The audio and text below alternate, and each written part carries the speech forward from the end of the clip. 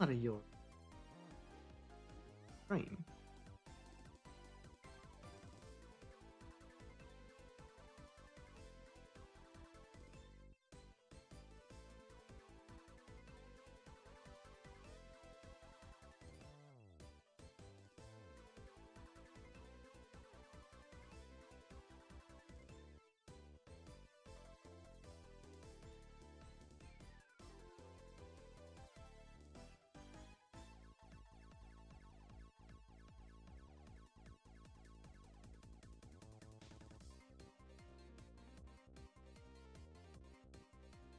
YouTube, please.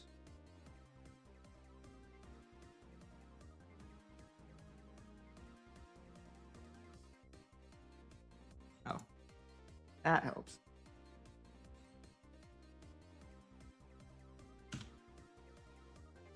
There we go. Default.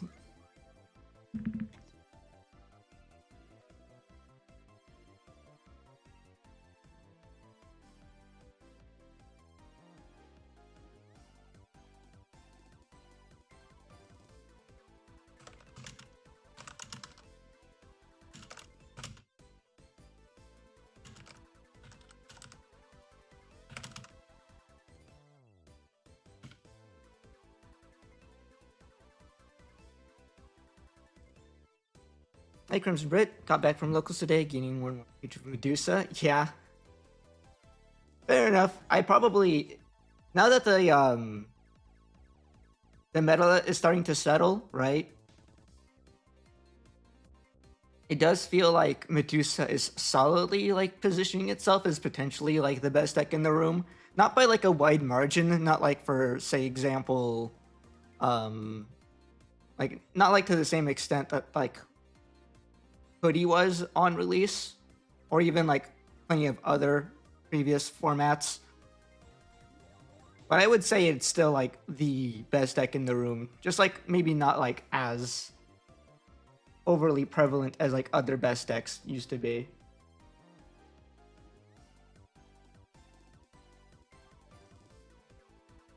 Have they started yet? No, they're doing the setup still.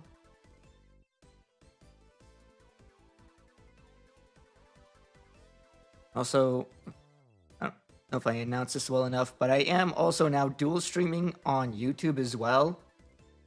So if you just prefer to watch through YouTube, I believe that's available. Believe? Yeah. Should be up. This might cause me to click back and forth a lot so I can manage both streams. You wouldn't hate Medusa so much of Lamia since such a pain in the ass they can warp from rookie to mega, trash security, retain turn as well as heavy protection.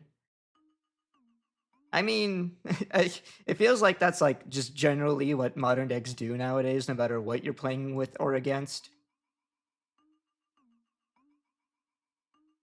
Also, I might be messing with my mic settings throughout because I've been trying to experiment with that a little bit.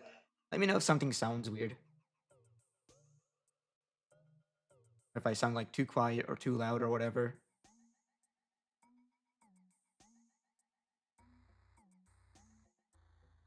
I imagine it just sounds fine. I'm like overthinking it. I used to have like 3 monitors. Now I wish I had 3 monitors again so I can like manage both streams and watch the gameplay, which is on another monitor.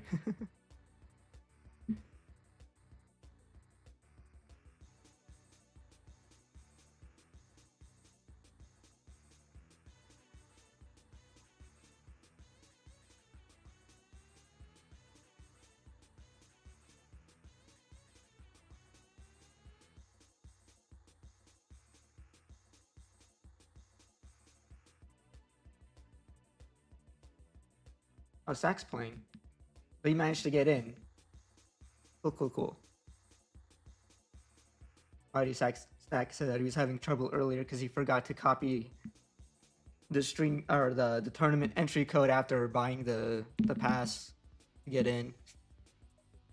But if he's in the table, it looks like he's about to start.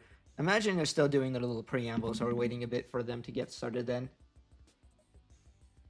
Just yap with y'all in the meantime. How many people did we get in this today? 22, it looks like. So putting them into this bracket. The points is kind of confusing, but yeah, there's like a redeem system here. The first place doesn't even get enough to get to a box yet. Get to like... He said past having like 17, having additional players mostly just gives the lower placings extra points. I mean, it's enough to get an $80 cash out on win. Get to 40 points. Nice. Oh, there we go. Finally, the pairings are up. Where do we want to go first? Let me think here. I don't want to just like be biased and go towards the people I recognize immediately. So I'm going to try to go towards a table with names I don't recognize. Let's go to table 6. Live stream is a little delayed. Okay, that's fine though. That's what it looks like. Let's go to table 6 today. And not playing today, we're watching today. Maybe, and mostly because like there's nobody else doing that for the tournament today. Next week, if someone else, you know, does the general event stream, then I'll be playing, and I'll probably be Millennium because I still like playing that deck. Yeah, they're still setting up here. We haven't missed much just yet.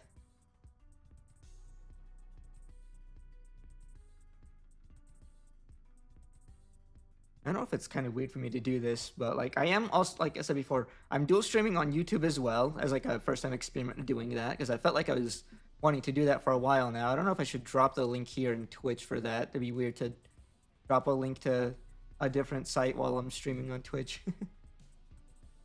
Let me flip over this guy. Oop, there we go.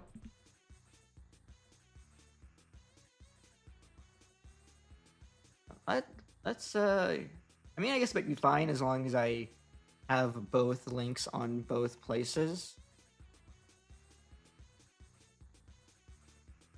Yeah. Here's a link to the YouTube version of the same stream if you're interested. And the same thing over on the other side is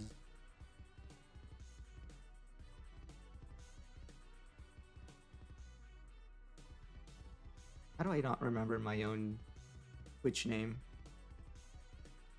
I keep forgetting if I'm like Tessero DCG or DCG Tessero.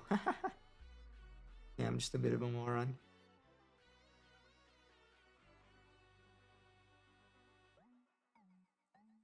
Yeah.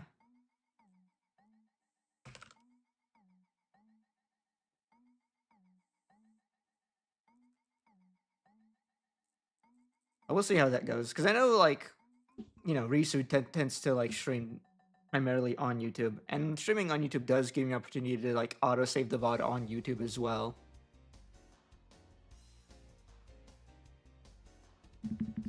Might be worth the setting of a bot. I think it's probably worth for me to set up some sort of bot in the future in the first place. You know, if only, like, to just, like, do things, like, allow people to, like, get commands for, like, the Discord link or whatever, or, like, a stream info link, or for that sort of thing that people usually set up bots for.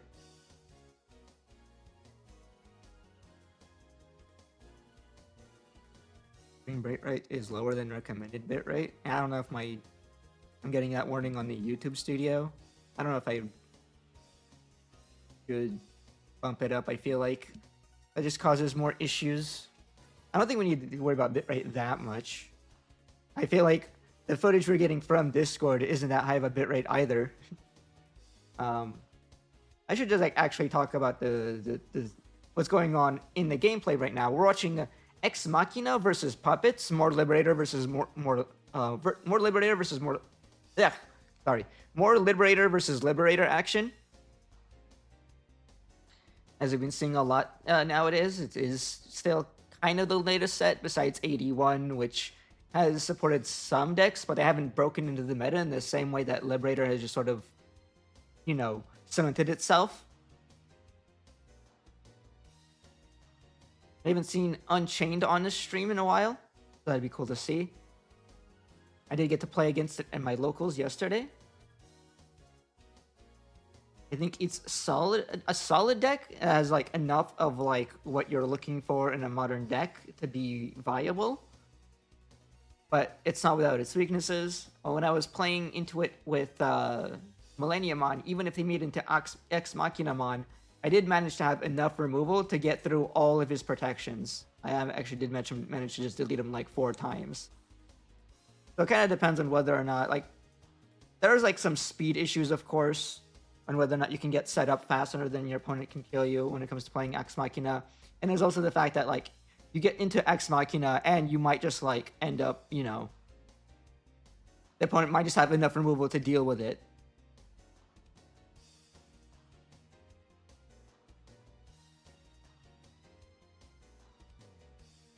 This might be an awkward matchup for Puppets because their primary removal is DP minus, which is something that they have like almost full immunity to, thanks to their Tamer inherit.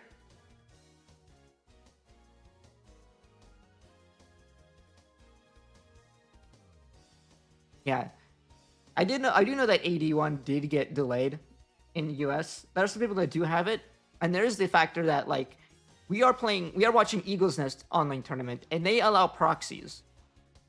And they do generally, like, around the release of the event, of the close to the release of a set, allow that set to be proxied for their events. Because a factor about Eagle's Nest tournaments is they really want these tournaments to be a super helpful, like, testing ground. You know, basically allow players to play whatever deck they want, test whatever the heck they want, and, like, get as many high-level matches with those decks as possible. And that allowing people to just proxy whatever they want just sort of enables to, like, you know, there being no, you know, nothing gating them, right? No gates.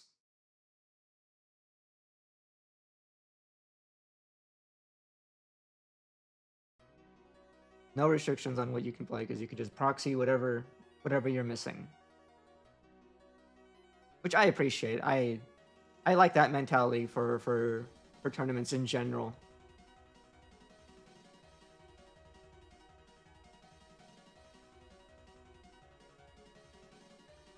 We got to see what I was mentioning a lot just now in action, where because of the Unchained being mind linked to the Mulemon did not get DP minused by the Central. It was able to survive the opponent puppet player going into their Central top end and potentially clearing. The Machinamon got deleted, but that's fine. Filling up your trash is good as the Machinamon player because it enables assembly plays.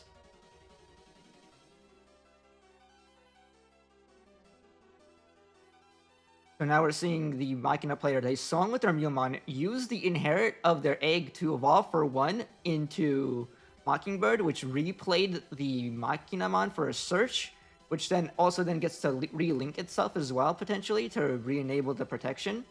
Or in this case, he's just linking again from his hand, so he can go a little bit wide. Though I imagine that the Machinamon on the board is probably just going to get DP minus at some point, which is kind of fine, because like I said before, you're fine with just, like, having that shit just, you know, fill the trash to enable future assembly plays. Looks like he attacked over the suspended Shushumon, and then also got to, with the Mockingbirds on Evo effect, to delete the Kokeshimon as well. So doing a solid enough job of, like, potentially dealing with the board that the puppet player is creating here.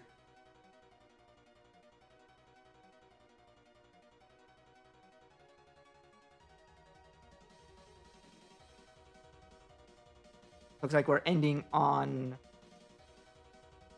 Metatron. He Digivolving the Central, getting around its protection, but not quite clearing it. Unless potentially we're using the end of turn effect to potentially... We'll see if it, like, evolves into some...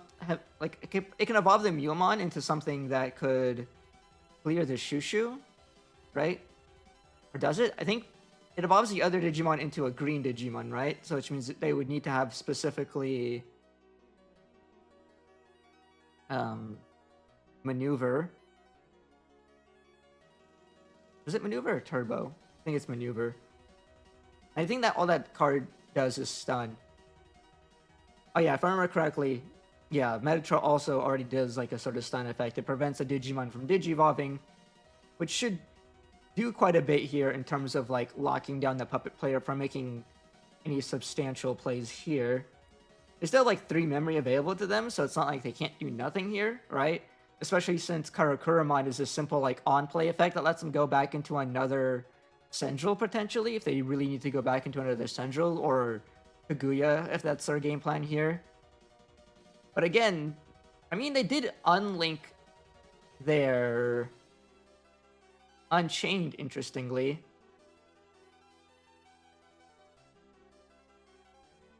So now they are vulnerable to having their stuff be DP minused. Looks like he's considering attacking here. I believe the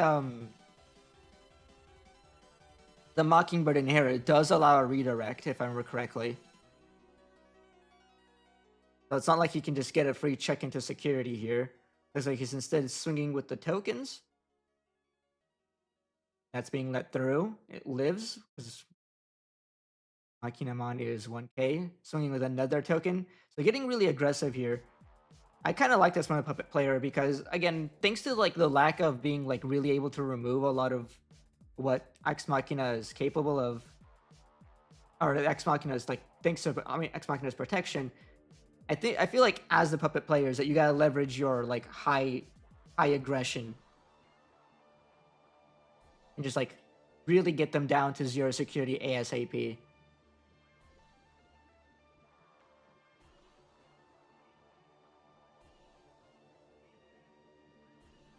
Okay, so now we're seeing a Honeymon, which allows him to trash a card to grab back a different card. So yeah, now he gets the Karakura back. I'm guessing he was missing that. But it is still awkward that I mean, I guess he could potentially... He has the emblem on the board, right?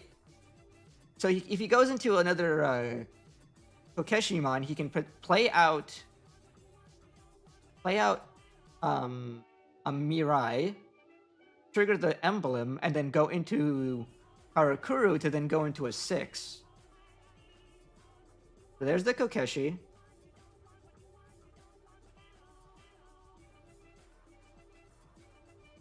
Does he have a tamer, or did he go into that hoping to draw into one with the on-evo draw?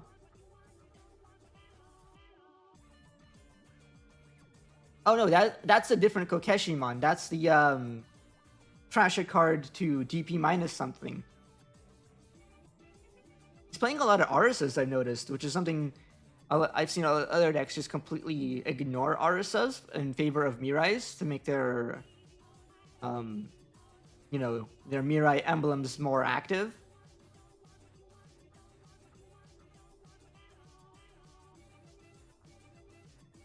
It's interesting we've seen this list play a lot more Arisas compared to some other typical builds. But the Metatron gets to survive a turn here, which is pretty scary. It feels like at any point they can probably just make Ex Machina and really put the puppet player in an awkward spot. They are attacking, which is interesting. Okay. Yeah, when attacking, it also gets to de-digivolve and prevent evolutions, which plays around the potential Haniwa effect, because Haniwa's inherit was like the delete a guy to end an attack. Ooh, is he just hard evoing into Ex Machina? I have to reread Ex Machina to try to remember what exactly effects he's like missing out on by doing this. So when digivolving, no one digivolving effect because he's not DNAing, so no extra linking. You'd have to link some more Machinas manually to get extra protection effects. But I can see how that would like really work out for you, because you don't really need these extra protection effects against a DP minus deck when Unchained already protects you against DP minus. I guess you get less security trashing at the end of opponent's turn, But since he's like swinging for 2 checks anyway, he's already like pushing damage regardless. So I don't hate the whole hard Evo into Ex Machina. I mean, it's still for a reduced cost thanks to the egg effect too.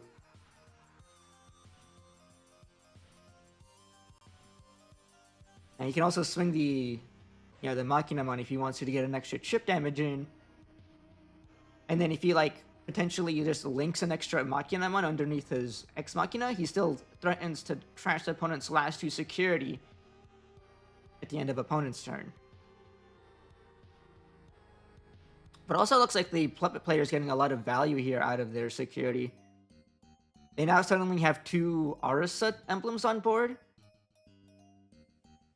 I guess it makes sense to be playing both emblems if you're going to be running both Tamers. I'm just concerned about like the space and consistency issues there if you're going for a deck list like this. But hey, if it works, it works. Okay, so now he is back slamming a Machina for that search and potentially getting to Link to do what I mentioned earlier. Where you can just potentially just, you know, crash the last 2 security. The second Machina Link, and then end of turn Unchained can Mind Link with the Ex Machina. Back it from DP minus.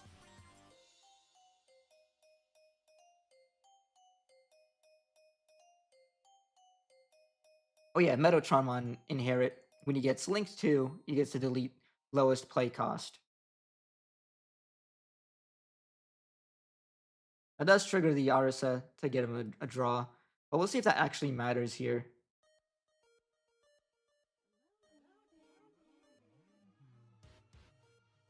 I missed that. Looks like he used Digimon Liberator to search and play out the Machinamon, which makes sense.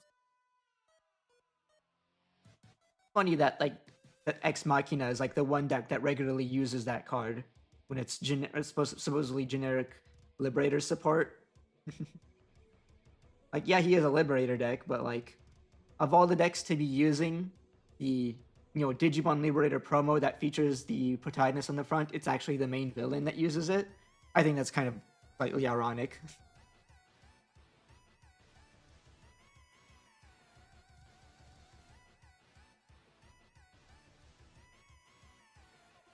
Okay. Alright, so Puppet Player's not out of options here. The one Shushimon is unable to Digivolve, but he had another guy in the back. So he's ready to still move out and make plays here.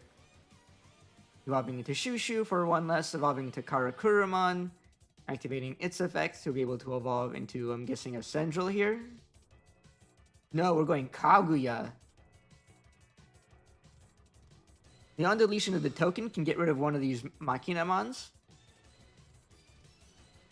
The Kaguya does have a deletion effect that it can probably leverage to try to like push through all of the links in the Ex Machina to eventually remove it.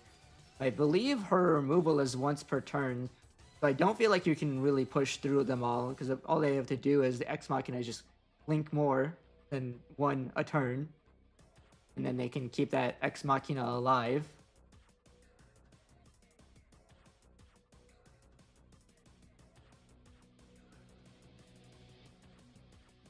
Probably the more important part here is the fact that all of their little Digimon and tokens they're playing are blockers thanks to the Kageyamon. I can imagine they can attempt to leverage here to just not die, considering that they're at 0 security now.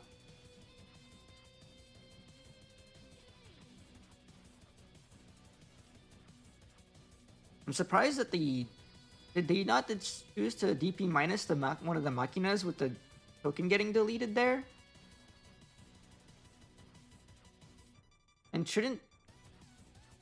I'm guessing that, like, yeah, Ex Machina deletes also, not just trashes security for each. Return 1 Digimon to the bottom of the deck, right? So bottom deck to 2. Surprised they went for that instead of the tokens. The tokens can now block and DP minus, yeah, those guys.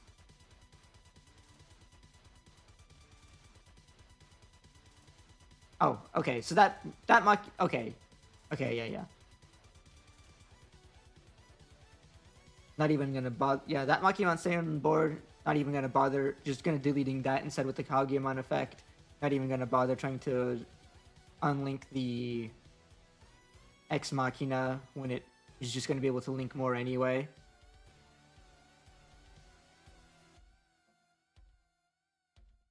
So not bad. Still anyone's game. He's spreading out all of um his trash to check on how many of each color he has for a potential assembly. And looks like that's what we're going for here. 5 black cards with Makimon in text can be used as assembly materials for Metatromon. I love assembly as a keyword. So nice.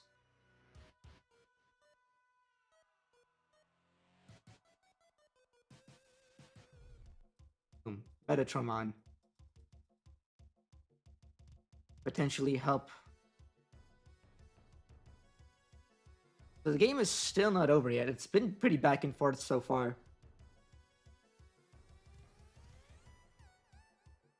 But it still feels like Puppet Player is on the ropes. Metatromon's Digivolve then can't Digivolve is still gonna annoy this. Okay. Yeah, you got Line Length though.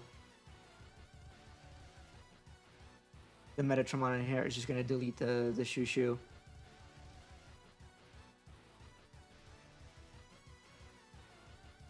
Puppet Player still has a token on the board. They do have the potential ability to just like, I don't know, make another Kaguya to try to establish some more blockers to stay alive. But it feels like that's all they're doing now is just like making a play to just barely stay alive. And then if they keep doing that, they'll just never find a way to get game for themselves. It's not like you can like hold off until they deck out. I don't think you have the resources to do that forever. I feel like at this point, just to save time, you might as well just, you know, scoop it up and go game 2.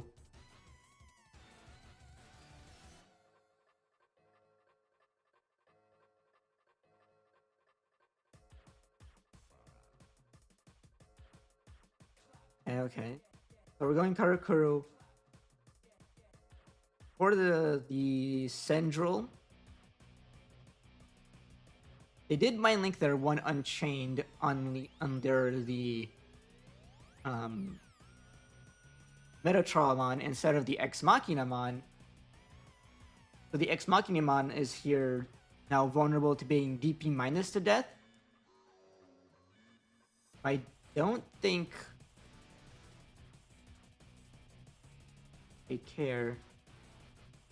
Right, because of the DP minus 15k here, it looks like in total. But it wasn't enough.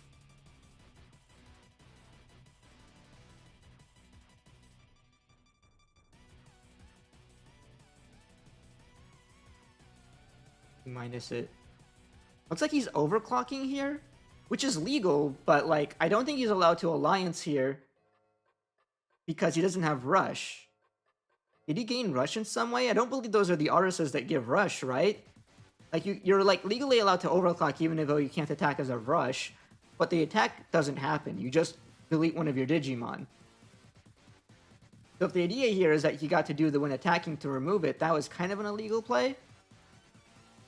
But I imagine here it might not matter because I think the Makimon player just wins the game on this turn anyway.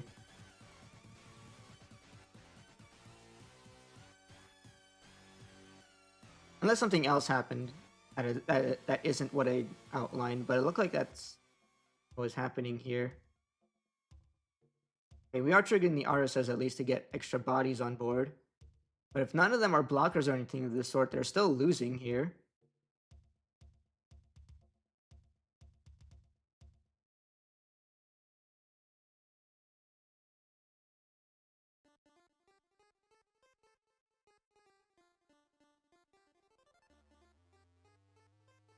No security checks happened, so I can't imagine she actually attacked. Oh yeah, he is attacking.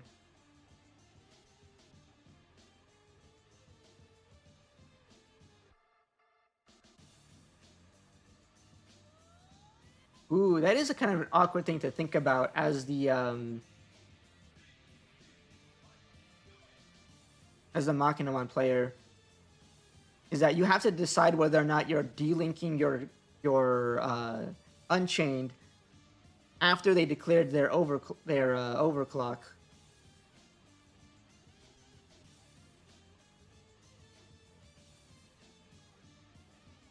Yeah, it shouldn't matter here. Could be GG. So that illegal attack, if it even was illegal, I might have missed something. Who knows? Maybe she did gain rush some way that I missed. But yeah, that attack did not make a difference.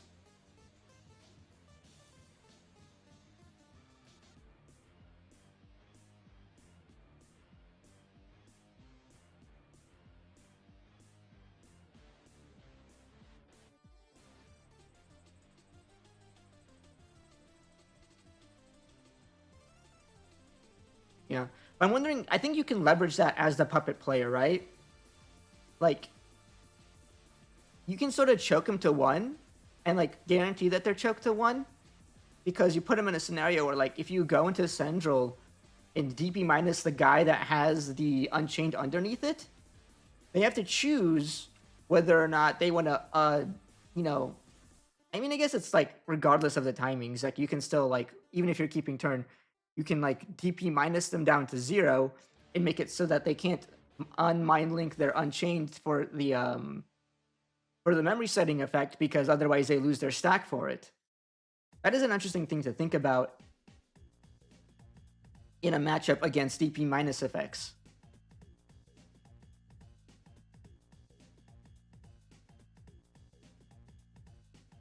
And potentially just, you know, guarantee that you're choking them to 1. And I believe even then, not just choking them to 1, but you probably also cut off some other effects by sort of, like, you know, preventing them from delinking their Unchained. Yeah, because if you don't delink Unchained, you also don't get to take advantage of the end of your turn DNA effect either. Interesting. But this makes this matchup not quite as, like, one-dimensional as I initially would figure. You know, you can DP minus their guy with Unchained underneath it and still cut them off from doing certain plays.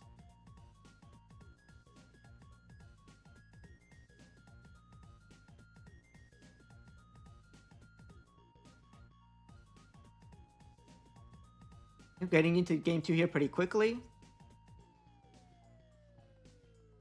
Pretty normal turn ones here.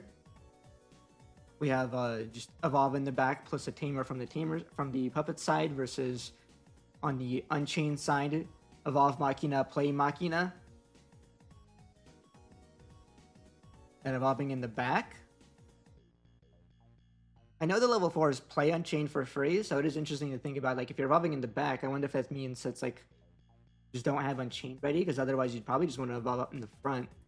Or maybe he's just setting up in the back for, like, a move up and swing type of mover. I can't remember. Do they only play on Evo?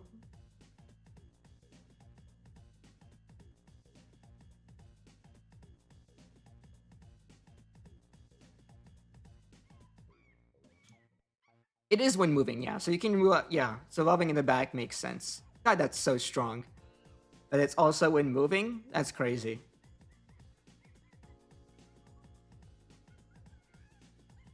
When moving, you got to link. And you get to potentially play out Unchained, but looks like he doesn't have one. He's still getting to be able to attack and then use the Inherit to evolve for 1. Like I said before, it's like every modern deck has some way to, like, cheat to memory.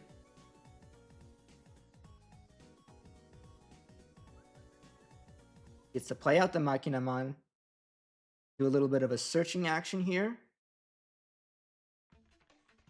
Grab, I believe that's Maneuver and the Machinamon. And then he can link one of the Machinamons back into the Mockingbird. Link the same one you played out, which makes sense.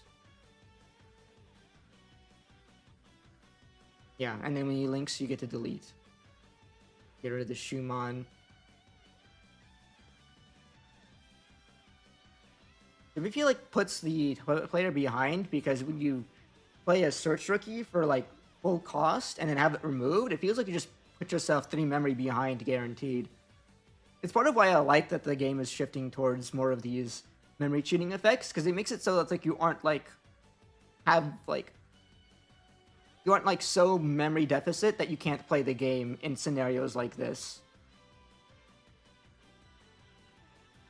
Go into Metatronmon, end of turn Metatronmon to go into Turbomon. Probably doing that so it can continue to dig for the Unchained. If he found it, I imagine then he would link. Ooh, wait.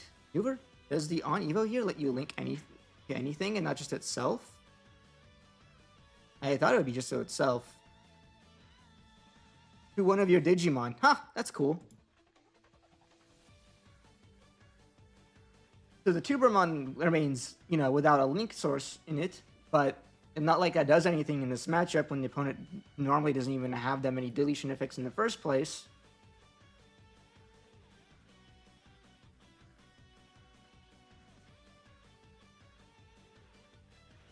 Now we're going to evolve into Shushu, trigger the Arisa to play, or trigger the Mirai to play an Arisa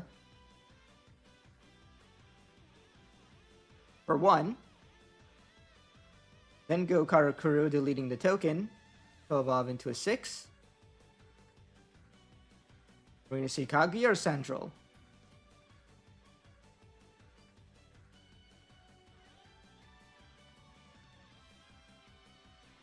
They're DP minusing now, but I think you have to evolve first, then you do the DP minus from the token, that is. Okay. Oh, since I have 2 bodies on board, the Central gets to make 2 tokens for free.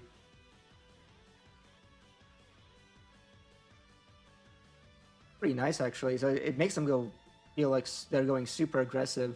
Yeah, and the lack of Unchained is like really hurting the Machina player right now. Having their bodies just be, full cleared like this, making the Puppet player get super ahead. Alliance with the Shushumon, so now it's like 2 checks at like 16k. And then the Arisa back to draw when something gets deleted. What else does it do besides draw? Does it have any other effect? I haven't seen people play that Arisa much. Draw 1. If deleted by overclock, you get to play a puppet. Okay, that's pretty neat. Pretty similar to some of the other ones that also get to play puppets for free. Like an advanced version of those. There's Unchained. You're a little late there, buddy. But with all those Digimon in the trash now, I imagine we can have like there's a potential for an assembly play here to try to keep the Machina player in the game still.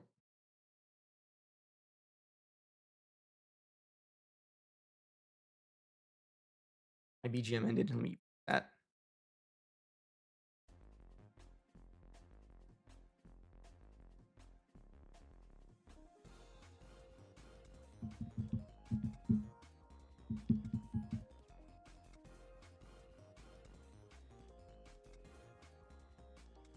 Yep, as mentioned earlier, looks like we are going for that assembly play into Dalphomon.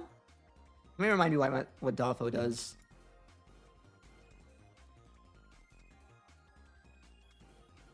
It feels like I have to remind myself of what the new cards do all the time, because now there's so many more cards to like keep track of in terms of like stuff that's playable. Oh, is he going into Metatronmon instead of Dalpho? Okay. I guess that kind of makes sense.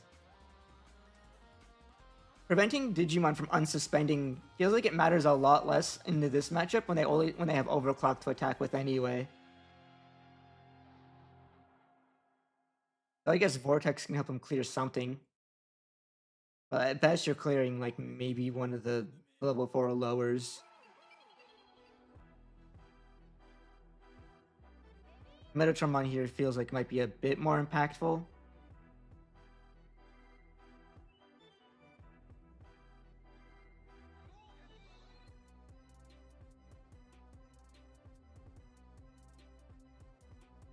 Yeah, because he's a blocker. So preventing one Digimon from suspending here, or from evolving here, doesn't feel as good when you're still left with one other Digimon that can still evolve. Like, I think Puppets might have gone too wide for, like, any one assembly play to fully deal with it. But there's nuance here. Like, if the Puppet player did not find, like, another level 4, 5 or level 6, then may still not be able to do anything here. Okay, we do have a level 5 here. It's Paramon. This is the one that looks like it plays level 3 for free. We can get, like, a search off the searching Shumon. Yeah, definitely. Now he has a choice between Kaguya and Sendril. He could grab both, but he's very incentivized to also grab the Shumon, because it looks like he didn't have another Digimon to evolve in the raising area here as well. Considering he chose to evolve into the Chaparro to play that Shumon rather than evolve it in the back first. Oh, is he... What's with the Shumon on the board? Did he not... Is it not the card that he's grabbing? Or is he, like, putting it on the battlefield and, like, hoping that the opponent does not realize?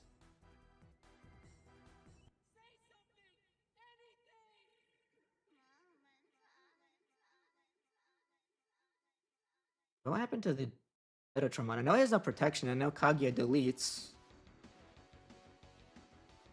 But doesn't Kaguya only delete if something got deleted? This is the new Kageyamon, actually, I believe. When Digivolving, delete one of your opponent's Digimon with the lowest level. Okay, that makes sense. When other Digimon are deleted, you may play level 4 or lower puppet trait from your trash without paying the cost. So you did remember to grab that, the Shumon, but I think he forgot to... He probably should have been... I think he had the opportunity to evolve it in the raising area before he... you know, evolved up into the Kageyamon. Is that a misplay? A little bit. Is it going to matter? It might not. Because the Machina player still looks like he's feeling pretty behind here.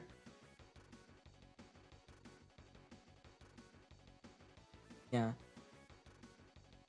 I think most people probably prefer old Kaguya over the new one. But it does also kind of feel like the, this new Kaguya did come up in this one scenario where their Metatron had no protection effects to work with and was able to get cleared by the deletion effect here. I don't know. It feels like in 90% of circumstances, Sendril should be good enough to clear whatever the opponent plays out, and DP minus is generally a better removal type than deletion. But here's like the one maybe super niche scenario where Kaguya is the better removal. Right?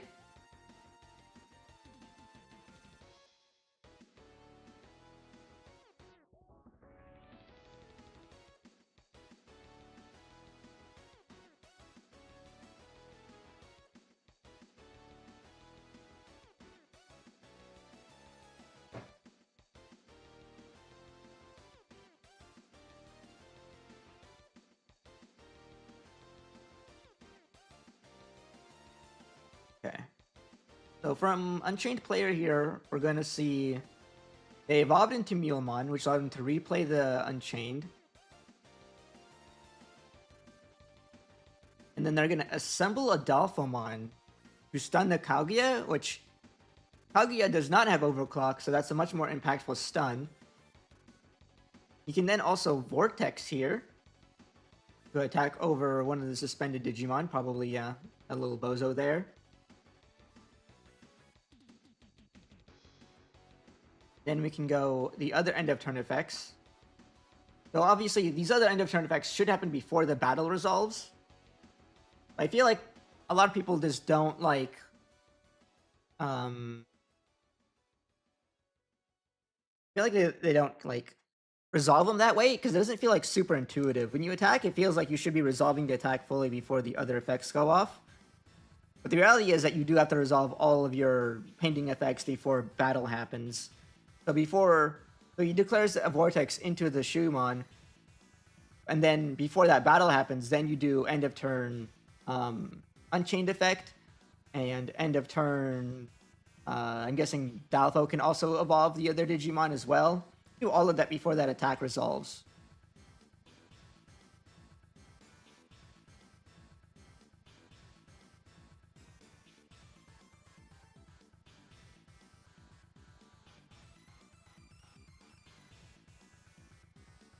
Of course, there's also the factor of Kaguyamon's second ability is whenever other Digimon are deleted, you get to play a puppet. So that removal really wasn't much of a removal. I get just to replay the Shumon and got to do another search. Yeah, so there's the Shumon going in the back they probably should have done last turn. Maybe if he did do that last turn, it would have been even more clearly his victory right here. But also looks like that the there's not much that the the Unchained player can even do here to stop like the 5 swings on board.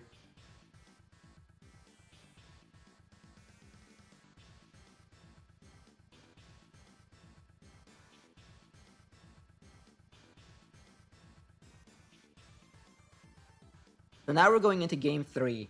How much time do we even have left here? 9 minutes. So they got 9.5 minutes to set up and start, and then 5 minutes overtime after that. The games have not been going, even when it feels one-sided, the games have not been going fast enough here that I feel like they might even have enough time to finish their game 3. We might be looking at a tie scenario unless they really pick up the pace.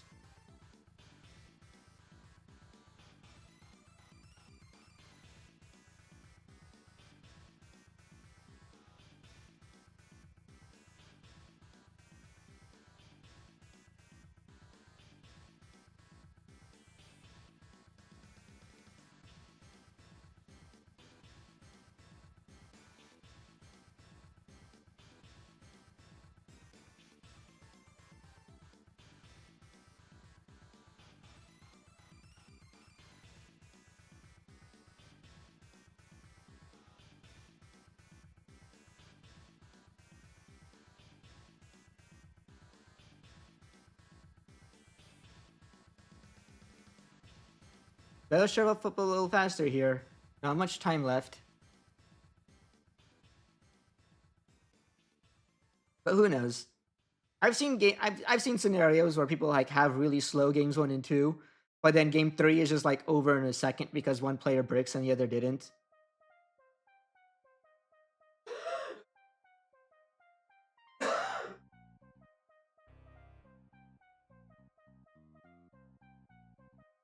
And they're off to the races. Evolve Machina and Raising, Evolve Turbomon and Raising.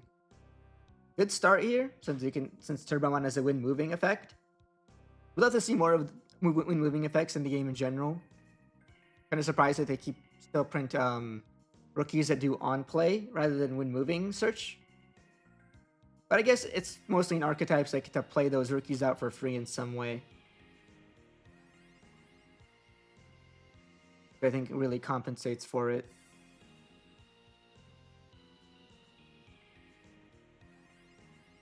Meanwhile, we got Evolve Shumon, play Emblem for Shumon to search and grab 2 cards, including a Sendril. So we got that available. Now we got the Turbomon moving up, linking the Machina.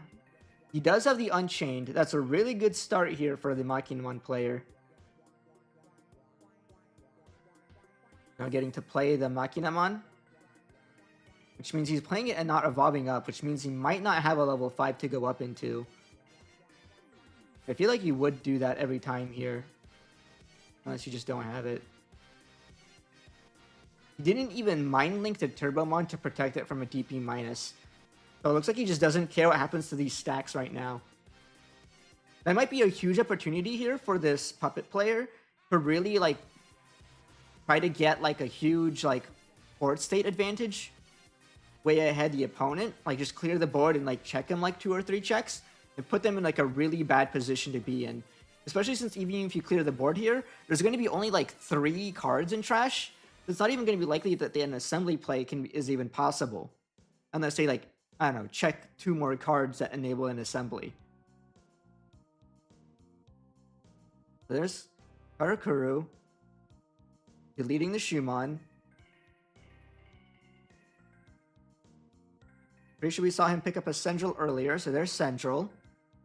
Central effect gets to play a level 4 or lower, and then because the Bankama player went wide, they also get 2 tokens. And the Shumon also gets to play a token.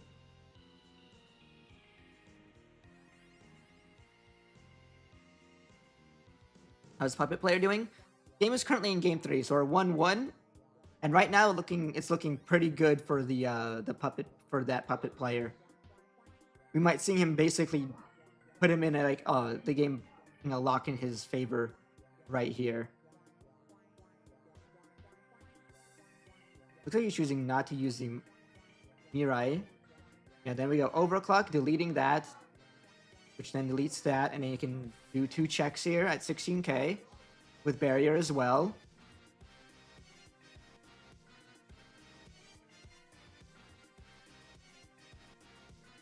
So yeah, I don't know what you do here is Unchained. This is like a really strong factor here about Puppets, is that they move out and like, I don't know, the game is just sort of like, I mean, it's not over, so some decks can just like come back from this position.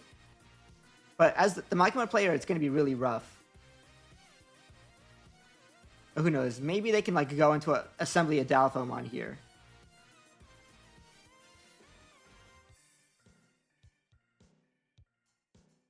They're like very threatening lethal going into the Central here. So they got to do something.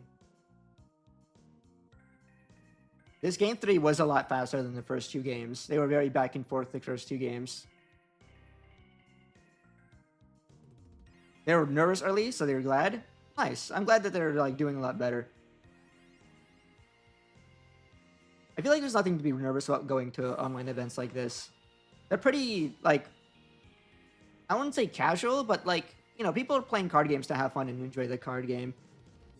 And I feel like you come into this, you shouldn't like pressure yourself to like do like the best as you possible. Most other people here are just like here to enjoy the game, get some practice in, you know. This isn't a regional, you know. Swinging an alliancing here. The Mealmon's not going to get DP minus, or not going to die to the DP minus because of the Unchained. I don't believe that security effect is going to make much of a difference here. Or he lets him play out another Machina. Or add back a Machina and then play it out.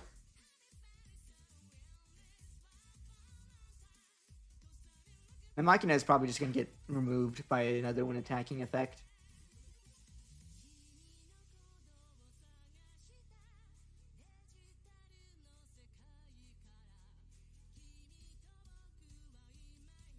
Bring in the token. And then swing in for game. GG's. Your Puppet friend is the winner for round 1 in this table.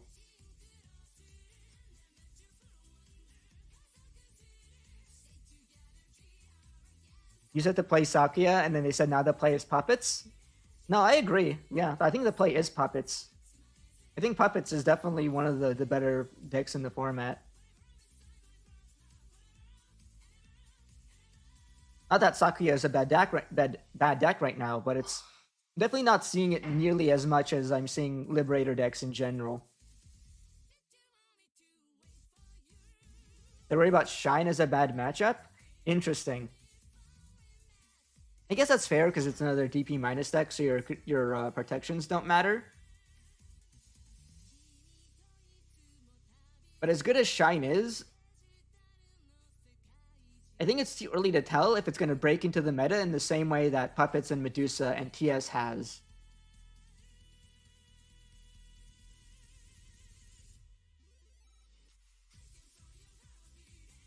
But it does suck to play into like Ruin mode and like have all your tokens and shit get cleared immediately and be unable to play.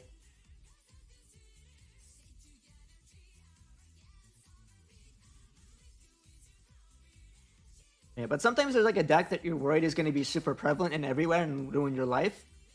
But then you end up not running into it at all. You know? You can never guess. People who play Digimon play whatever they like. you can call out a deck for being the most popular thing in the room, and then like go into a tournament and not face it even once in the bracket.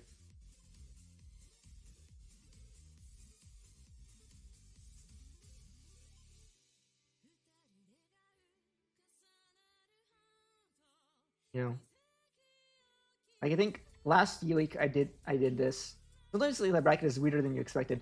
When I commentated last week, it felt like we ran into a rocks player like every round, and that was just luck because we went back and checked, and there was really only 3 rocks players. We just happened to run to them every time, just by randomly picking a table. Ooh, Marshmallow's in table 1. I believe he's playing TS. That's what he has been playing lately. Let's watch. Okay, Conrad, you came in here earlier. Let's watch your game next.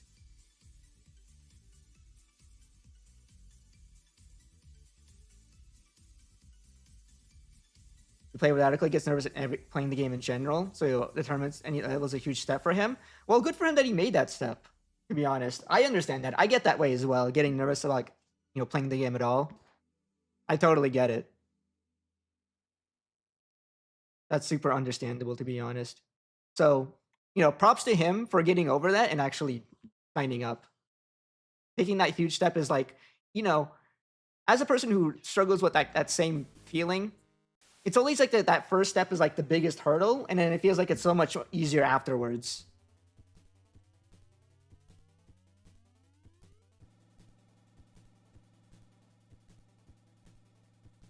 So huge props for like him, making that step. All right. Table was that again?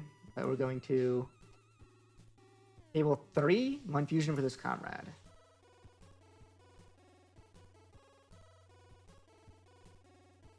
Right.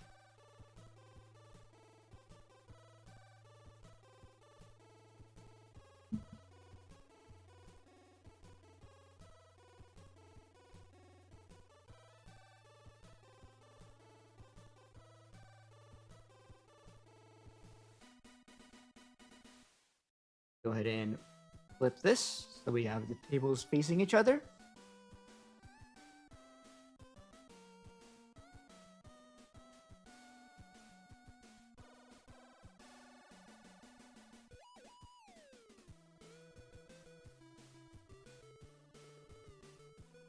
Set up here.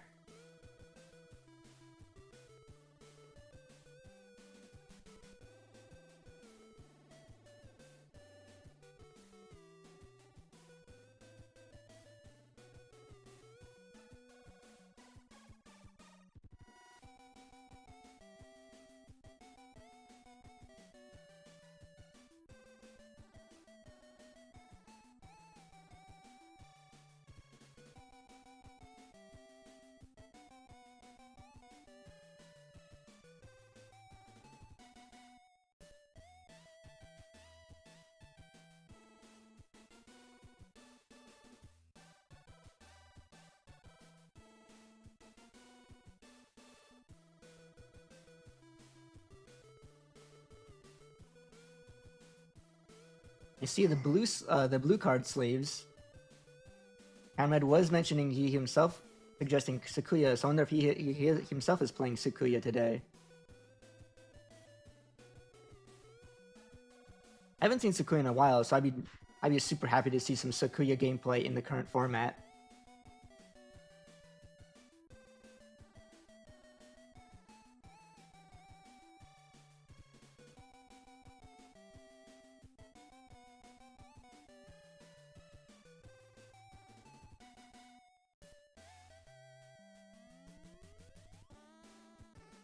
All right, here we go. Game start. We're hatching, and here's Shine. I believe that's Shine, considering that's Yellow Koromon. That's kind of funny that we're talking about how like it's not that likely that we run into Shine, because there's only like so many Shine players. Like you can reasonably be expected to dodge him the whole time. Oh my, he's also playing Shine. I guess that's why he was worried. Why the puppet player was worried about running into Shine if he's playing into Amrad a lot, and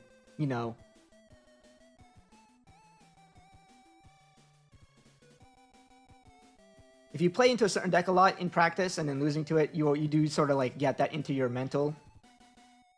Starts affecting you and like thinking like, oh, I don't want to run into this. It's gonna suck. Everyone's gonna play it because you feel disproportionately like you're gonna run into it a lot when you practice into it a lot. It is funny that we are watching the Shine Mirror.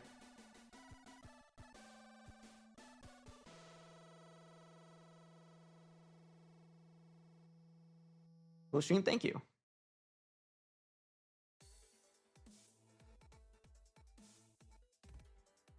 So for Mun, it looks pretty awkward here. That's Mun on the bottom, right? Yep, Mun on the bottom. He's got a really awkward start here, going with the move up Ukomon and then not finding another rookie. He does have DGO set up at least. But it still feels like Comrade is like super ahead with having level 4 in the back, setting up their own DGO and an Analog Youth. Wait, Analog Youth. I guess Analog Youth makes sense since if you're going Turbo Ruin mode as your top end. I remember now that he was gonna last stream he wanted to talk about his Shine deck, and now we get to see it in action. That's pretty perfect. Hard slamming the Marcus here. Yeah. More indications that we're just seeing just sort of a brick here coming from Mun. Not that the game is necessarily over right away right here. Like, comebacks are possible. Now we're seeing DGO being resolved to play out the Marcus, the BT12 version. And then is that an evolution into Rise Gray? To then allow that Marcus to swing?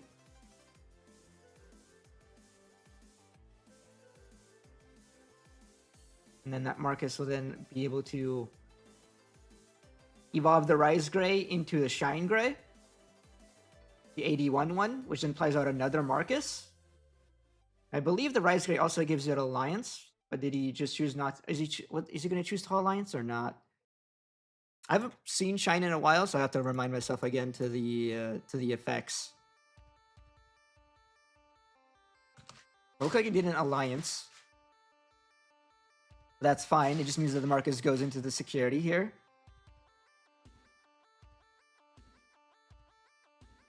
Yeah, so the Shine Gray Evo just DP minuses something and plays another Marcus. You can also delete something. But there wasn't much here to delete.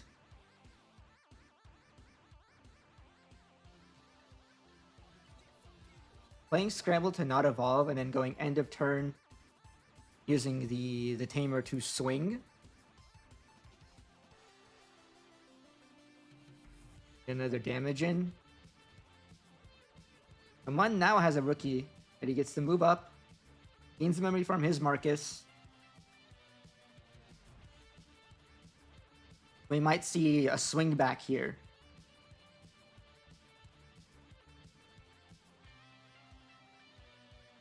Pyramid really did just go all the way up here, right? Which isn't bad, but it does mean that you have now 5 memory or more worth of Digimon on board with no protection. So it's a huge memory swing here if Mon Fusion can go up into their own Shine Gray and clear the opponent's Shine Gray. So I think the Scramble, it's not necessarily that would be necessarily that huge of a swing.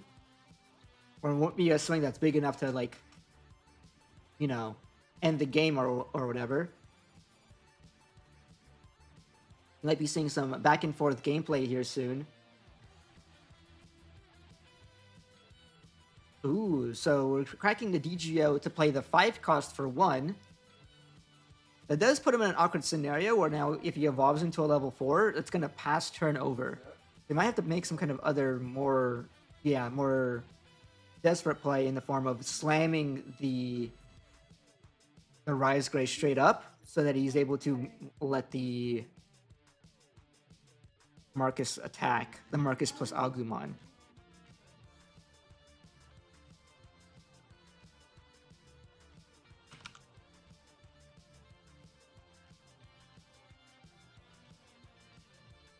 Yep. And then goes into the Shine Gray to clear the opponent's Shine Gray.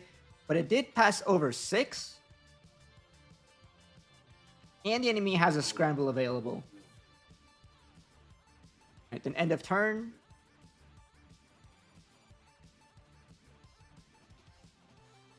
Yeah, he's using the end of turn to also allow the Agumon get a chip in.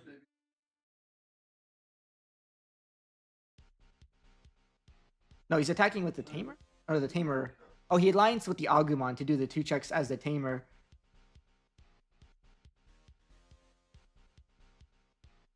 Is that what happened? The Tamer is gone.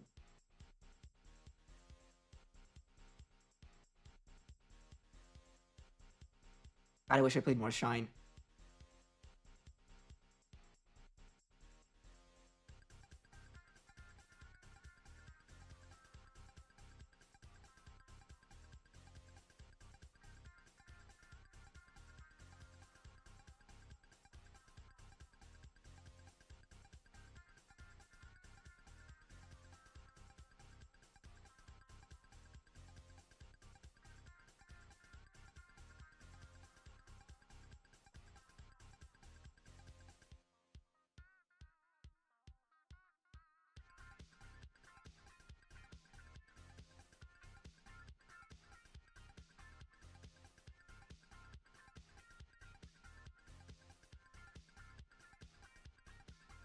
He checked into that Marcus insecurity. I'm wondering why it's in the trash and not being played.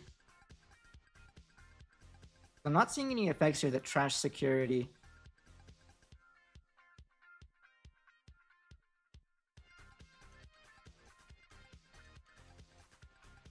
Oh well, back to the action here. Scramble resolved. We got an Agumon on board.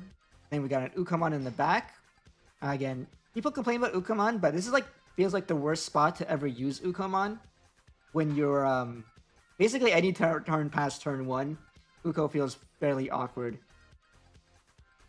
He slams a Marcus, triggering the Geogray effect to evolve into a Rise Gray. The Rise Gray effect turns a Marcus into a Digimon, picking that one, allowing it to attack. Rush, enabling an evolution here. To replay that Marcus, which then DP minuses the card and also deletes something, I believe, when a Marcus is suspended. He's alliancing with the Shine Gray as well.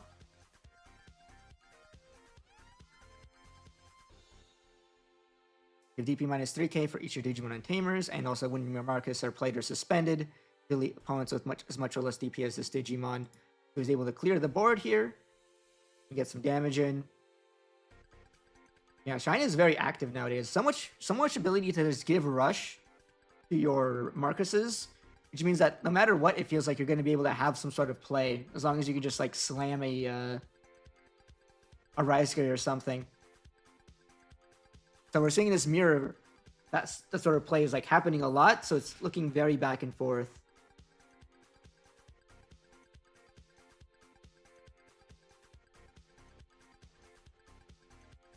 We got one person going into a Shine Gray to clear board and deal 2 damage. Then the other person goes into a Shine Gray to clear board and deal 2 damage. Now it's back on Mun's side. His turn. He has an opportunity to potentially make a play. There's another Rise Gray that's going to turn Marcus into a Digimon. Allow it to attack. And when it suspends, it gets to evolve the Rise Gray into a Shine Gray.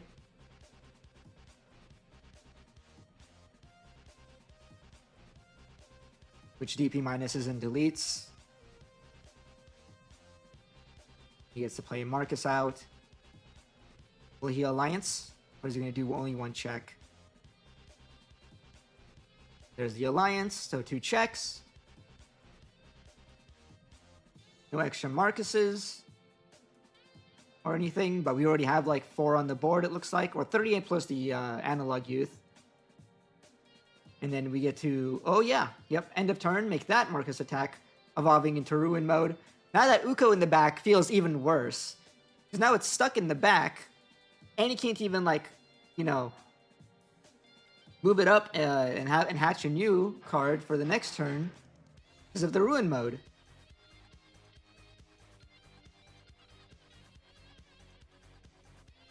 God, what a flexible deck. Just empty board, slam a card, and you do all this, clear a board, do like 3 checks, and end on a ruin mode. Seems like I have to start giving respect to Shine.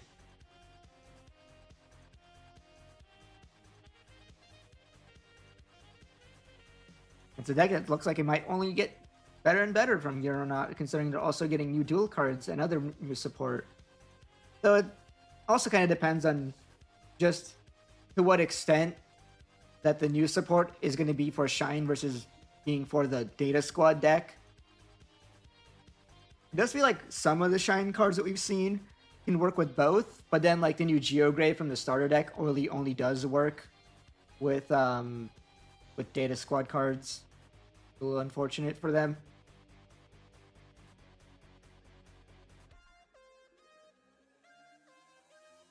Ooh. Hold up. Does this work? I have to reread what Rise Gray does. Rise Gray turns your Marcus into a 3k DP Digimon, right? Doesn't that mean that that the Marcus dies the moment it turns into a Digimon and then doesn't get to like swing or anything? Well, it gets to declare the attack because you do that as part of the resolution, but then none of its effects gets to trigger. Like, it shouldn't be able to evolve up the Rise Gray because it should be dead before that effect resolves, right? Or am I missing something that's giving DP boost to the Marcus so it survives the ruin effect?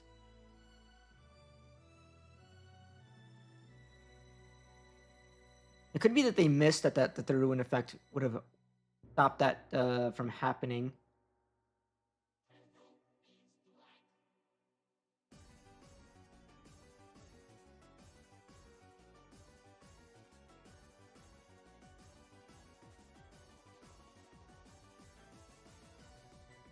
Oh, maybe he... Oh, maybe he slammed the, Again, maybe not being able to hear what they're saying is hurting me here. Maybe what he did was slam the Rise Greymon. He didn't use his effect. He used the end of your turn effect to turn itself into a 6k DP Digimon, which plays around Ruin mode, and then gets to gain Rush and Swing, and then evolve into a Shine Gray to do the effect to delete the Ruin mode. Which then made the DP minus 6k, minus 10k, and then deleted the Digimon Marcus. Okay, I get it now. I get it now. That's pretty cool. But Mun had a Digimon in the back, so he was able to evolve up into a Geogray, and also activate the effect of his Marcus to turn itself into a Digimon, to then swing it, evolve into a Rise Gray. I believe that's the one that just gets to play another Marcus. That Marcus gets to then suspend to gain 1 memory, and give minus 3k to the opponent's Shine Gray.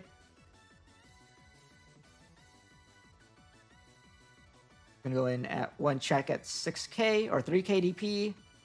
Checking into another Marcus. Oh, that's awkward. Isn't Shine Gray all turns whenever a Marcus is played? That's something to watch out for. That deleted... Yeah, it's all turns. So that Marcus out of security just deleted the Rise Gray.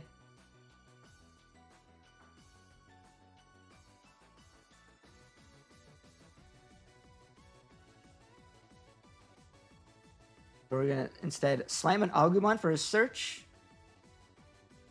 And then what? I do believe we have a bunch of end of turns we could probably take advantage of. But it's not like we can attack for game here, because we can only use 1 end of turn attack. So unless he can attack and keep turns somehow.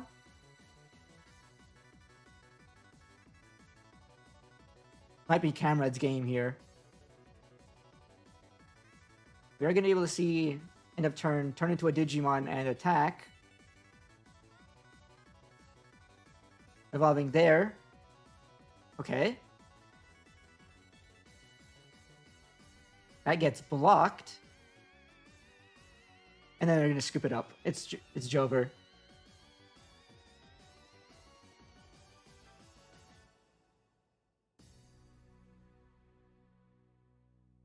And yeah, you really had to deal with a Shine Gray before going in.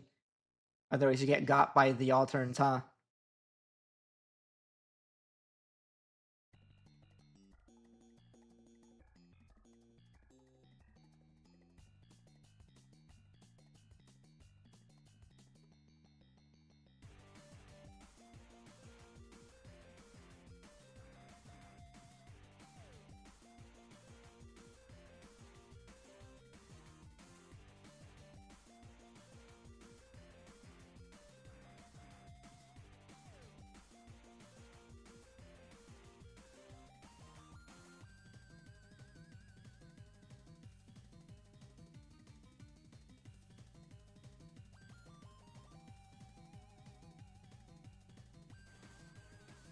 So now we're setting up for game 2.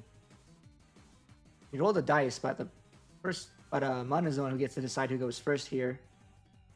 Or maybe you roll the dice to decide how many cards go to the bottom for the mulligan or for the cut.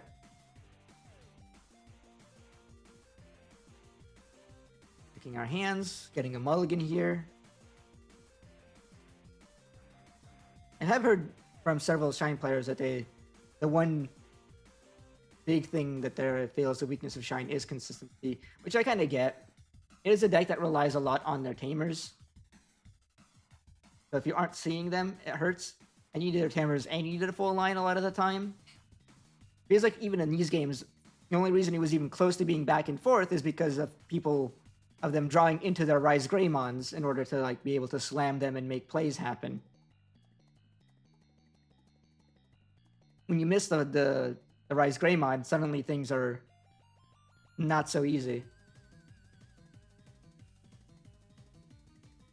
And of course, if you see no Marcuses, you just can't play the game. And even then, if you see the Marcuses, it feels like a lot of the time you're going to be wanting to see specific Marcuses. That new one is looking really, really strong. So if you don't see it, it's not going to look good for you. So there's another no rookie tamer start. Unfortunate, but like, I don't know. It feels like you could still come back from that. Ooh. Versus DGO is an opener, which looks a lot better. Except for like not hitting the tamer drop. So he found a Shine Gray off of it. Considering grabbing the Geo Gray instead. That makes sense. You generally want to be grabbing your level 4s, your lower level cards before you grab your upper level cards.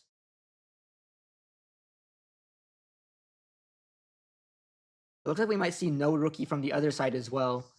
This game 2 might be a slow start here. It might be be sitting here patiently for a bit, waiting for them to get going.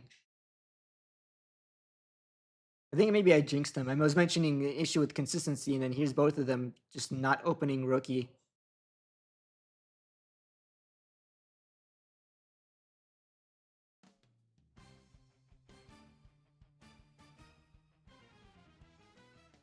Okay. If you have a level 4 like this probably would be the opportunity for you to just slam a level 4, right? It's less likely than, it's very unlikely, or not amazingly likely that they clear the level 4. Camera did manage to do it by slamming the Rise Gray, because you mentioned earlier that slamming Rise Gray you can do that at any time. Checks into DGO and checks into a Digimon. I think that's Geo Gray. Oof. And then end of turn is swing as well to then evolve into Ruin. I do feel like it's a little overkill, right? Especially since you have to pass more memory over, right? Because it's evolve for 3 less, so it should be 1 cost, right? Did they pay the 1 cost? They probably did. They missed it.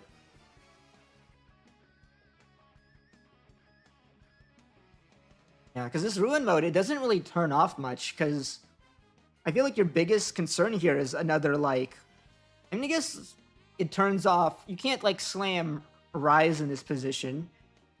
because he doesn't have the tamer that turns itself into a 6K, so he can't play around that.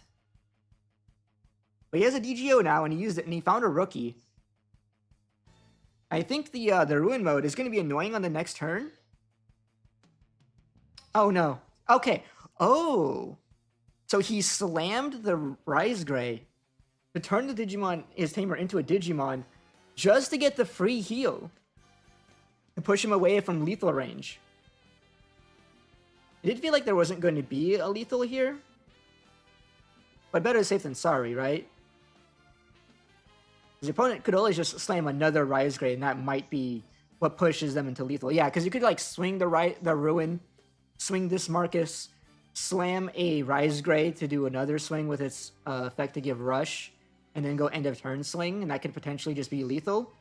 So I kind of understand like the idea of like wanting to slam the Rise Gray here just to get effectively a recovery. Now we're going analog so that when this Ruin pops itself, I get back a memory. Which means the analog is just pay 1 memory, search top 3. Ain't too bad.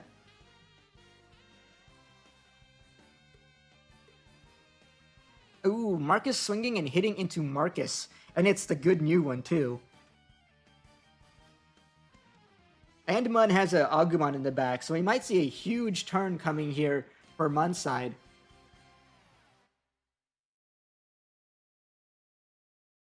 Remembering to tap the analog from his Ruin getting deleted.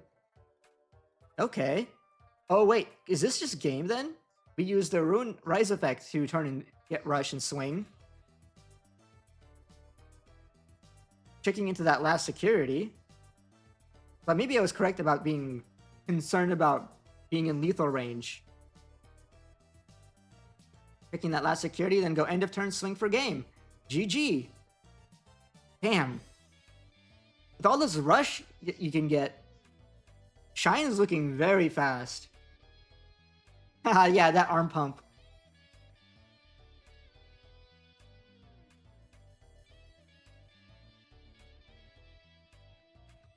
That looked pretty fun too. I was going to consider picking up Shine. Maybe I'll pick it up for some DGO games. Or, not DGO, DCGO games. The Venusmon tech? That's wild. What is the Venusmon tech, brother? If you're trying to tell me here, I'm still muted on in the Discord. So you're gonna have to... It didn't come up in here? Yeah. That's a wild tech. But those are some... It's for the mirror. You were just playing the mirror. But yeah, those are some good games. I really showed off the power of Shine in general. I don't know. I had a friend tell me they thought that Shine was going to be too slow. There's no way that's too slow, man. There's like way too much rush in the deck. Games look pretty quick. And it's pretty amazing the way that you can just like sort of break and still get to play the game with all of your abilities to like, you know, gain rush and such.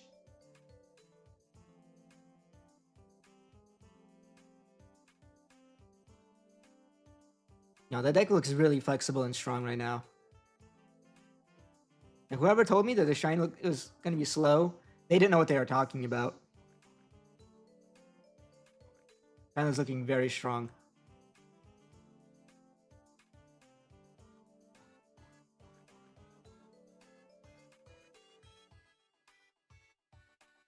Yeah, I mean, it's convincing me. I might want to have to pick up Shine myself. I just don't have the cards for it besides the Ruin modes. I know I have 2 or 3 of them. Forget how many I have. I think I have 3 Ruin modes. But I have to pick up everything else. Like all the Marcuses and stuff. I mean, luckily there's a reprint set. You know, you can just pick up 81. I believe you just, you know, have just about everything in there, right? Maybe I also need to pick up Digital Gate Opens. I picked up a couple at Nats from like the promos they give out. I think that only means I only got 2 of them. I'm wondering how many more that I need.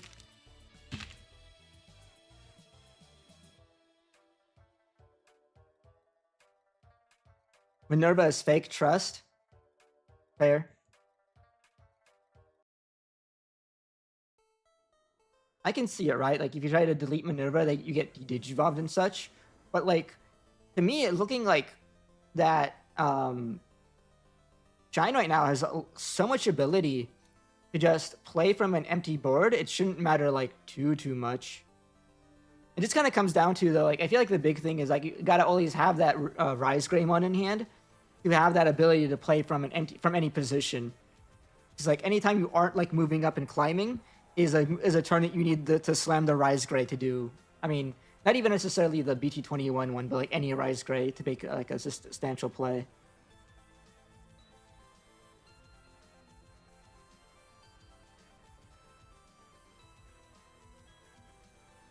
You get the Digivolve, then you get another Evo.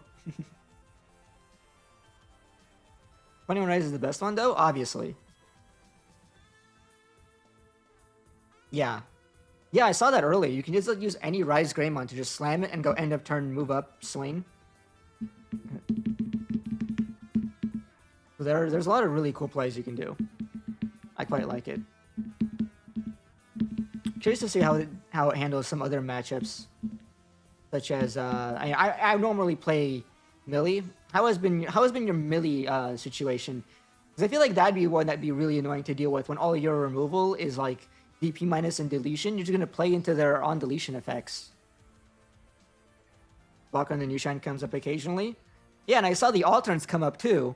Them checking into security and then going, oh, I played out a Marcus, delete your Rise Greymon. Kind of won you the game one there. Pretty sick. Honestly, I feel like that shouldn't happen. It feels like if you're in most games, whenever you're going for a swing, you're going to be deleting at the same time, so they should be deleting your shine at that time. But Munch was not in that position in that moment to be able to do that. So it's still really huge when you're in a spot where the opponent, is in this desperate spot where they have to like ignore everything and swing, and then you just sort of like don't let them because you have blocker and the alterns, and you can set up for the alterns too by having your own tamers get removed and go to your security. Yeah, the deck lists are all shared after the event. Like for example, we have last week's here. We had finally look at the metagame here. You could see all the decks that were being played. You played last week, right? So I imagine this is not your list.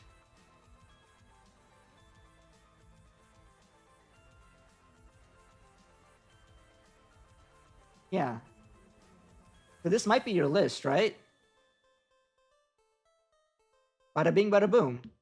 4 analog youth is crazy. I get it though. Just feels like I play 4 analog in my Millie deck, and it feels like I constantly end up milling my tamers off of it, which feels so bad. Is that analog really the play over just playing more trainings?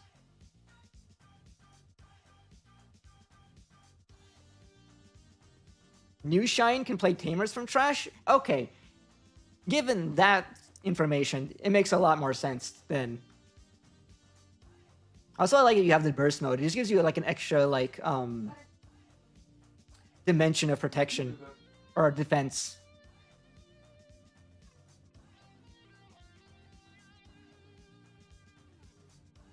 So that the deck is like already sufficiently aggressive enough, so it's nice to have more cards in there to help you with the other half of the equation, which is protecting yourself.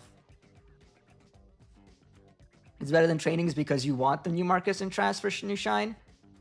I can see that. I can see that. And you don't mind like not having the ability to use this to bank memory for evolutions as much if you're going to be slamming Rise Greymons a lot, right?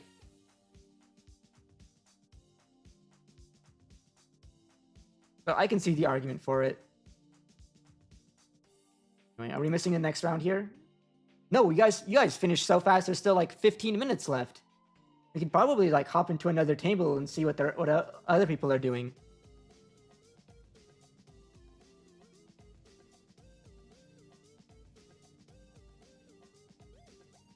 Don't look at the current list. Trust everyone should be worried about burst mode. It's totally in there. Oh yeah. You have no burst mode in here besides the ace. Hey, with the new playstyle, yeah, I can see why you don't even need the burst mode anymore. I can see the value of still having it, but like it looks like a lot of the time you're gonna be ending turn on like, you know, evolving a or having one of your Marcuses evolve and evolving you into a ruin mode instead.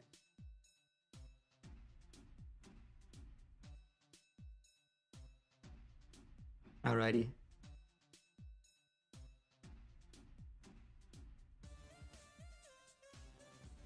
All right. We have like 16 minutes until the next round, so yeah, let's watch a different table while we're waiting. I think it's going to be table 4, right? Yeah, let's do table 4. Maybe we'll see more Shine action. Oop.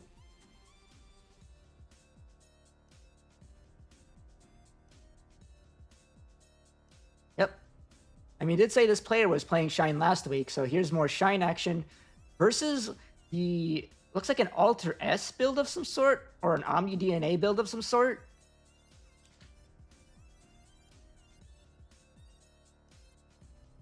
Something akin to like the more old school like EX4 style, where you're using effects that make both sides evolve for free. But now we're using the new 81 cards. So it looks like, if I'm correct here, it looks like one side has... Oof, there's a bit of lag here. The one side has like the 81 Greymon and Grurumon plus the what is it? The versus monsters Alteris and Sagittarius, and they use them to evolve into a is that the new Blitz plus promo campaign promo Metal Garu? I haven't seen that any of those campaign promos from BT7 in ages. I have to like really remind myself what those cards even do.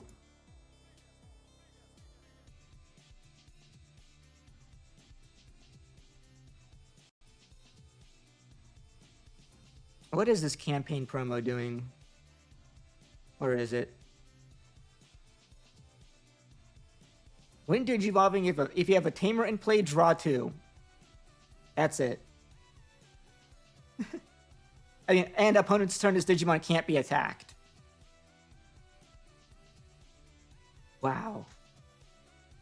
I mean, yeah, draw 2 is nice when you're playing such a deck that's so reliant on finding combo pieces, right? That is still like a really interesting inclusion.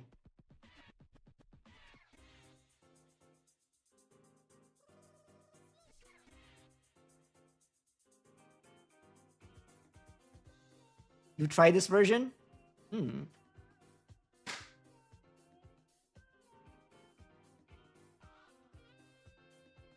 draw like 15 cards, doing one loop and going to the second 2 stacks.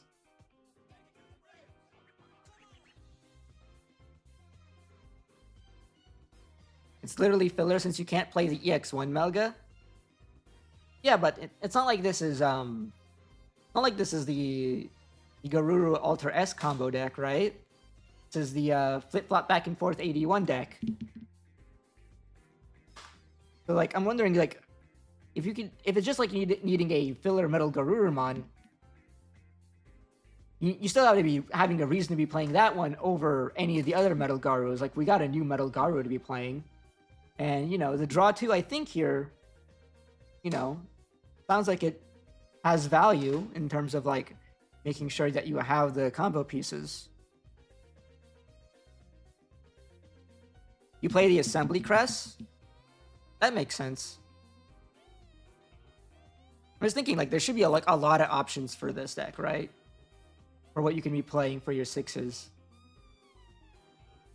It's interesting to see this one, that specific Metal Garu, when there already is so many other Garu level 6s you could be running. So there has to be some value to be picking that one in particular, and I think the draw 2 is pretty relevant in a deck that is so piece reliant.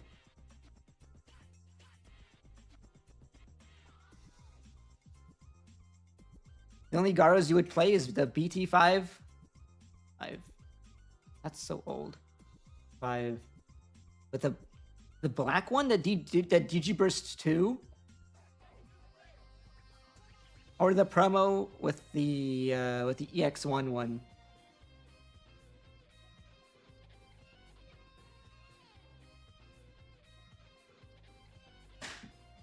The blue one with the Inherit.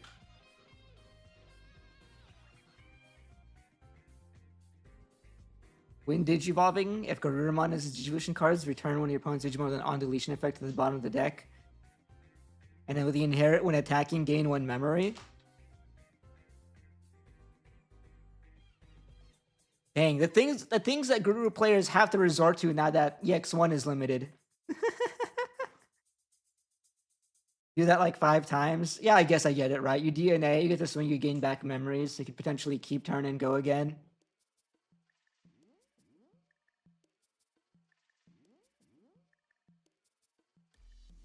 I'd love to see it in action, but it looks like they're going into what might be their game 3 since they're still going. Unless that was game 1 that lasted like 15 minutes. I wish we had like a little better of video quality here from the Omnimon player here. It's a little difficult to tell what's going on. They played some kind of search that grabbed 81 Garuru and something else, I think a Tamer. Is that DGO that they played?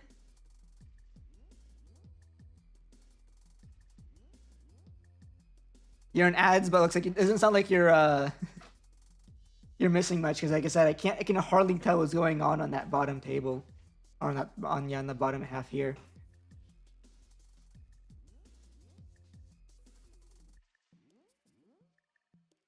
Yeah, so if you draw another Alter S, you keep going. That's the thing, right? Like you said, draw another Alter S. So it does sound like the promo Guru that draws Metal Guru that draws you 2 is pretty valid here. And it helps you to draw into this extra Metal Alter S's.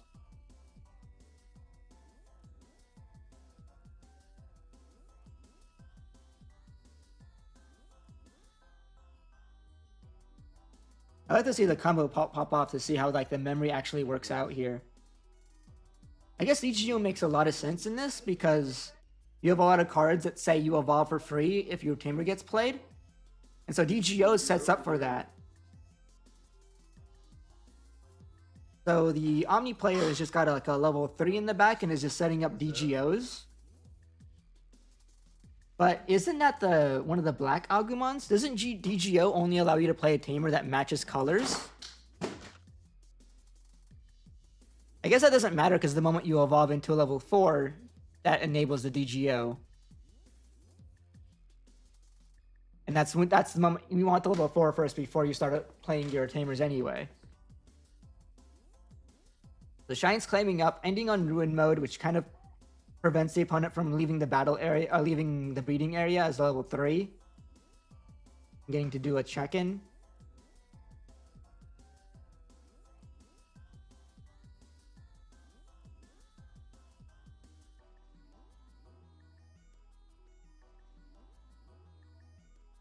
So evolving into, I'm assuming that's Garuru in the back. Maybe double check how much DP it has, because maybe if it just reaches 6k, it might be able to leave the breeding area. It is 5k. I don't know if those Agu and Gabus have inherits that give them a DP boost. Would be nice for them if they did. No, this is when you're under your Digimon, when one of your other Digimon Digivolves gain a memory inherit. Yeah, a DP boost would be huge. Do any of the Tamers give them a DP boost? That could be relevant in terms of getting them over the ruin threshold.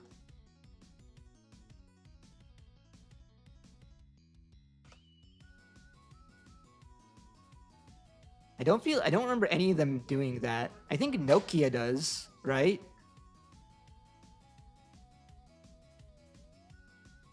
Maybe one of the older ties that have a DP boost effect attached to it could help. Okay.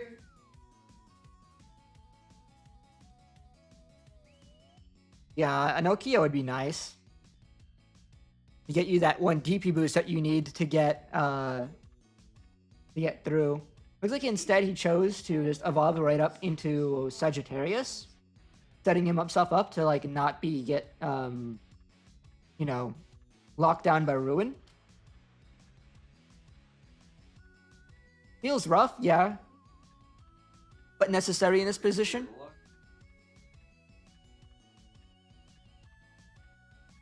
But it could be not enough if, say, this Ruin mode swings, gets to do its on deletion effect, and then if they go into like another Ruin mode, then it's like minus 10k and they're still stuck in the back. Right?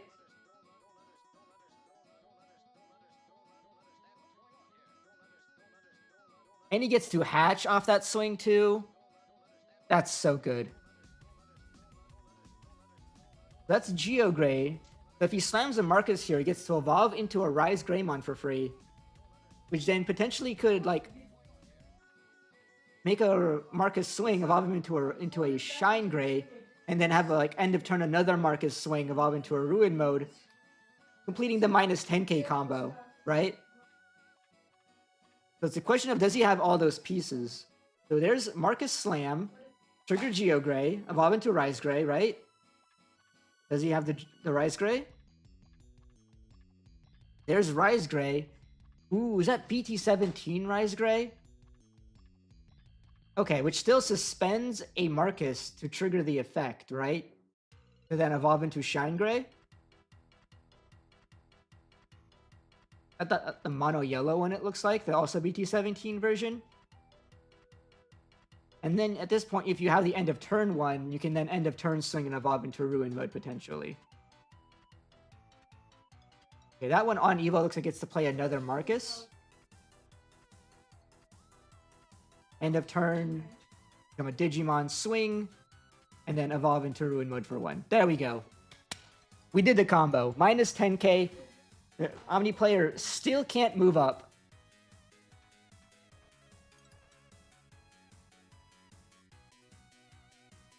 You stole your tech? Hey, man. Your deck list has been public for a week. At least. Anyone who wants to know can know. Just having to slam the Blitzcrank, it looks like here, to just de-digivolve the Ruin mode to try to stop the onslaught of Ruins, preventing him from making any plays. Not a good play still here. Very desperate. Passing over like a million memory. It looks like he could just like swing, swing, swing and win the game.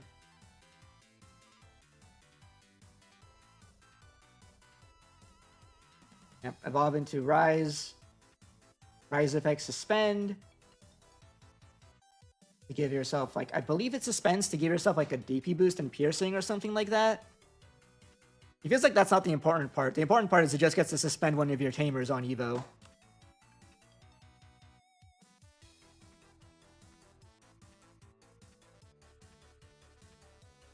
Oh, it just gives minus 3k DP.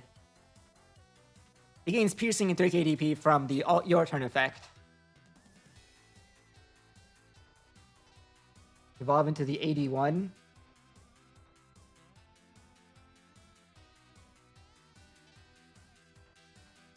Which should do another DP minus. And then go into Ruin mode for free. Yikes.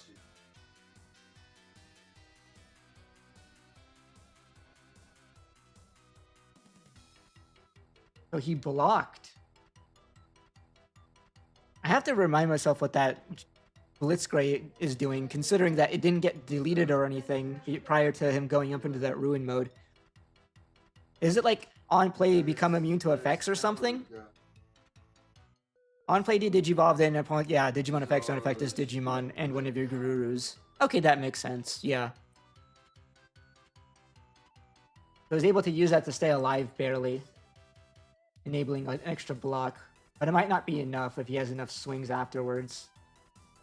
Swing, swing, end of turn swing. The end of turn swing is so strong for giving you just that extra push.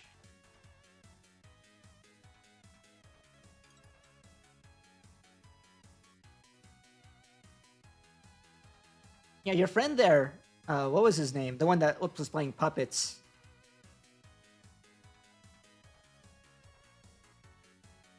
Maybe he wasn't wrong to be worried about the Shine matchup.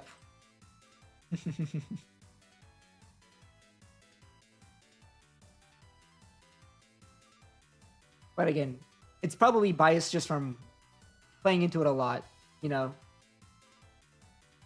we got to watch your game where you got to play it, and you got to play the mirror, and we watched the one other person that we knew play it last week. So, again, just by watching it play a lot, we get into this mindset that maybe it's everywhere. But last week we watched a bunch of Rocks players got to play, when it turned out there was only like 3 Rocks players. They all just happened to be the players that we happened to run into the stream.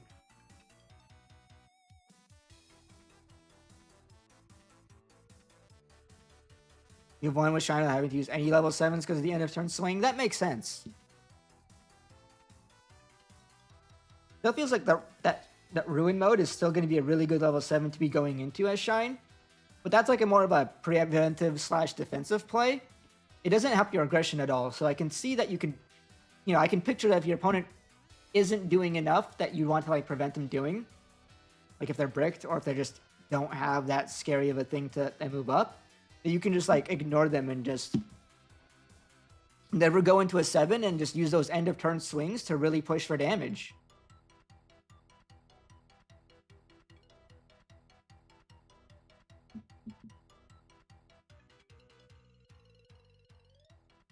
Alrighty.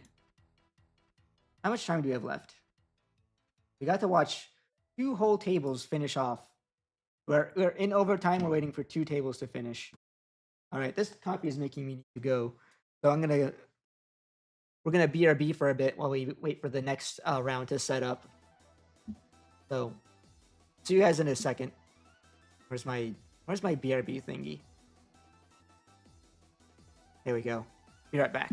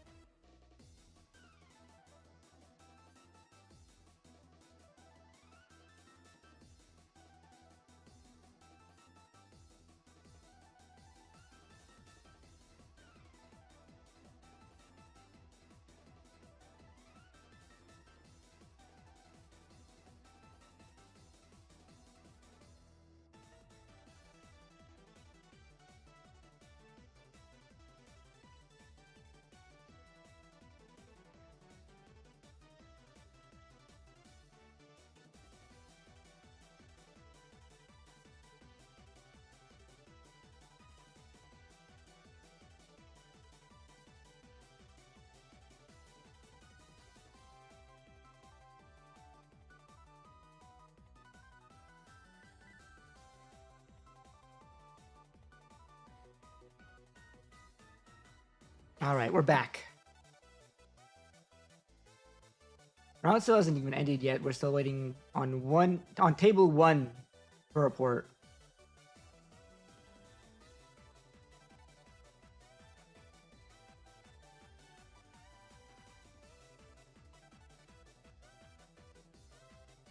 Might be seeing a tie down there, to be honest.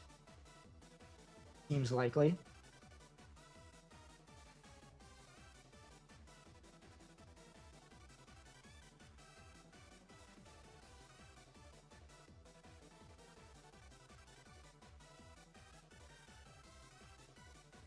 I'm gonna look down there to see if they're tying or something.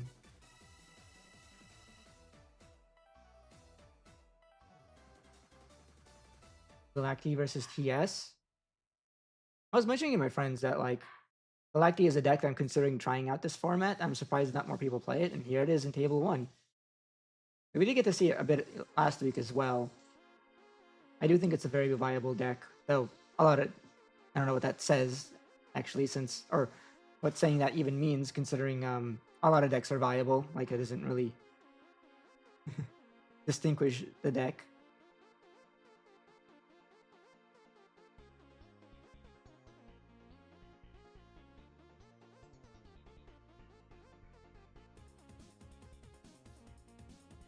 Feels like at this point they are just going to tie it potentially. So we're just about in 5 minutes past overtime, and there's not a clear winner here. It looks like that the Galactic players should be winning here.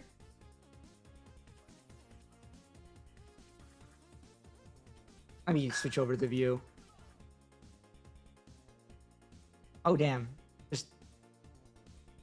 I am double Neptune.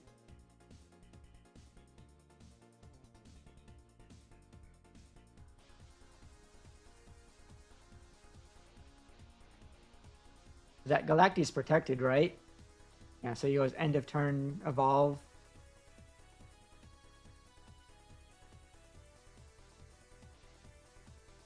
The TS player has like 0 security, so this should just be, you know, draw, move up, swing for game. To be honest, they're like way past overtime at this point.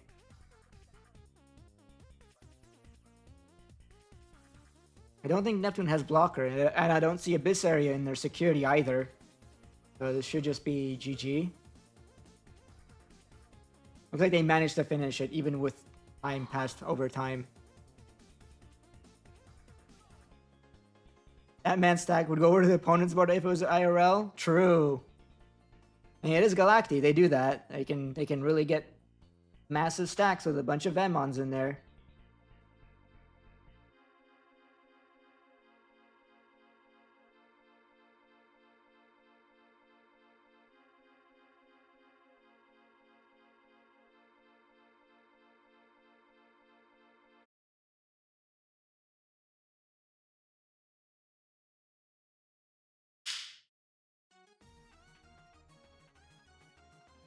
Oh, Cameron, are you worried about the Galacti matchup? Is it because of the Tamer deletion that they have?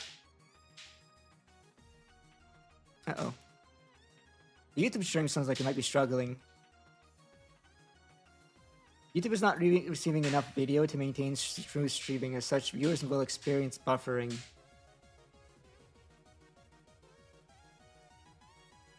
Excuse me? Did the stream cut off? Oh no. It's fine, it's just buffering a little.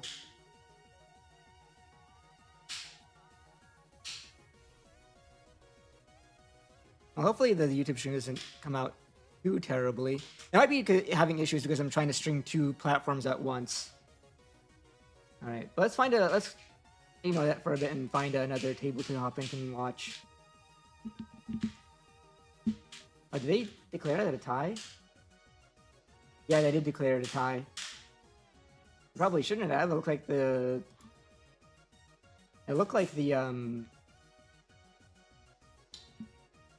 Galactic player won there.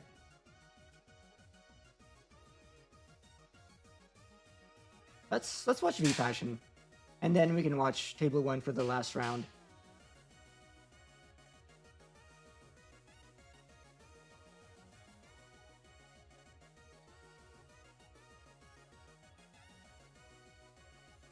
Okay, I'm definitely having connection issues, I think.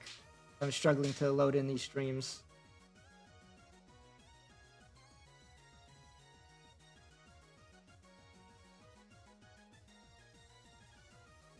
There it goes. Yeah. There might be an issue with like having to. Okay, I think it's just probably like a hiccup in terms of my internet. Looks like the streams are doing fine. 720p, the audio is a little not 100%. I wonder if is that an issue on YouTube's end, or is it an issue on like I should be I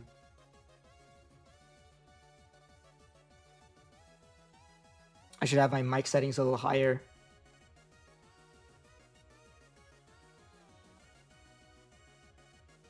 Hold on. There.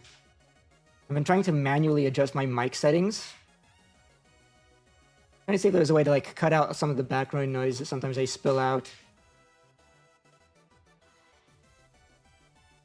Yeah, I'll turn up the gain on my microphone a little bit. Oh, it's a YouTube problem? Okay, gotcha. Thanks, Secret Asian Man. Am I playing today or just watching? We are watching and commentating. Alright. Speaking of commentating, we know that VPassion likes playing, since I played to him a lot, we know VPassion likes playing the Aegeomon Jupitermon deck, with also Venusmon, like the yellow TS, I guess. Very Aegeomon-focused TS deck. And it looks like he's up against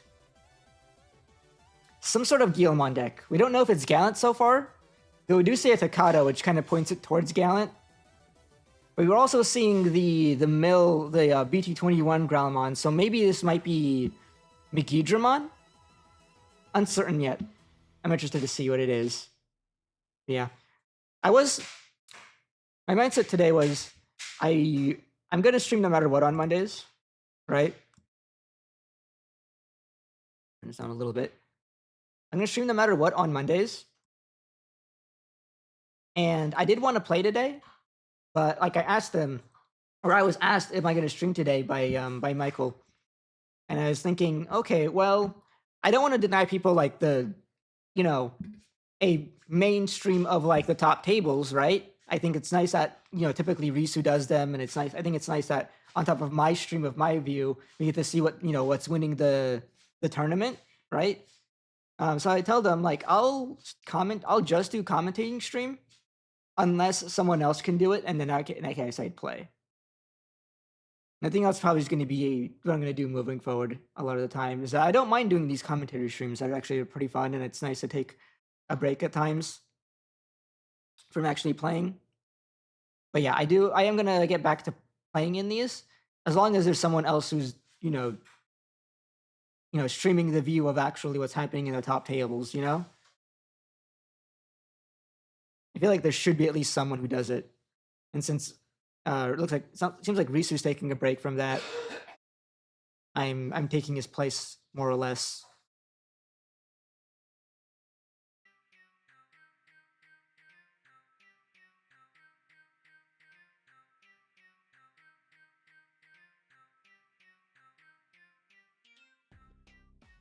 Hello, Jose.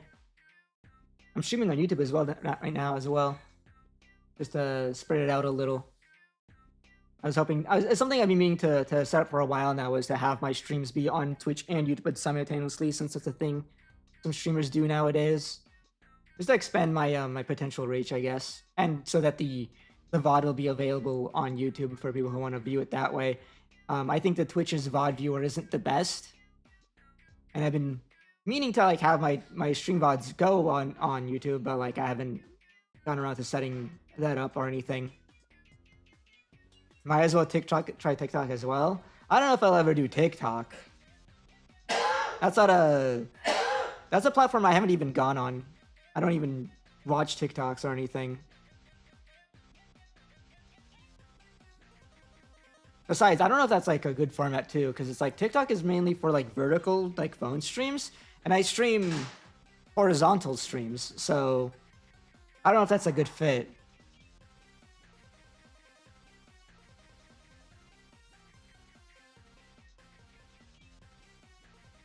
Okay. Getting back to the action here of what's going on, we're seeing an 81 Morgrowl on one end, so maybe this really is just Gallantmon.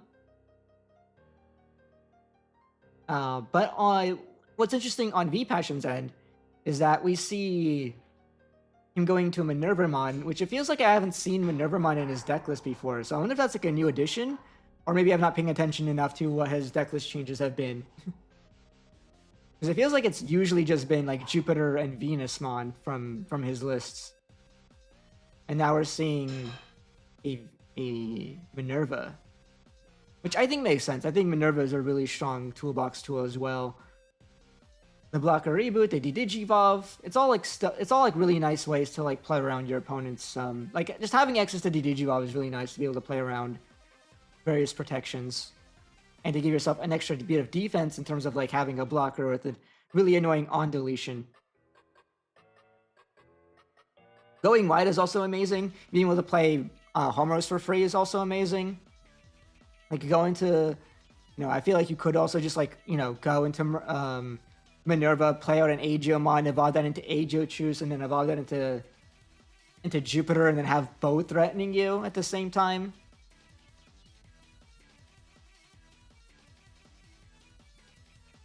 Minerva has been in his list for a while. That makes sense.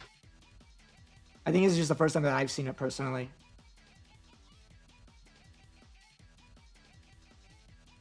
TikTok's been a trap. Yeah, it feels like it's different streaming platforms are like focused on different aspects, and I feel like TikTok has been one that's like is more focused on like just camera streams or IRL streams, and I stream gaming content, which is why Twitch and YouTube is it for me, right? That's fine for me. Those are the platforms for this.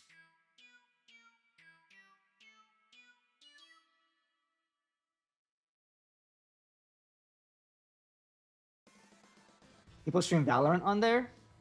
Well, I don't play Valorant either. Ooh. Is he activating the effect of Biomerge right into Gallantmon? The new one, too. Now, is that going to be enough to deal with this board?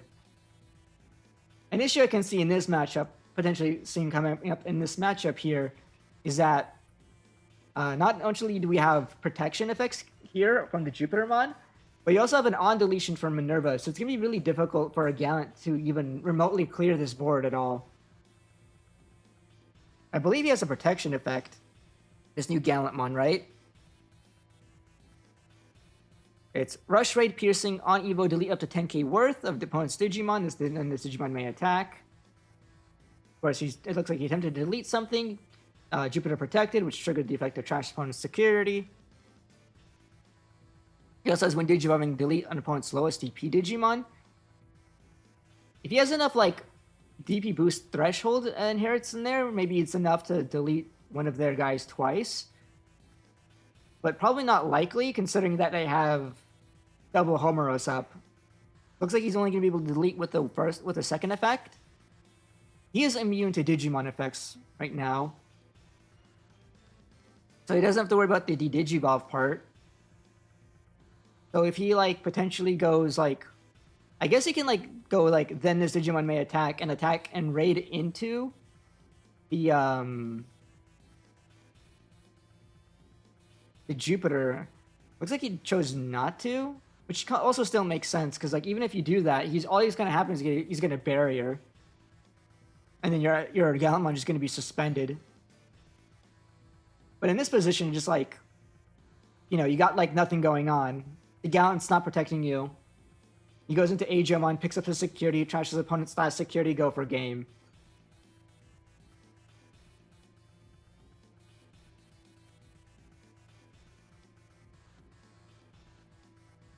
Yeah, I don't know if Gallantmon is going to be it this format. We've seen a number of, like, the new 81 support give life to some older decks. Like we've seen Flip-Flop Omni earlier, we saw a lot of Shine Gray earlier. Gallant got supported as well, but I think both it and Seriousmon, I'm not sure if those two can break into the meta super well, even with the support. I mean, I could picture Gallantmon coming back into the meta. They can still just OTK with Gallant X like they've always have been, even before the support, right? That part of their game plan hasn't changed. But I don't know if any of the new cards do anything to help them get there any better.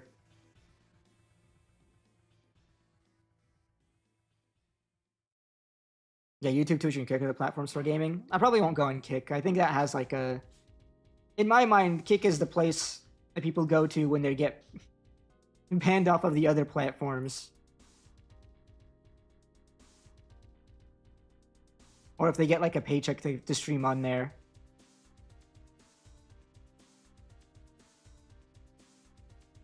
81 has good stuff, but I don't think it's enough with Puppets, Medusa, and TS hanging around, and Hoodie. Yeah.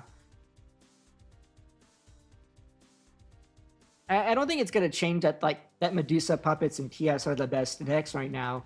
But from what we've seen, I think Shine Gray can break in. I think Shine looks really strong. Just from what we've seen just today, Shine looks really good. And I think we've seen Shine. I think Shine has topped what? I think yesterday it was first place. See if I can bring that up real quick. Is that announced here? Or is it down here? Okay, yeah, you guys can't really see it that well because of the way it's set up. They're setting up for game 2, so I can do this real quick.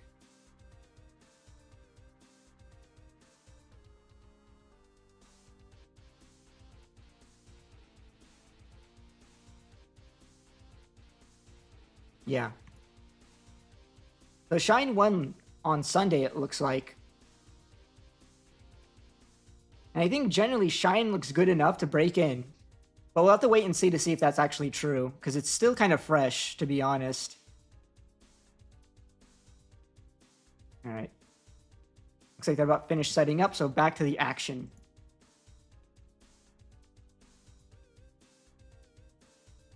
You don't think it's going to be enough to deal with the current Big 4? We'll have to see. I think there's potential there for it to be able to do so.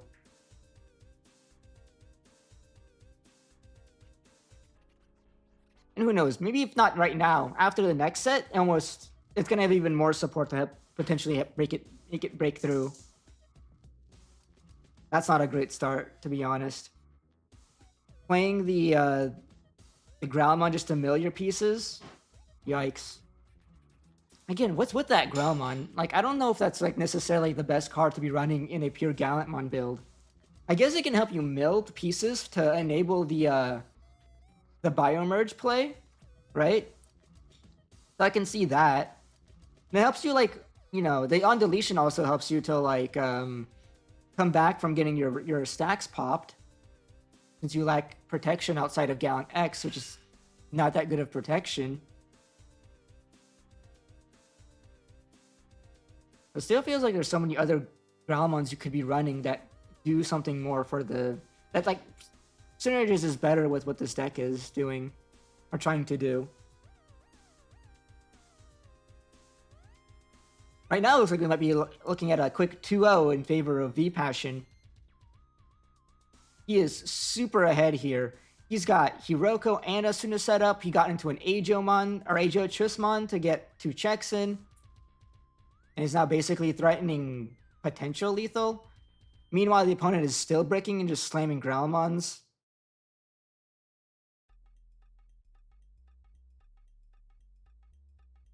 Here comes an Ageomon at start of turn to then play out a Homeros.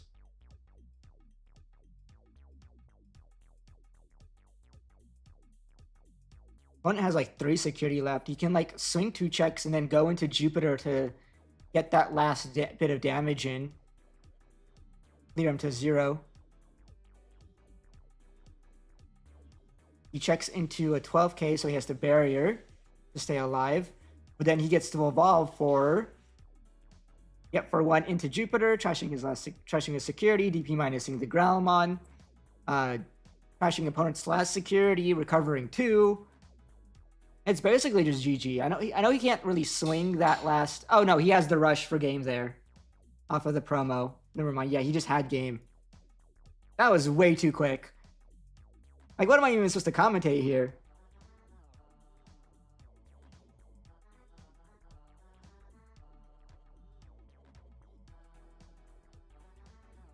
Are we sure they're not trying to do Megidra into Biomerge? That might be what they're going for. But I haven't seen Megidra from them this entire time. I just see Gallants. And Gallant X's. And I think, theoretically, that's what the intent of, like, some of the Megidra cards are, is to try to do a sort of...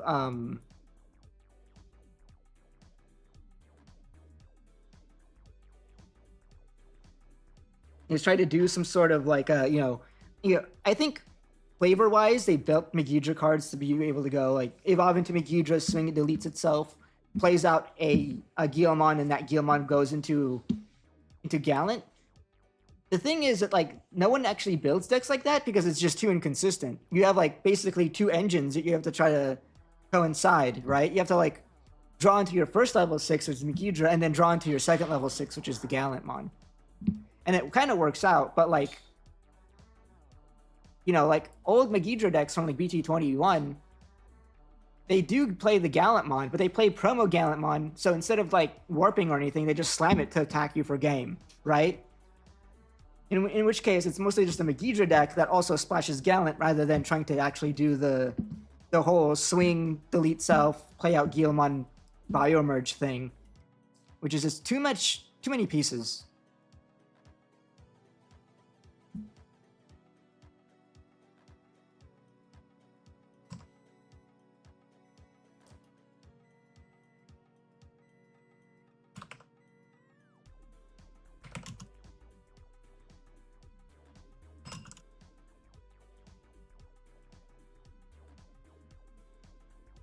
All right. So that table finished really quickly. We can drop into another table to see how they're doing. So we're going to save table 1 for the last round, so let's go into table 3.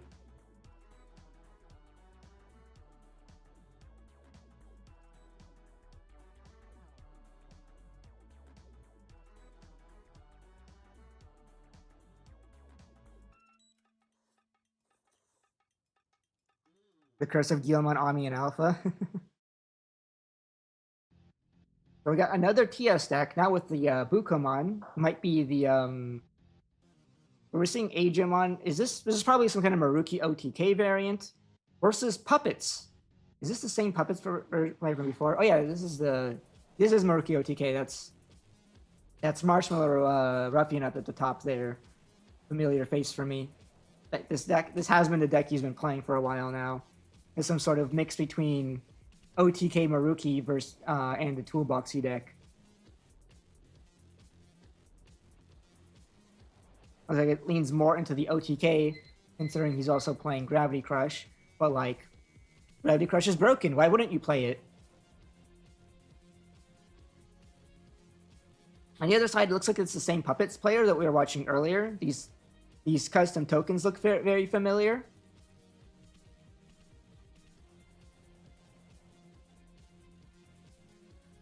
Right, this is Radical, the same player we were mentioning earlier that was a little nervous about coming into today. And looks like he's doing fairly well for himself.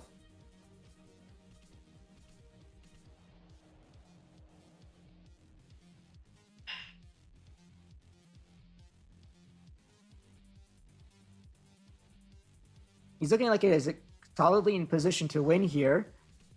Unless Marshmallow can pull something out of his ass here to like bring it back, but like, I don't know, what can you do here? I guess you can like slam Neptune if he's running it. To like bottom deck all of the tokens and the one Shumon.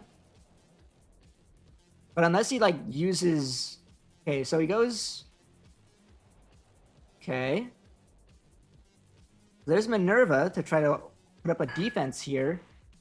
You can drop Gautamon with it, which can, you know, can DDG 3 and then DP minus with the Gato effect. To get rid of one of the Shumons, I'm assuming. And then you can go end of turn a Homeros to reactivate that effect. He can play out another Digimon. Minervamon does give them all blocker as well. Looks like he has nothing to play, but he still gets the D-Digivolve, so he gets to shrink the Shumon a little bit. Still, Puppet player has like, what, 5 Digimon on board versus the opponent's 3 blockers and 2 security.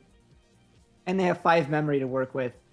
So like, I guess any substantial play could potentially get him over the edge to winning here. But he does have to kind of watch out for the D-Digivolve from Minerva, potentially. That could potentially thwart some plans here.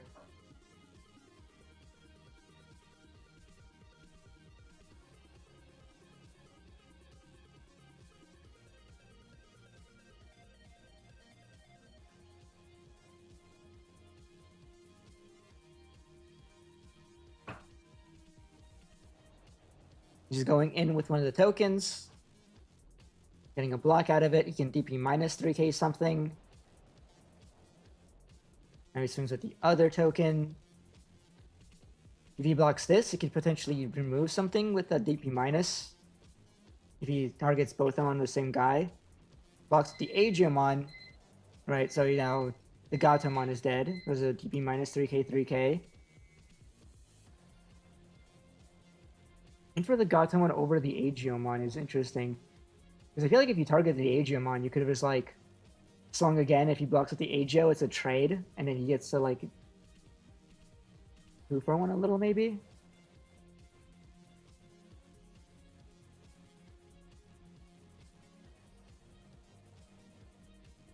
Okay, but now he's slamming this search. Which signals to me that he probably doesn't have a play to climb up and like do anything more substantial to this than this.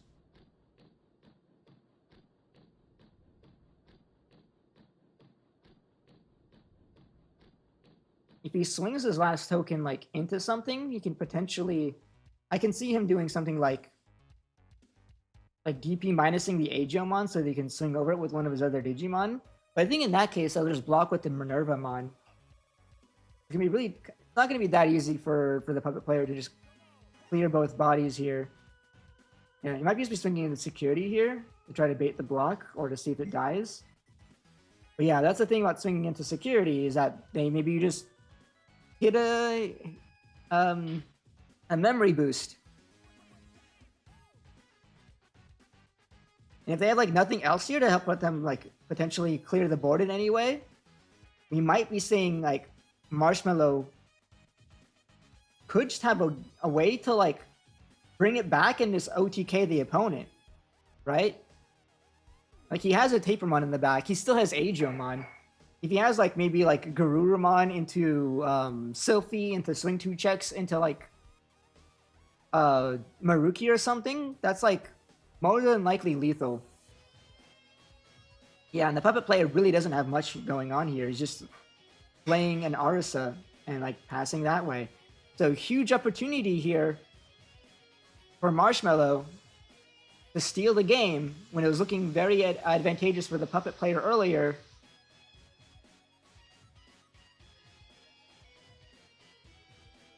Interesting, it's Cyclomon.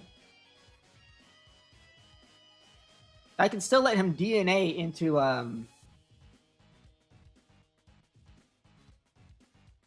that still lets him DNA into Sylphimon potentially.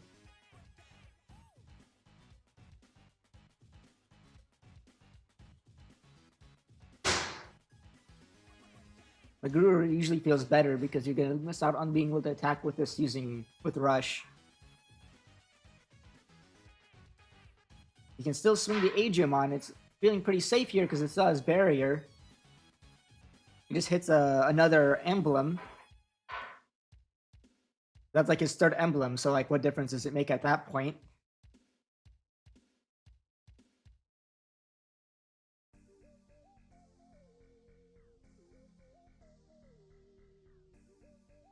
Does the DNA play? He gets to clear one of the Shubons or Shushumons. He wants to. I mean, yeah. He has to clear something here.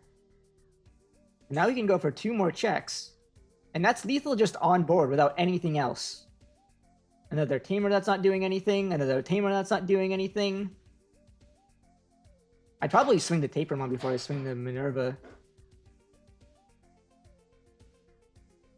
Well, now, it actually does die to the security check. Playing out a Gato. Or you get rid of the Shumon. As long as he doesn't touch one of the tokens, he's fine. He can have the Tapermon swing for game. Oh, he gets to draw 2 before dying? Wow.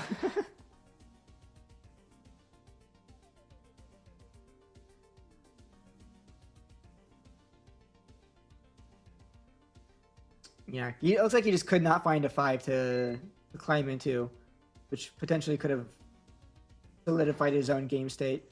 Or game, yeah. Unfortunate, but that's how it goes at times.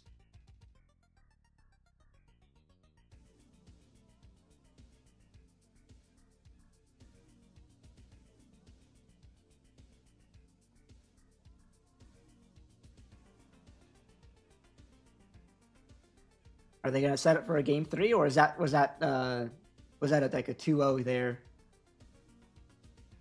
Or was that game 3? We did come in like halfway through. You never know. If you have them muted, they might just be chatting about things.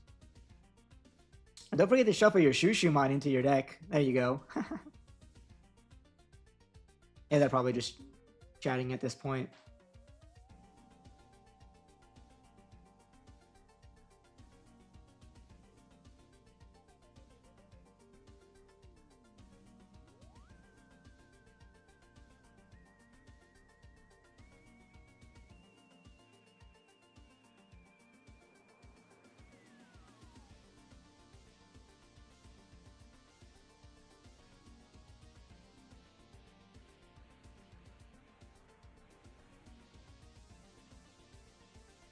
Yeah, they're not even setting up, so it looks like they're done.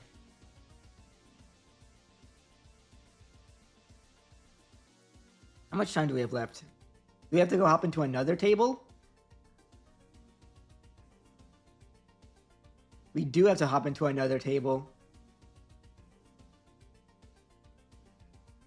Oh no, Conrad, you lost your game? It looks like V-Passion versus Mason is going to be the final round here. The table 1 final matchup. We still have like another 20 minutes until this round time's over, and we can start that.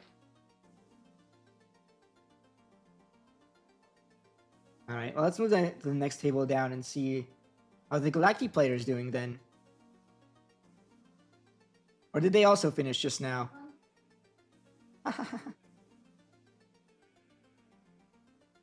Dang, overall, this whole round has been pretty fast for all the top tables. Nope, they're shuffling. Okay, we got to watch a full game here. Don't know if it's game 2 or 3, but we got some more gameplay to watch.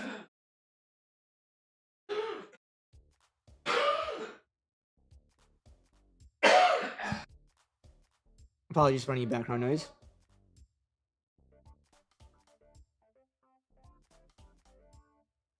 Man, I'd like to like maybe adjust my mic settings to help me with that, but I have no idea what I'm doing when it comes to mic settings.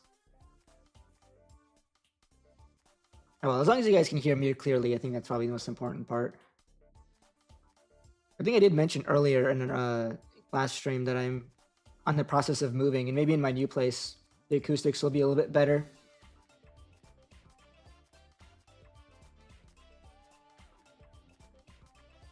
All right. So Rox versus Galacti. Rox did the turn 1 Uko play. Very good start for them. Okay, Venmon in the back for the Galacti player, and then they drop a Xeno. What does Xeno do?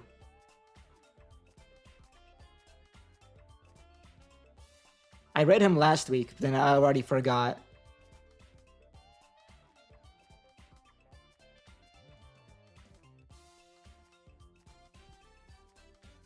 Draw 1, trash 1, or yeah. Draw a card to trash a card to draw 1 and gain 1. And then it refills Venmons whenever you play your Digivolve. Reveal top 2, place all Venmons underneath.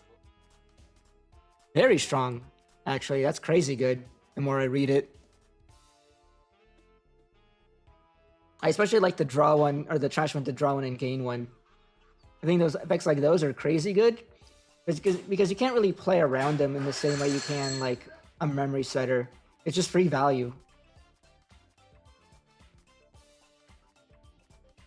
Slams a Cineriza to trash the Tumblemon from his Uko to draw 2? That's really good. Allowing him to basically play that for 1 less. Some really solid setup here for the Rox player. No close, though, is a little unfortunate. Though he does have, like, the other wind moving, another one of the wind moving Cinerizas in the back, so you can potentially, like, move up, trash a Tumblemon, gain the memory, draw some cards, evolve into Landra to play the close, which then potentially turns on the emblem for him to, like, warp up into a pyramid or a Metallic Dramon. But that's probably not quite OTK. Meanwhile, the Galactic player is getting themselves set up. They could potentially go into a Galactic of their own, maybe.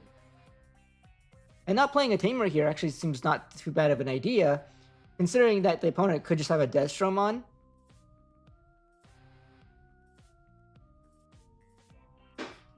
So in a matchup like this, it feels almost smarter to like hold on to your closes and wait for like the right moment to play it for free off the Landramon and use it that way instead of having to instead of like playing one and hoping it sticks around. Because in this matchup, they might not stick around. Reveal 2 Venmons off the Xeno, immediately getting you to having like 4 or more. And then you have the end of turn, you get to evolve up with that Snatchmon. It's on Evo also to add more Venmons underneath it. Going into the Destro, like I said, probably even smarter not to play a close here because then it was just going to get deleted here. So all he loses here is like a Sonoriza and a Ukomon, which is not the worst.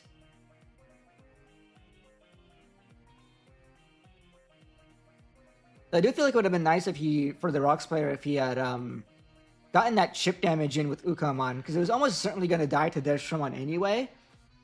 And I feel like Rocks have an easier time of OTKing from 4 security than it is from 5 security.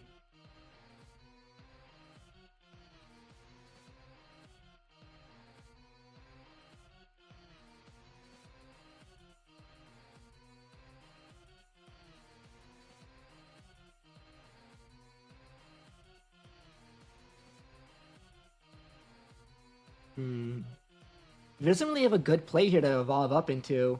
But I wonder if maybe he should have just stayed in the back instead of moving up to Sonoriza.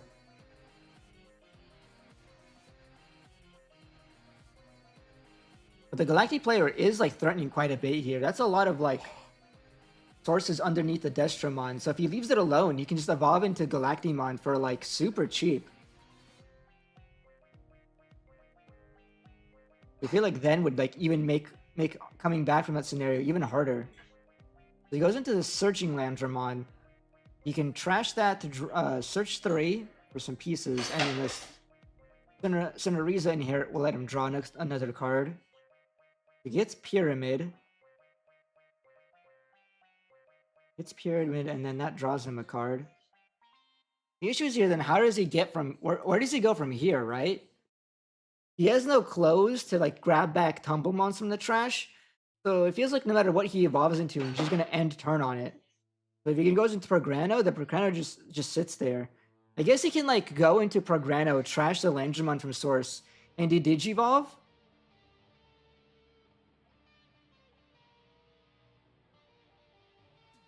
I don't think that accomplishes much because the Venmons in the sources underneath ensure that the next evolution it stays extremely cheap. Like how many Venmons is there? Like 1, 2, 3, 4 Venmons?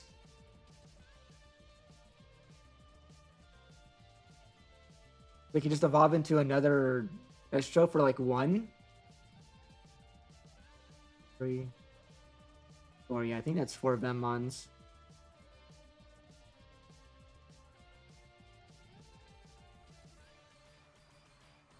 We'll probably just get to see a Galacti here. Supposedly the EX11 version would be what would be the optimal one. So I guess either version would be fine here. You could just go into... Okay. Yep. Evolve into Galacti. This is the new one. I think it's like choose one of each, delete the rest of the highest play cost on both players' side. Then gains blocker and becomes immune to effects. Trigger the Xeno to basically... You hit no Venmon, so they just get milled.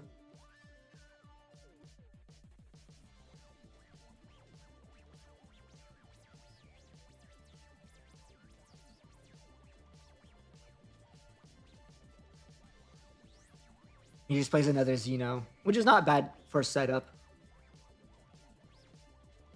That's interesting. So maybe that's what the rock player was like banking on, was that the opponent just didn't have a way to out the Landramon. Considering the fact that if he goes into the new Galactimon, he just doesn't delete it, right? You'd have to go into the old Galactimon to try to delete it, which leaves you vulnerable to effects because only the new Galactimon is immune.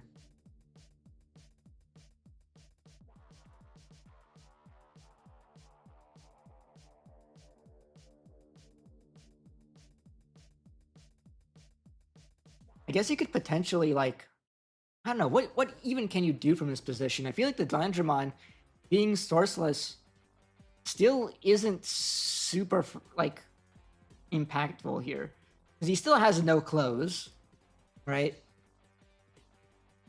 So no being able to retuck any sources for extra value and for extra memory.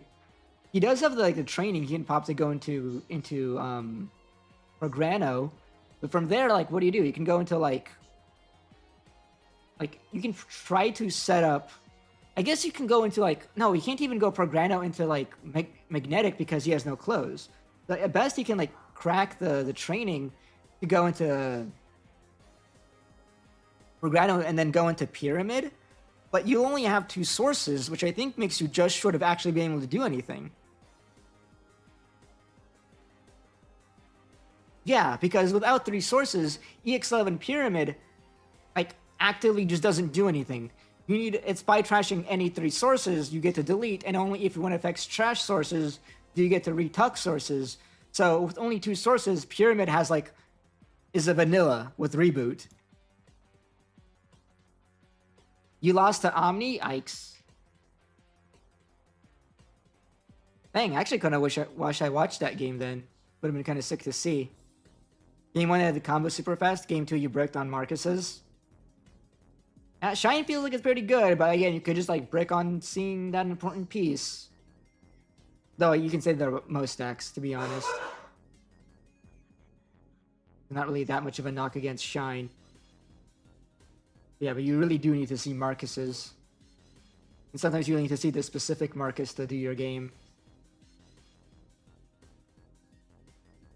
Yeah, DGO, so all you need is the one Marcus. Yeah, I've been there. Just need that one card.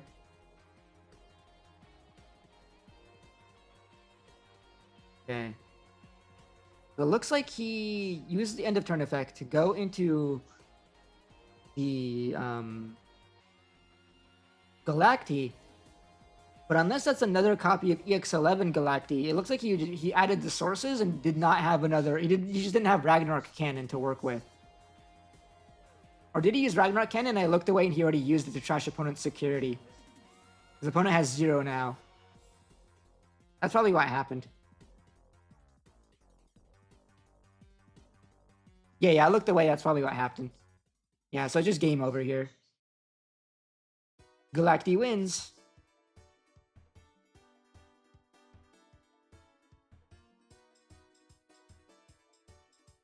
Yeah, the Rocks player just needed to find a way to, like... Maybe he doesn't have ways to stay in the back and, like, wait. But, like, I think him moving up the Sonoriza when he did was just, like, kind of, like, the main mistake. I get the, like, the temptation that, like, your opponent has a 5 on board that has, like, all those Venmon sources and you want to, like, be able to move out and deal with it. But, like, there wasn't, like, really much that he could... In my opinion, much that he could have done there. So maybe his best bet was to, like, stay in the back and hope for a moment where you can go into Pyramidmon so that if he ever does go into the Galacti that plays the Ragnarok Cannon, you can potentially fragment and sort of, like, interrupt them, you know?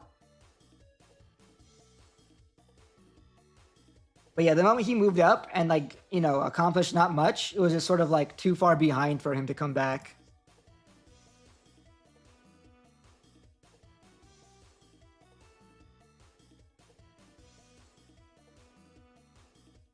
Okay. Are we finally going to go to the next round? Actually, yeah, wow. We have 8 minutes still left in the round, but only 1 table is still playing. So the moment they finish, we can probably head right into round 4. Which I'm down for. Which means we're going to see Omni versus TS. I'm down to see that too. Because Omni is definitely one of those decks that seems to be cropping up around from 81. Meanwhile, TS is one of the established best decks right now. So I'd love to see how that matchup turns out, because then maybe we can get a hint of potentially knowing whether or not just how much these the 81 supported stuff can break into the meta. Because I know at least one of you in chat said not sure if whether or not, or it doesn't look like the top decks are changing from Medusa Puppets TS. But we saw Shine win yesterday, and if we see Omnimon win today, I think that should be pretty good indication that at the very least, Shine and Omni should be considered meta. Like it should be considered part of the meta, the top tier meta, or at least potentially. Like it's 2 tournaments, so you can't say for sure, but it's a good indication in that direction.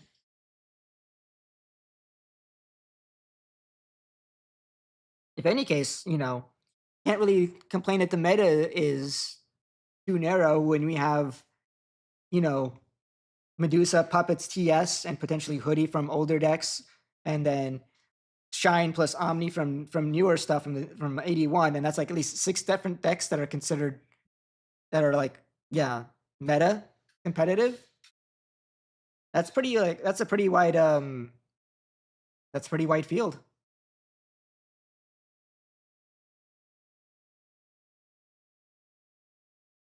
Actually, while we're waiting here, we can actually check out the new card reveals actually. While we're at it. Oh, another Titan Doraemon?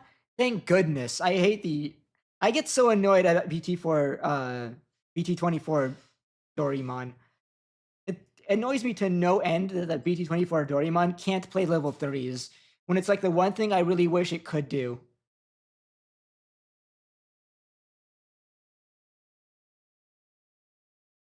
Let's take a look at Doraemon. Opponent's turn once per turn. When one of your opponent's Digimon attacks by trashing one card in your hand, one of your Titan trades Digimon unsuspends. Huh. Okay, I don't know about this one either. Maybe it will make more sense with whatever they drop here for Titans. But this card reads kind of strange to me. The issue I'm reading here is that it's on opponent's turn when opponent's Digimon attacks type of effect, right? But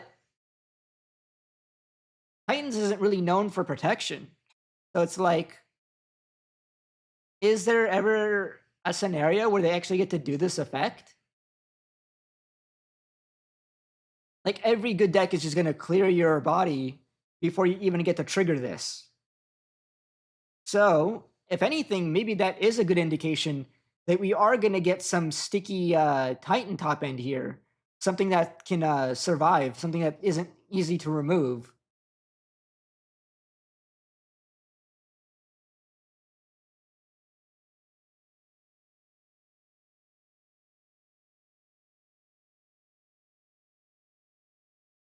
Unsuspending during the opponent's turn when they attack is also kind of a weird effect to put on an egg in general. Kind of awkward because it feels like since it's an egg, it's a inherit that's like generally like always available to your stacks outside of the times where you're hard slamming things.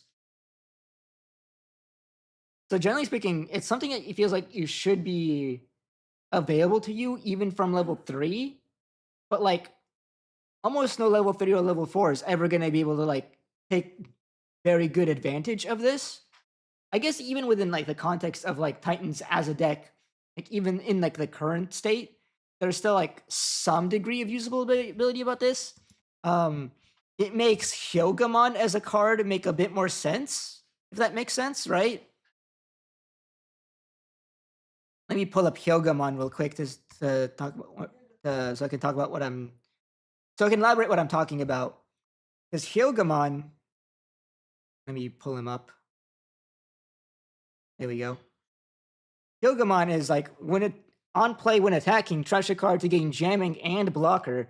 And a lot of the time you're like evolving into this swinging, trashing a card to gain the jamming, and it's like, okay, I gained the jamming, but what's with the blocker? The blocker isn't doing anything because I'm already suspended from attacking to get the jamming.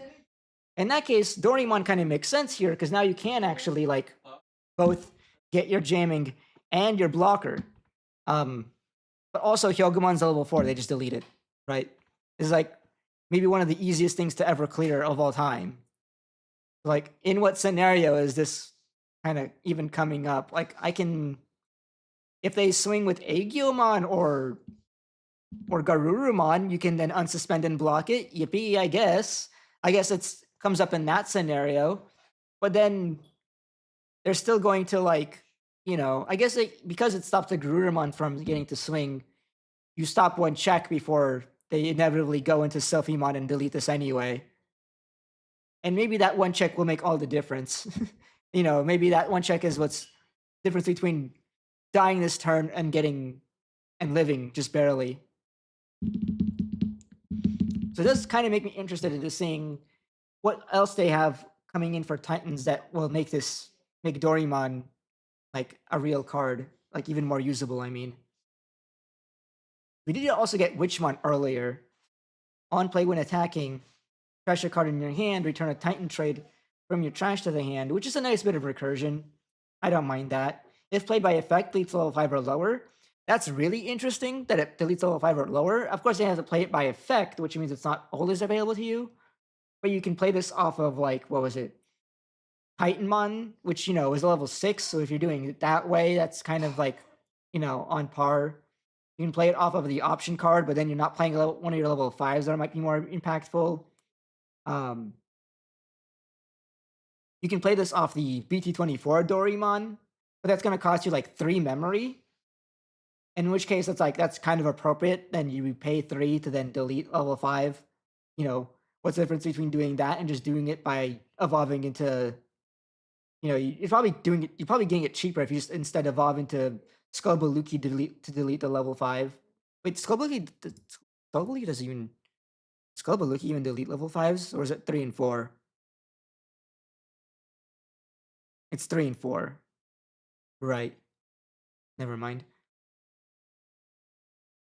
No, it's pretty interesting. The alterns is also kind of interesting too. I think that is intended to be a synergy here with Doraemon. They attack you, Doraemon trash a card that triggers this effect to delete level 4 or lower. So I guess it does sound like a really leaning towards some kind of defensive wall as a new top end here. It might be like Tyrant Kabuterimon, since we know Tyrant Kabuterimon, the old version from BT 16, was a card that has immunities. So if we get Titan to Tyrant Kabuterimon, if that card also has immunities, then maybe all of this starts to make sense. All right, I imagine the last round is up, so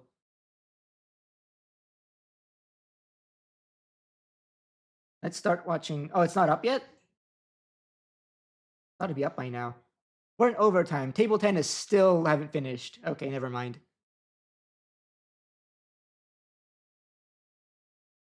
Maybe it's Grandis Kawaga? No. Grandis Kawaga was not in the game.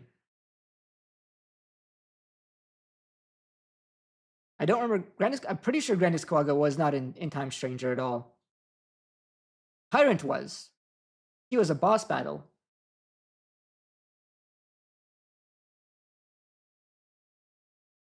And he was also kind of like the goat when you get him for yourself, because you get him as a mega super early if you can complete that one outer dungeon before you had level 6s available to you.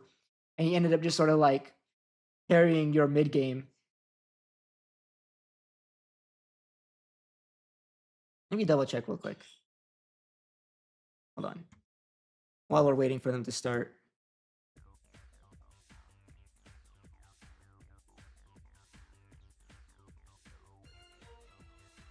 Where's my Wikimon tab? I'm pretty sure Grandis was not in Time Stranger. I don't remember seeing him, at least.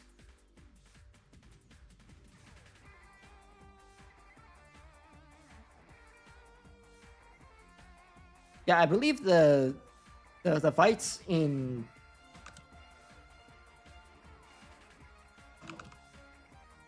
the forest area, most of the things you were fighting there were Kawagamons, who were Titans. So like Kawagas, Okuwas, and Tyrant Kabuteri.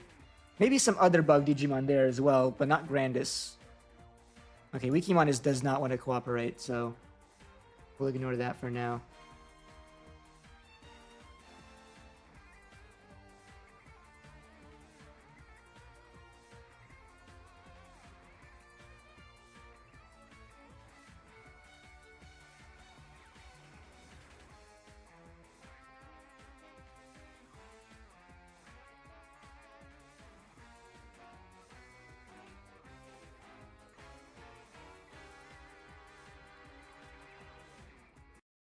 These new wireless headphones are a little buggy at times.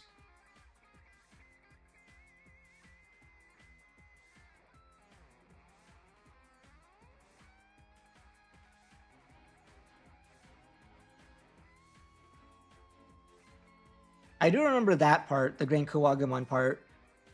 So it could also be Grand Kawaga. Maybe the Tyrant is the one that sticks, or the Tyrant Kabuteria is the one that sticks out in my mind more. Because one, Tyrant is one more known for protection effects. And, you know, when you get him for yourself, he's just so busted.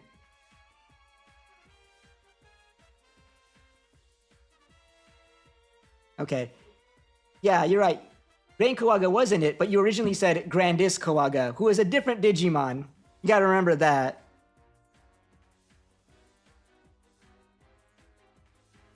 I don't know if you meant to say Grand Kawaga when you said Grandis, but, you know, Grandis and Grand Kawaga are two different Digimon.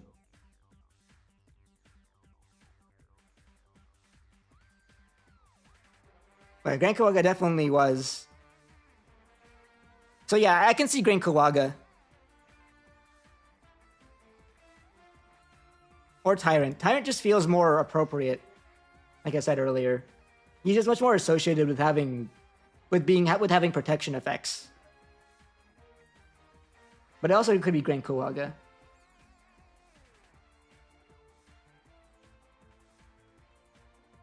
I don't know, Grand Kawaga is a card that or Digimon we don't see too often as of late.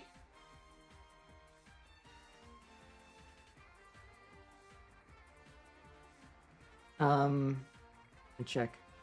Let me double check. How often have we seen, when was the last time we saw Grand Kawagamon? So it's like, I say that like, he doesn't feel like the kind of Digimon that have protection effects, but it's because him in general, his effects kind of go all over the place, right? They never seem to know what to do with Grand Kawagamon. For a while, the promo was crazy because it comboed well with Grand Disc for giving your Sec +1. You also get, there's also the starter deck Grand Kawagamon that also has Sec +1. So you think he's just sort of like a bug guy who just has, you know, big DP, does big damage. There's also the BT12 one that suspends things and then gains memory when Digimon becomes suspended. That's something. And then there's like the weird Ace that also can like suspend, stun, and then give things Sec +1. Yeah, so like generally it feels like Grand Kawaga is designed mostly to do like Sec +1 stuff. So I wouldn't picture him as being the guy that has protection, but who knows? Maybe because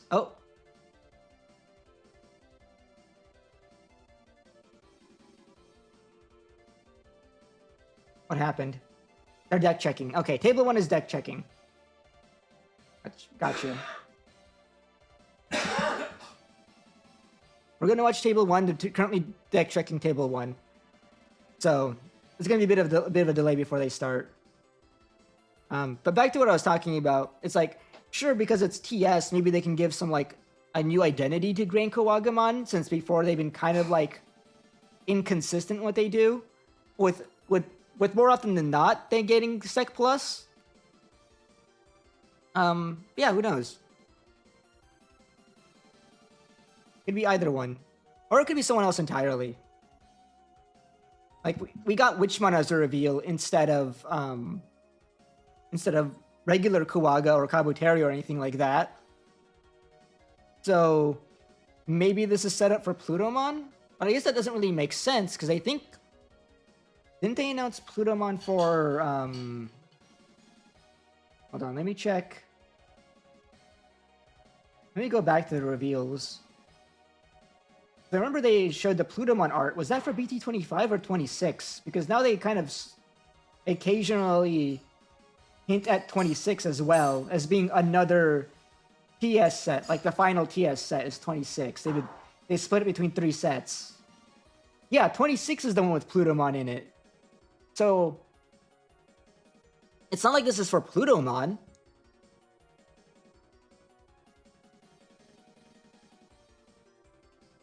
I mean, I guess it still makes sense, right? Because it's the Kawaga's, like, this Witchmon you do fight in the forest area, and then the boss for that zone was, I believe, the bugs, including Tyrant.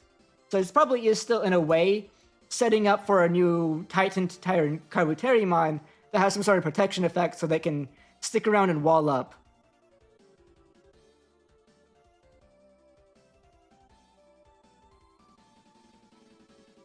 Yeah. Put out for the hypothetical Titan deck, waiting for Pluto to be the Titan boss, to be the final Titan boss. We've got a lot of boss monsters for Titans already, right? We got Promo Titanmon, we got Titanmon plus Skalbaluki. We're probably going to get the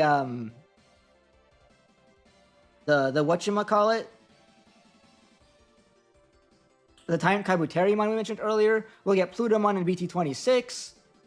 I mean, Sharkmon and Skull Seedramon were bosses, and they're also in, but they're not boss cards, I guess.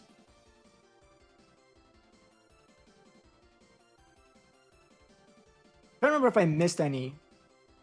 Because we already got Calamara as well.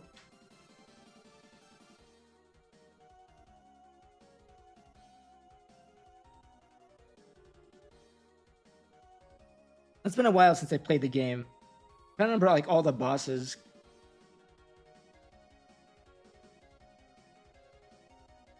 In Factorial, I guess,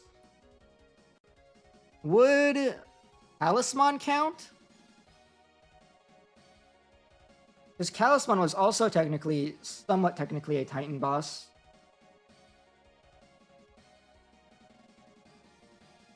It kind of depends on how they angle it, right?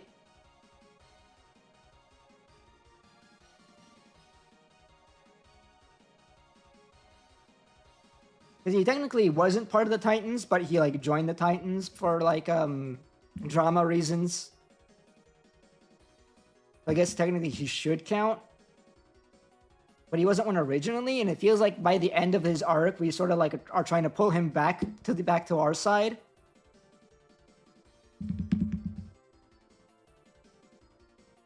Like, he's technically a Titan, but, like, I feels like in his heart of hearts, he isn't one. Does that make sense? Because they're kind of weird about these sort of things. I guess maybe because it's technically true that, like, say, for instance, Cyclomon isn't a Titan, but he feels like one because of when you fight him, but he technically isn't one.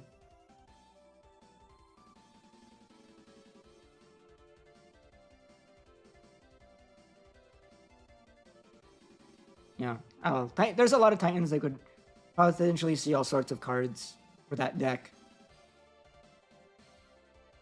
It is interesting that it feels like they're completely restructuring it around this new potential new boss monster, though.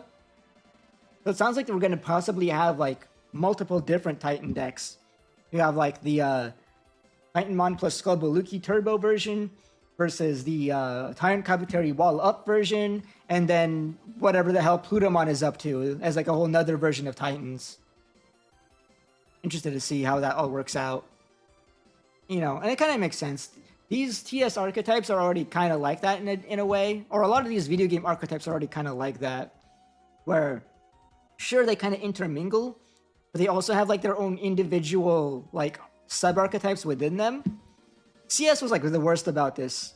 Like, CS was, like, definitely, like, a bunch of different decks that they mashed into one super archetype, because you had, like, Diabora was in there, and then Omnimon was in there, and then there was just, like generic toolboxy CS, and all of them are CS cards, but they're all also individual decks at the same time.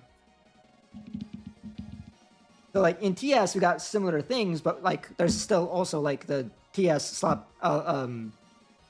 Olympus 13 toolboxy deck, which is, like, one thing, and there's like variations of it that like maybe you're going for more of the blue angle with the Divermon versus the stuff with Sylphimon, and then Titans are like a subset, and it looks like even within Titans there's a subset of the subset. You know, it's crazy.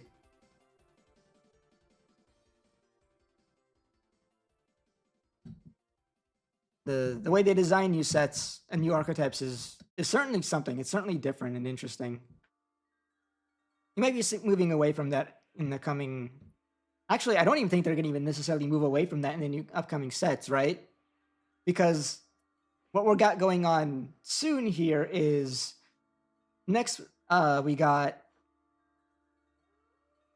What is Michael DMing me here? They both pass a deck check. If they're both playing, then I figured that was the case. All right. They're setting up now. Okay, as I was saying, we got Beat Break and Data Squad archetypes coming up. But I figured they might do the same thing, where their individual decks are also going to be supported. So they're going to make a Data Squad deck, but then also like Rosemon is going to be individually playable, and Shine Greymon already is, and Mirage, etc., etc. Probably the same thing going on with Beat Break, but who knows? Maybe because it's such a fresh new series, they might shy away from that and just make one Beat Break deck. The thing about Data Squad is that their individual decks already existed, so all they have to do is print cards that are support for those, as well as being part of the Data Squad archetype, which they already are more or less doing, right?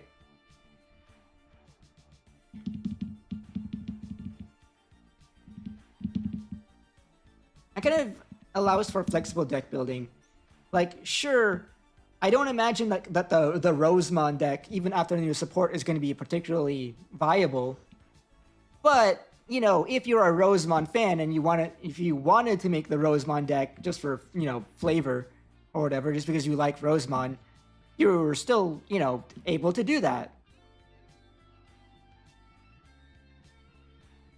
All right. Finally getting to the game. Let's go. PS versus Omni. I'm out of copy. You think Beat Break is already being designed to have separate team decks? I can see that. It's going to be harder for them to do that compared to Data Squad, because Data Squad has existing support and Beat Break has to do all of that from scratch.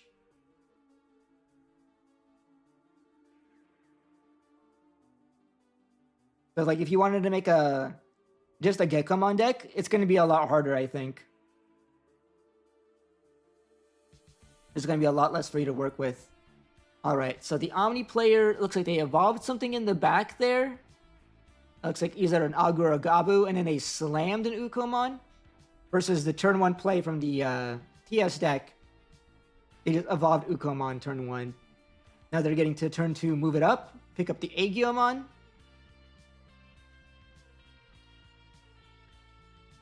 Hatch.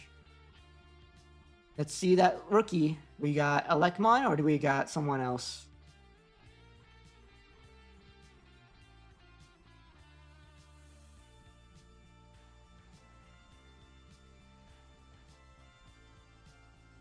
Yeah, I feel like the Glowing Dawn / Beat Breaks as separate searchables is partly some sort of like future-proofing for when they eventually have enough cards to make their own separate decks, but it's probably going to be a hot minute before that's actually a thing. Up until then, it's going to be one big Glowing Dawn deck.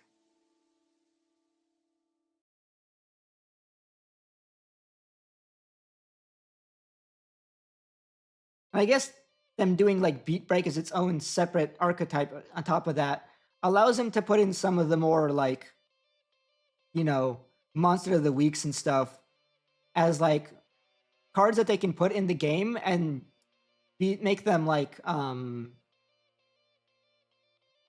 you know, don't leave them stranded as like generic cards. They can be support for the Beat Break archetype and make them a little bit more playable that way. I feel like that happened a lot with Ghost Game, right? In the LMs, we got stuff like the Espimon and like the Gyukimon and stuff, and like no one played those cards. They didn't have like a home to go to. They just sort of like are weird generics. Anyway, we saw so the Agu or Gabu moved up. The Uko got to trigger, and we get to see them. It looked like we got to see EX1 Metal Garu amongst the reveals. I think that's what he picked up, which is probably what you want to do considering it's your one of, but it feels bad that that's like, it's what you have to pick up instead of the other cards. And then here's DGO, I'm assuming. Again, this camera quality is... Okay, he's grabbing... Okay, he's bottom decking Greymon and something else, and he's grabbing, I think, Alter S? It's hard to tell.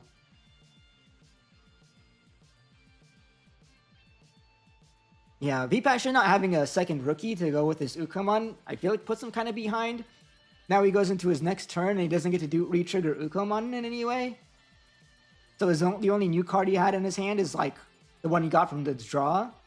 So if he didn't find another rookie off that draw, he might still be struggling to find like a play here. Outside of like maybe he is at 4, so he could like theoretically just slam Aegiomon. Oh, he went for the Blinding Ray. That makes slamming Aegiomon even easier, because now you can keep turn on doing so. Yep. Slam Aegiomon. On play. Add top security. No tamer to play. Activate Minori. Evolve into Aegyo. Choose for free. I believe that deletes under a certain threshold, right? And then gives itself Rush. I don't know. Or does it not delete? Oh, Aegyo.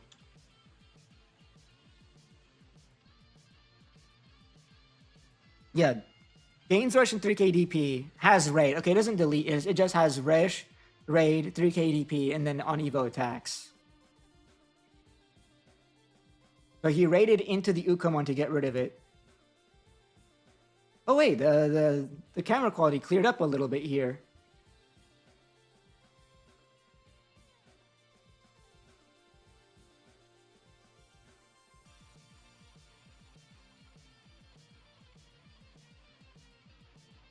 With the YouTube stream, I'm just not caught up on the live. Whatever. Okay, and now he ends on Venusmon to stun some cards. Prevent on Digis. So that means the Agumon that's on the board doesn't get to do its on Digivolve effects. Looks like he's going for the Greymon and then play out that card and then do nothing. He has no 5. And even if he did, it's not like he can like evolve the Agumon and have it do anything either. Feels like a weird board to end on. Seems very clearable, and then it looks like we might have game 1 go to V-Passion here very soon. Oh my god, that's busted. Move up the Elecmon, trigger Uko, pick up Ruin Mode. That is so bad here for our Omnimon playing friend.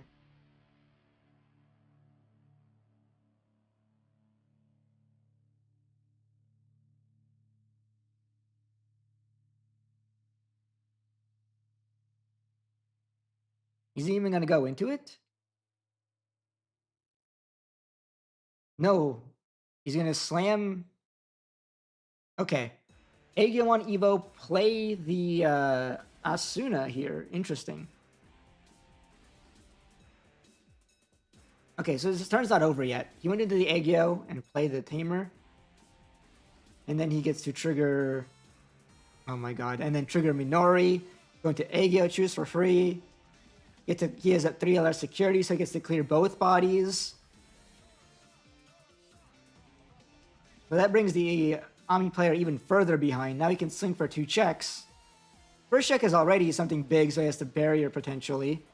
But that's not the worst. He can barrier, and he can even like trigger the Tsunamon here if he wanted to. I guess he chose not to, because the Tsunamon...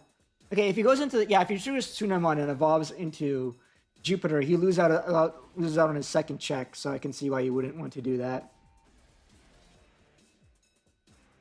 Because between the amount of security he has plus the Tsunamon effect, that Jupiter could have been free, but then you lose out on the second check.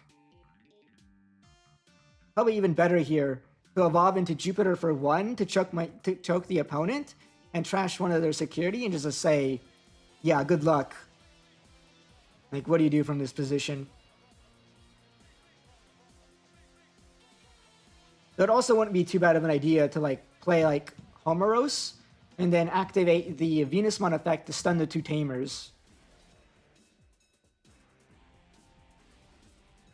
I feel like that would also lock him out of a couple of potential plays here.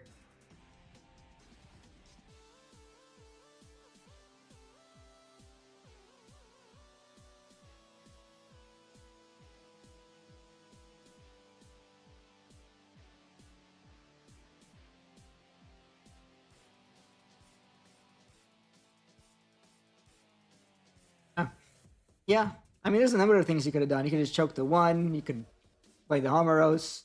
This is also a really solid choice. To just end on Ruin mode. I think that's a Nokia on board, so it does kind of lock Nokia out from doing anything. At the very least, because the Nokia is on board, the Omni player can like evolve into a level 4 in the back and have it be big enough to not die immediately to the Ruin mode.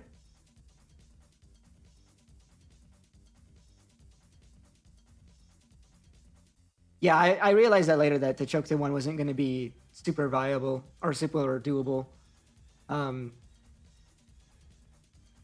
The camera quality from the Omni player means it's a little difficult to tell which tamers he has at once, but when it cleared up a little bit, I could tell it was a Nokia. Not, you know, I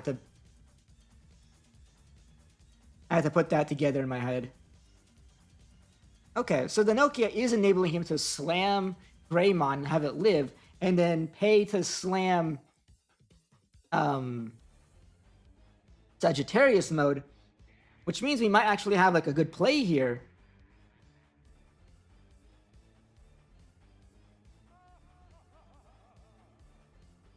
Sagittarius gets to stun something. Greymon gets the trigger, which means he gets to evolve into... I'm assuming it's going to be... It's impossible to tell with the camera quality. That is... I'm assuming it's the Alteris. And then that triggers that effect to go into EX1 Metal Gururu. I can tell that's the card. So he gains back some memory. And that triggers this... Okay, that triggers Alteris to go into... I think that's Blitz Gururu. Or Blitz Greymon. Which de-digivolves the Ruin mode to shut that off. Damn, the Ruin mode actually ended up not doing much because of the...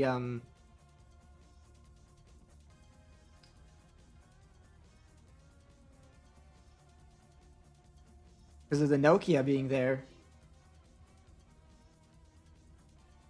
Oh, Michael's sending me the deck list so I can recognize the cards a bit better. I can somewhat tell what's going on.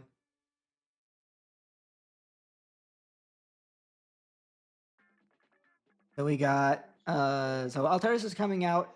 He gets to delete some things, which... I believe it's deleting, yeah. So that triggers decode, so now he has a bunch of Agios on board. And now he gets to swing while being protected. Which is the last security effect, the last security gone. And then end of attack, he can spit out.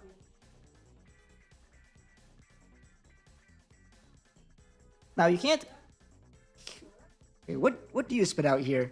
Like with gas, you could like go Sagittarius plus the 6, right? So that you could go back into the EX1. Goes into Greymon and the Sagittarius.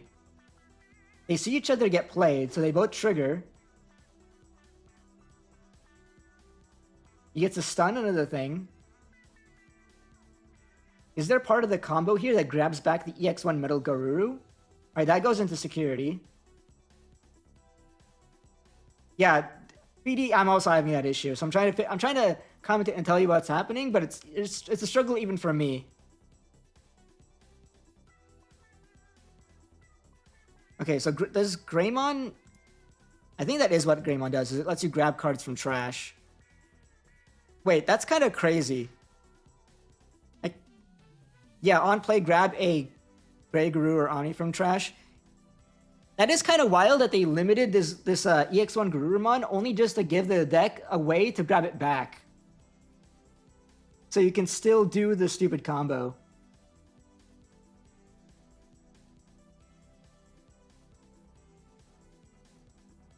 Yep, then go into EX1, draw, gain back memory.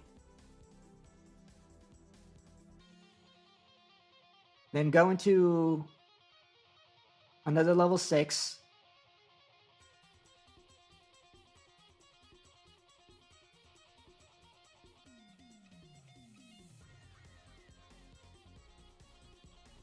So what's interesting here,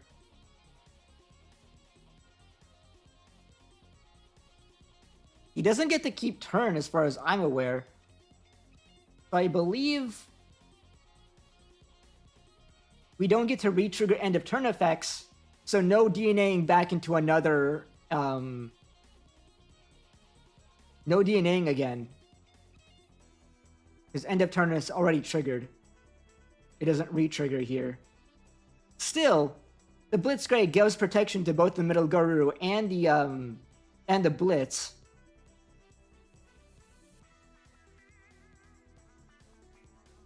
It does give V-Passion a turn to attempt to do something here, but it's kind of scary.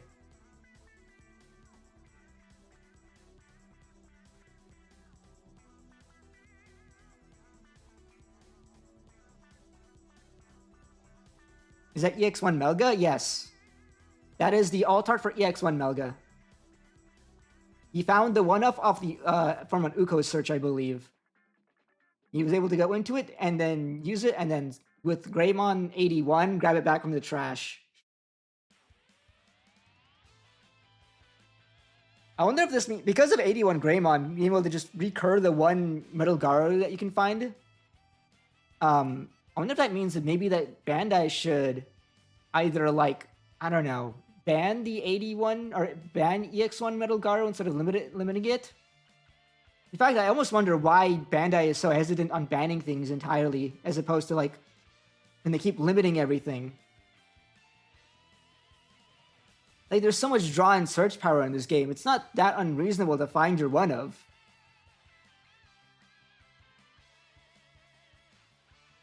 It almost makes me feel like they should be banning cards more often.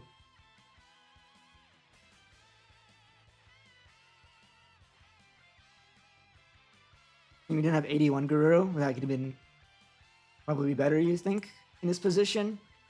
I get the temptation to just gain back more memory here with the EX1 Metal Garu, especially since it's like your one of. Maybe he didn't have the other Metal Garu in his hand. Have we seen him use the P151 Melga yet? I saw him use it in an earlier round when I jumped into his table.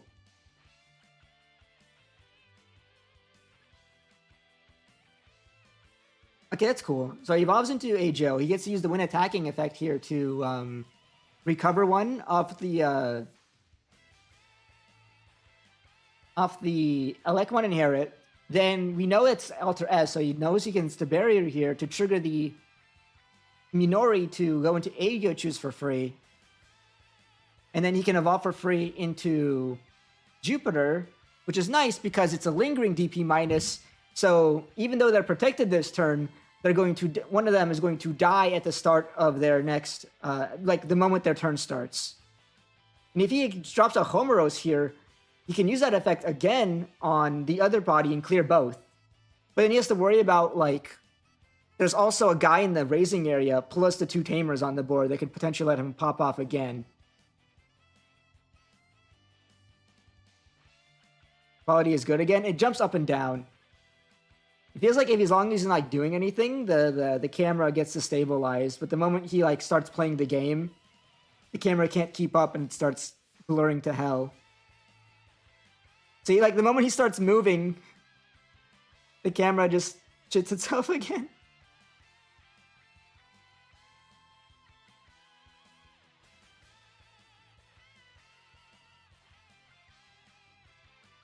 Ganbang Gaming? True! Man is in the digital world? I'd believe it.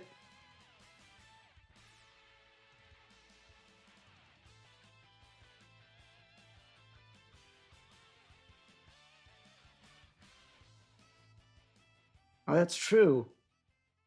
That's right. The Alteris Inherit gives you a huge DP boost. So even with the minus 13k, it's not going to be enough to clear the Blitzcray.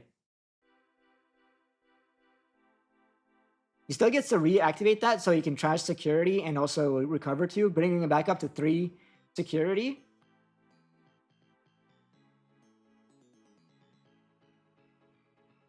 The moment his turn starts, that Garurumon explodes. So even before he unsuspends. So you go like start of turn, Garuru explodes, and Blitzcray drops down to 3 KDP.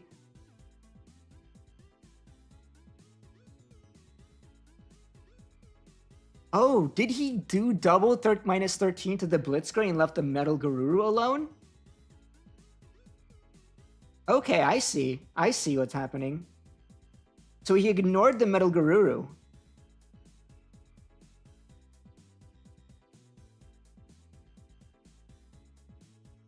I kind of get that though. Since he has 2 Digimon on board, he can't use Nokia, so he can't like do another like chain. He can evolve here into like a Garuru or something, or a Greymon or a Garuru or something. But then then what, right? You can like evolve into Alteris, and then like it's not like that's gonna trigger EX1 Metal Garuru. EX1 Metal Garurumon on the board is kind of just a vanilla.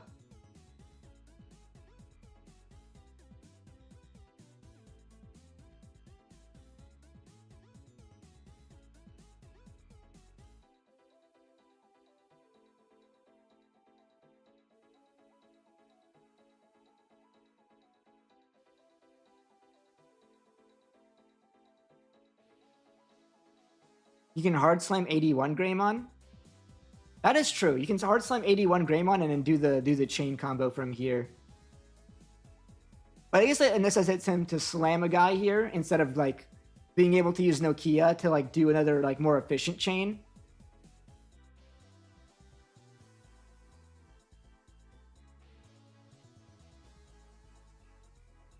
Not that it's probably gonna make too much of a difference here.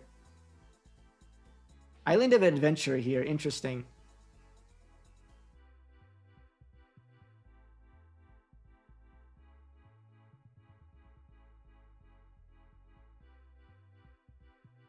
Okay, so he does evolve up into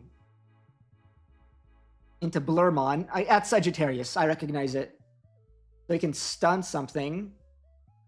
And then he has to end turn like this, I believe, unless he has... I think that's all of his effects. And meanwhile, here we go. That Ukomon just like living this entire game, giving so much value to V Passion.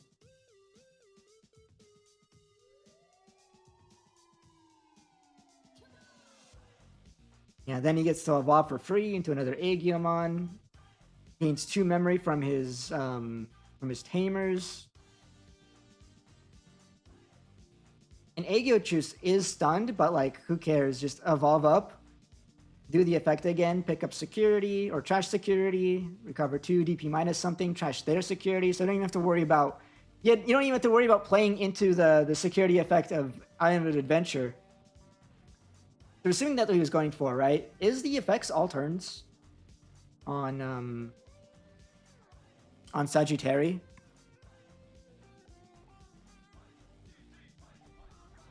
No, it's your turn. So it's not like that was going to trigger much of anything. And what would trigger if he gets to play a tamer from his hand for free? Probably something crazy would happen he was setting up for. But it didn't matter. Just too much damage on board.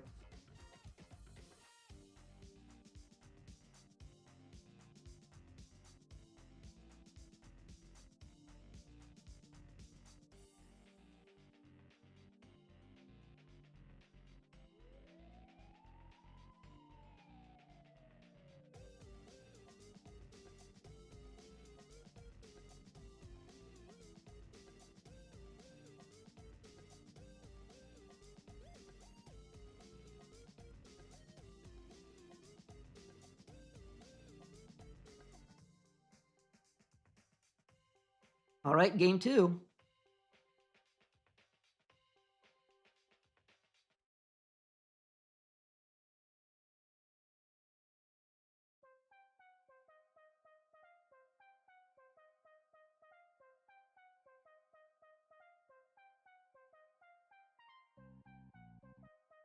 All right. Omnipa player starts turn 1 Uko. Pretty optimal.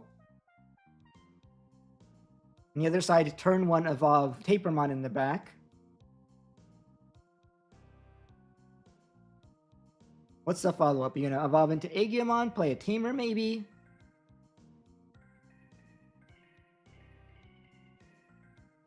Solid Tamer, other than the fact that it's gonna bot deck that Ruin mode. But who knows? Ruin mode might not be enough, considering the opponent got to play on it last time, though their own counterplay wasn't enough of one to stop them from losing. But maybe if they had a couple more of the resources that they were missing in hand, they could have saved them.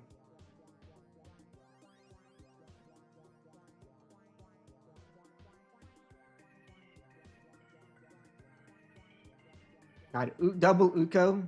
Uko move up, go Uko.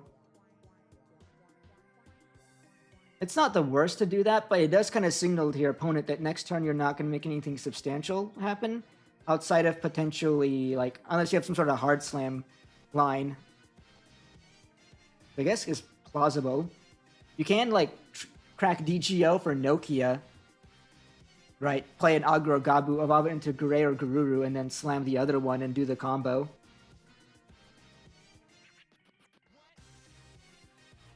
Yeah, the fact that these newer cards are on play on top of being...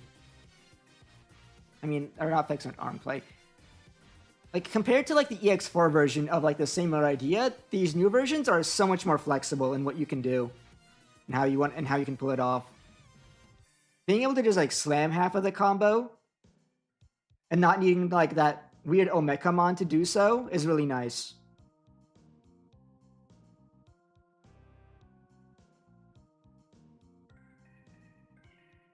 Okay.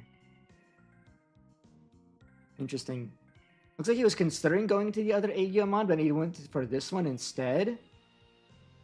And he gets to raid into it.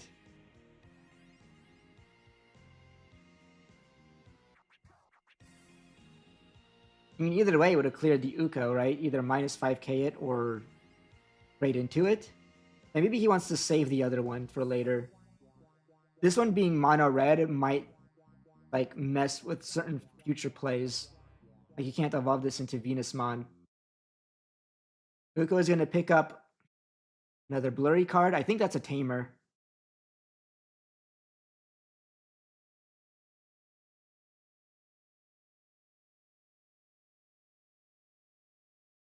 Evolve Rookie in the back, so now we're getting ready for next turn to be potentially a pop-off turn.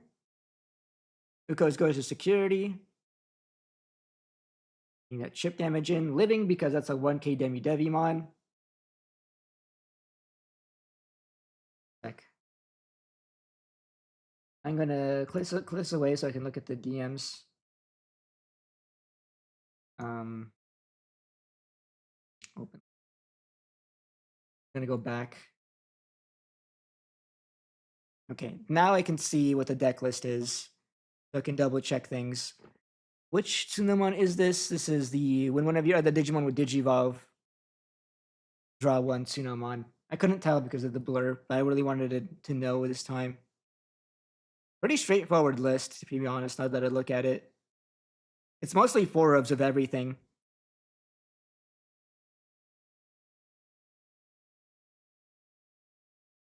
I feel like I haven't missed much here.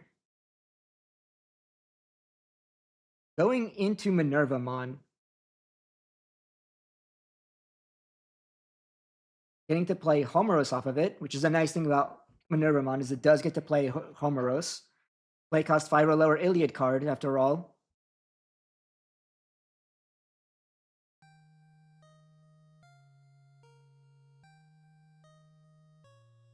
Then suspend it to get to play out another card.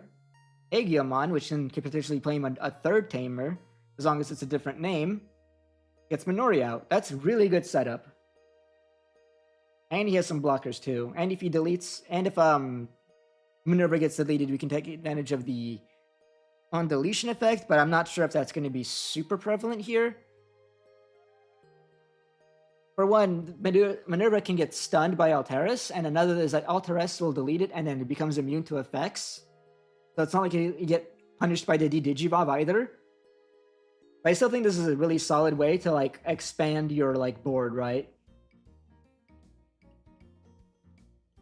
Since Minerva basically got him 2 free tamers. Well, free in quotes. We did have to sacrifice a security for it. It puts a lot of pressure too, since we have now like Aegiomon with Minori and another body on board. So depending on like what he has in store for him, maybe V-Passion can like really push damage if, say, the Omni player doesn't have if Mason doesn't have like a play this turn, if he doesn't have all of his pieces ready.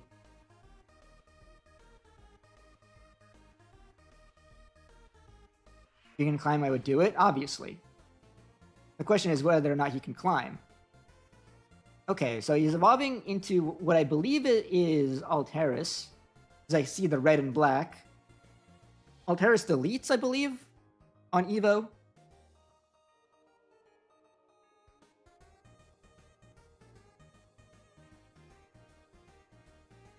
Yeah, so I guess to delete the Aegiomon. Okay, then slam 81 Garuru to draw. Trigger the Alteris to evolve into a 6.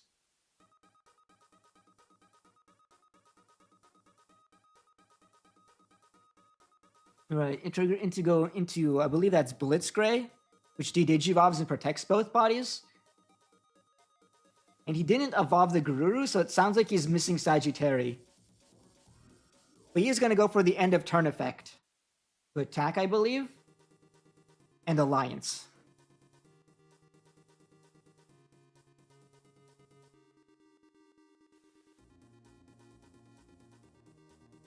A solid play. It clears the board. It gets him down even lower in security. But it doesn't straight up win the game. You pass over 5. Passing over 5 is actually kind of advantageous in a way, since it turns off Homeros. But they get to... in my opinion, that's not always like the biggest detriment to a TS player.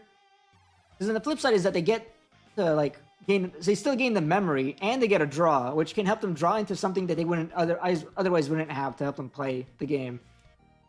Maybe the biggest detriment here for V-Passion is the fact that he's moving up an Uko. While the search here is nice, that Venusmon could potentially maybe save him here. Not really. If you go into Alter S, you just get protection from the DP from that effect. Wait, no, if you can't activate the when Digivolving effect, then you don't get the protection. So yeah, the Venusmon could save him. But yeah, this is a Ukomon, which means it's not evolving up into his boss monsters. But again, he has a lot of memory, so he could potentially slam something and climb up. Like, you know, he plays that card right there, the Taper. He grabs Hiroko and Aegyo. So he can now like go into Aegyomon, remove his security to not even play a Tamer, just to trigger Inori to evolve for free, and then end on the Venus potentially. Damn, he does have another Tamer to play.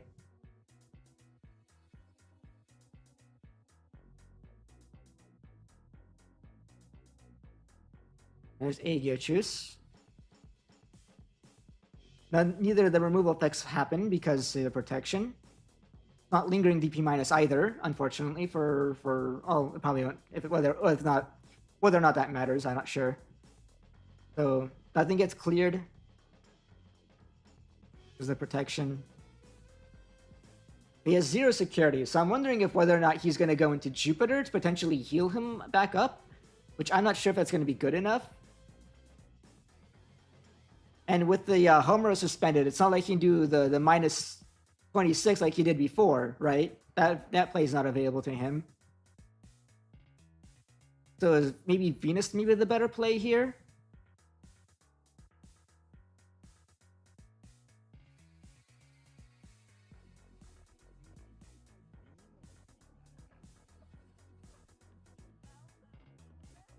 Venus does not stop like on play effects.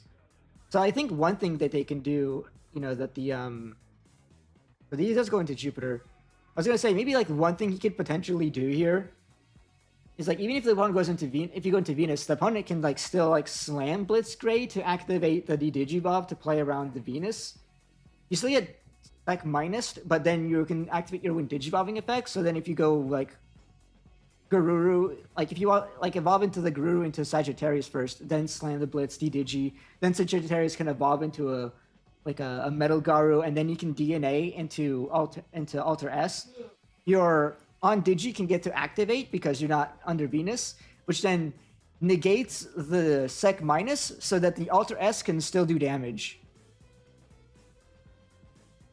So thinking about it that way, Venus might not be the move here regardless. You might still prefer the free recovery that you get here off of the Jupiter. But what do you do from here? It feels like the right play might be, because the Homers is suspended, that actually is pretty relevant here. He might have to like slam another Homeros to actually just to clear the Blitzcray. No, he chose not to. Instead, he DP minus the Garuru to get rid of that, leaving the Blitzcray on the board. What's interesting about that is that like if he slams, like if he has to slam anything to like try to DNA here, like he only plays Metal Garus. None of them have like any assembly or anything. Like if he had assembly Metal Garu or Crest Garu, I mean, you could like make a cheap Alter S.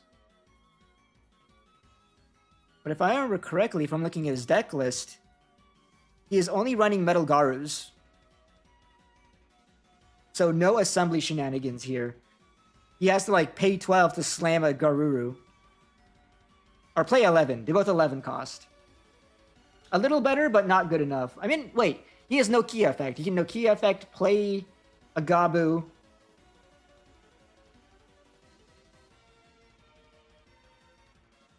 And he lets him play a Gabu, right? Yeah. So he can play an Agur or a Gabu here off the key effect. And evolve that up potentially to try to make the Alter S happen.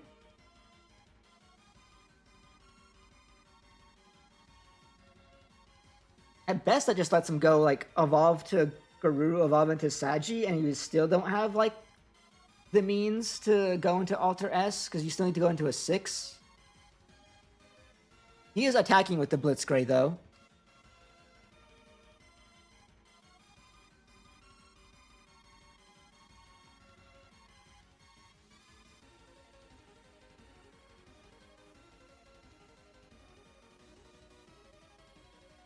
Depression lets that check through. Now we see Sagittarius to potentially stun something. And then he puts his hand down, so I'm guessing that's just ending his turn this way. He doesn't have protection effects on either of them, as far as I can tell. Definitely an interesting way to go about this. He doesn't have a rookie? Yeah. I mean, if he didn't play one, he didn't involve it in the back, so he must not have a rookie. This feels like it was super doable for the Omni player, but he's constantly just missing the, like, one card.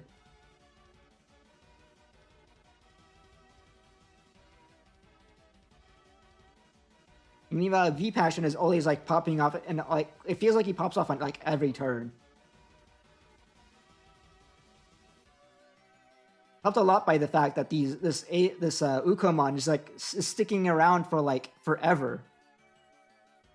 Yeah, I'm assuming he mostly must have slammed the Sagi there to put the opponent to 5 again to turn off most of his effects. So no free Digimon off of the Tamers, no free activation off of Homeros again. All he gets is like the free draw and memory off of Homeros. Evolve into Agio, gets to evolve, trigger.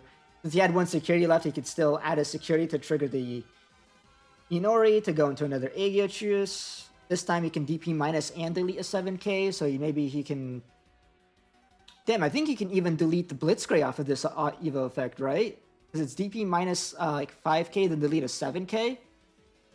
Alteris's DP boost is your turn only.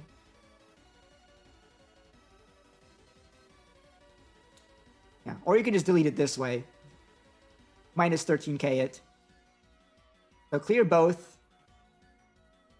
That's probably game. Because if you didn't have a rookie last turn, I don't think him drawing into a rookie next turn is going to be enough. I mean, it could. I mentioned before, this deck is super flexible in its plays.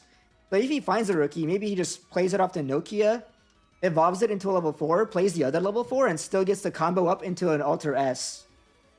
God, the game right now, in its current state, feels so flexible. So many of the top decks can play from like what feels like any position. It's crazy. What's the set count? It's 1-0 for the Jupitermon player right now for V-Passion. Okay, that's crazy. Because I believe that's the... Wait, which one is that? Is that the on-play lets him grab a card from trash? Or am I thinking of the different one? No, that is the on-play that grabs a card from trash. This is the Adventure EX9 version. That lets you grab a card from trash. So if he was missing anything, that might just get him there. And it's extra memory for when he does his combo. So it feels like it's going to be even more feasible than ever to like go Nokia effect, play rookie, evolve into a 4, play the other 4, combo off, win the game. Sourceless Minerva here is interesting though. Again, I think it's probably not going to be like super impactful because the Alter S has like the protection effect or the immunity effect.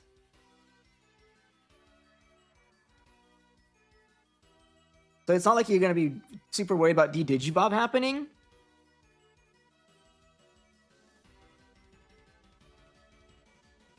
Okay, so there we go. Nokia for Gabumon.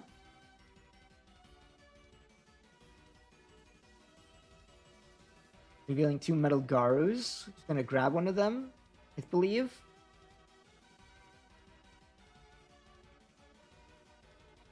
Opponent's camera is shooting itself again. He gets to put the rest on top, so he gets to grab all of those if he wants to. So if he needs the Greymon, he can grab the Greymon as well once he evolves into Garurumon.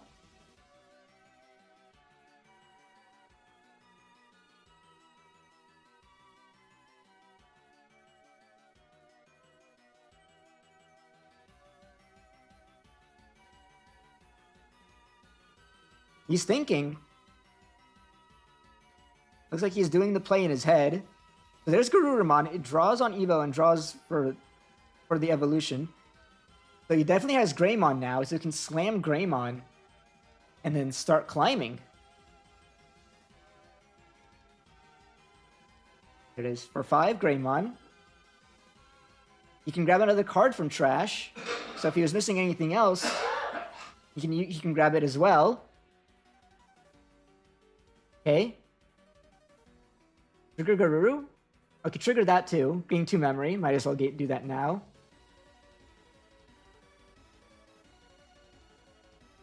Go Garuru effect. Evolve into... Is that Sagi? I think that's Sagi. Sagi gets to stun something. What do you even stun here? Alter S is delete all highest level, if I remember correctly, right? Or is it highest play cost? I think it's highest level. So it would delete Minerva and... I mean, it probably wouldn't delete anything because it would just trigger the effect of Jupiter to protect. In order to protect all of them at once. That's interesting to think about. Because, like, the inherent for most of the Crest Garurus is that can't be attack target changed, which plays it on blockers, but since he's playing Metal Garuru instead, he has to, like, deal with the Minerva. So yeah, he gets to D-Digivolve one of the Jupiters, then go end of turn, give protection, and then DNA, or he gives protection on Evo, then he DNAs here. Alright, things are happening. Going to Alter S, in protection, delete all highest level. That's going to target both the Minerva and the Jupiter. Jupiter gets to prevent the deletion by trashing security. And since he has Psych +1 from Blitz Greymon, I feel like you might as well do that. There's like no reason not to. You're going to lose that security anyway. You don't really want your Minerva to be gone because you want to be able to block this attack, right? Or potentially block it if you want to.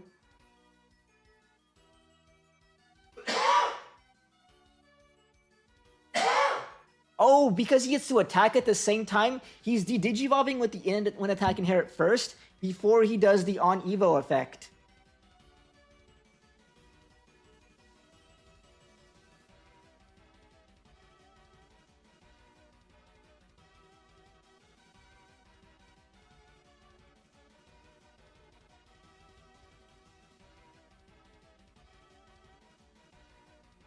What's going on here? So it looks like he did get to block, or I think the Minerva did get deleted here.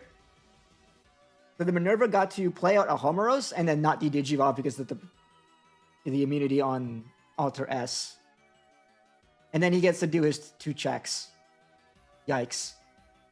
I think this might be a game here for in favor of the Omni player, in favor of Mason. He gets to play out Greymon Garurumon, which lets him draw a card. And Garurumon lets him grab back something from the trash, like if he's missing EX1 Metal Garu, if it's in there. He can then do the combo and then do EX1 Metal Garu to keep turn. And if he can do that, he can just win the game here, I believe.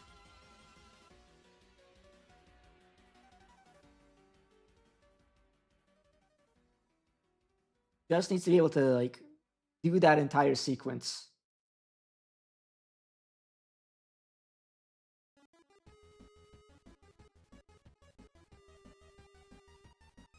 He's considering some things. He's probably considering what he needs to grab back. When you have that many cards in hand, it's hard to keep track of everything that you do and don't have, to be honest. At least in my opinion.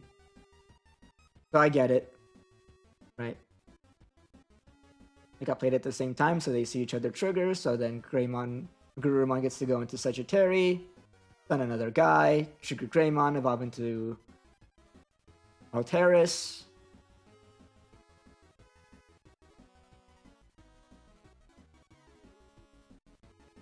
He might have forgotten a memory gain off the rookie, but I think as long as he has EX1 Metal Garu, he should be fine. He has a billion cards in hand, so. Okay. Show me EX1 Metal Garu. It's either that or you're kind of cooked. Oh. I mean, he's not necessarily cooked. He got to stun most of his board. Yeah, then evolve there. End of turn already triggered. So he can't go end of turn DNA again. But he does at least have these two guys, these two bozos on board that can, at least one of them can block, right? You have blocker on Alter S, Blitzgray, I mean. Yeah. And they're protected. And he still has, like, quite a bit of a security left. But at the same time, he was maybe a little bit too memory efficient. He didn't get to choke, or didn't get to, like, push the opponent over to 5 memory doing this play. Probably because he was going all in on hoping to find the EX1 Metal Garu, which is a 1-of.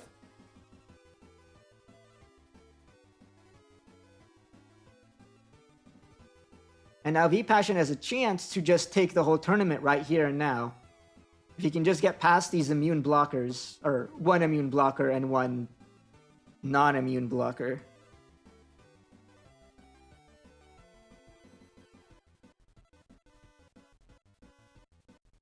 Or one immune blocker, one immune non-blocker, yeah.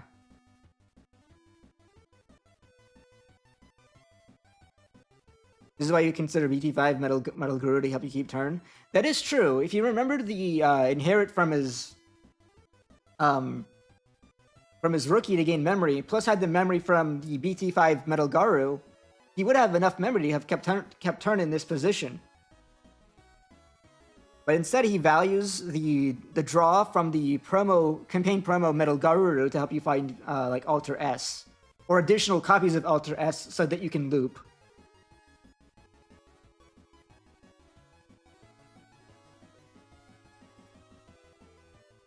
All right, we're going crazy here. So we have Tapermon is stunned, Elecmon is stunned, and I believe one of those Agiamons were played this turn off of one of his tamers. But then at least one of his guys are unstunned, and then the are not stunned, and then maybe Devimon came from the raising area, so it's able to attack. Going to Agio, gain your memory.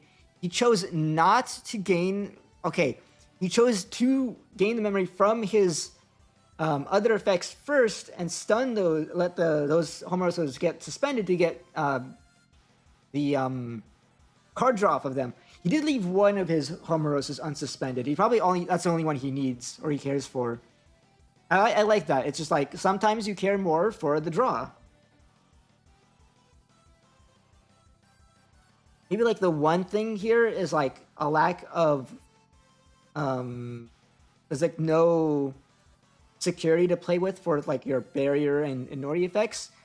But you know, he has a lot of memory, so he can just evolve up and then evolve into Jupiter for free, DP minus, recover. That's the last two cards in his deck. That's crazy. I mean, generally speaking, you're fine. It's hard to deck out when you can just go start of turn bottom deck Hiroko. So you're kind of like have innate anti-deck out right then and there.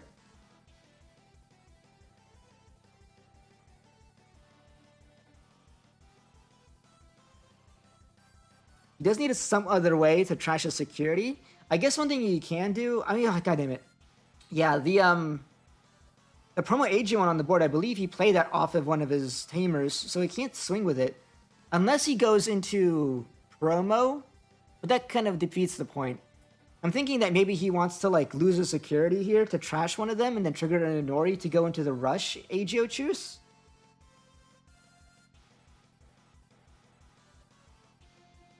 Blinding Ray. Now that's a way to do it. Fuck that card, bro. Alright, so he got to trash opponent's security off of that with Jupitermon. Now he can potentially also go into... He can trigger Inori to go into an Agio choose unless he's run out of them. It's been a long game. He's gone into a lot of them already. I wouldn't be surprised if he just ran out of Agio choose. Oh yeah, he can just pass the 5 to avoid the deck out, or to avoid him being anti-deck out. That is true.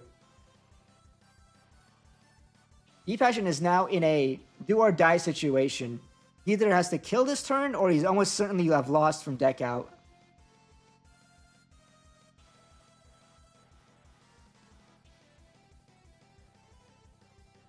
He also just can't recover anymore because there's no more cards left in deck to recover.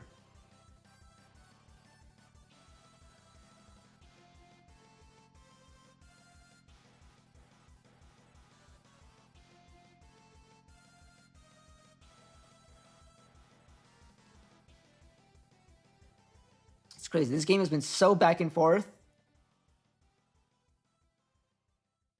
Unless V-Passion wins here, he wins the tournament. If somehow he can't and the opponent wins, does that mean we have like a table 1 tie? What happens then? Or are we gonna like, you know, let them play it out? Ruin mode. I don't hate this actually. I think that's pretty kind of, I mean, again, you have to play around the deck out.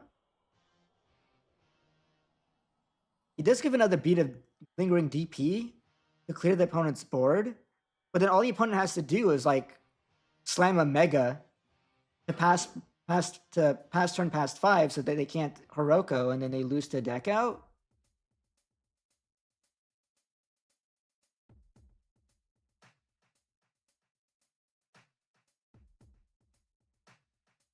Yeah, decode does trigger on your own deletion effects. So he gets to play out Agiamon as that gets deleted. So he has like minus 13 on one guy, and then he also has minus 10k on the whole board. If he targeted the minus 13 on the Blitz, that even outs the Blitz, and almost outs the Metal Garu. Not quite.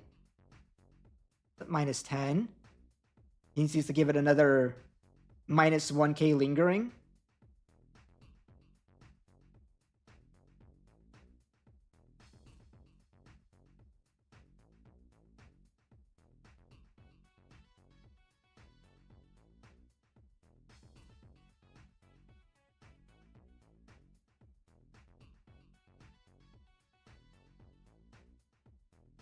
And yeah, here's the awkward part.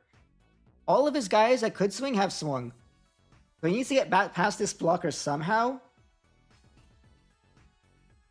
Yeah, immune to effects also means it was immune to the inherit of Tapermon, so that wasn't really an out.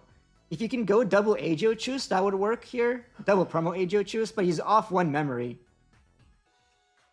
And I feel like if he had that, he could have triggered one of his Inoris to go into it earlier.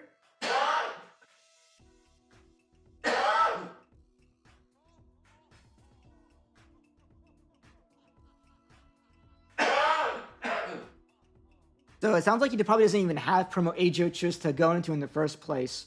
If he did, then maybe he would have gotten this game.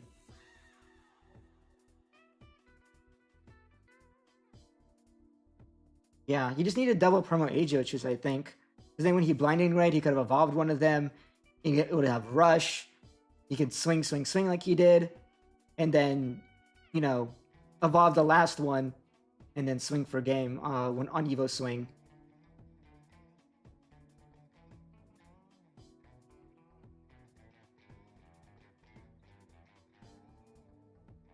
Michael, it's your last day? No way, dude.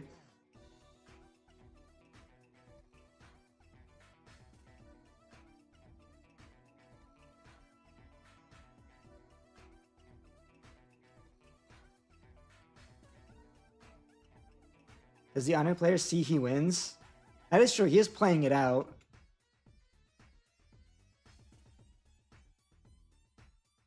Unless there's something we're missing, is there some other way for him to avoid decking out? I don't think so. He is actually under Ruin mode, that is true. He's under double Ruin too, he's under minus 10k. And did he not also DP minus... What did he target with the minus 13 on the Jupiter too?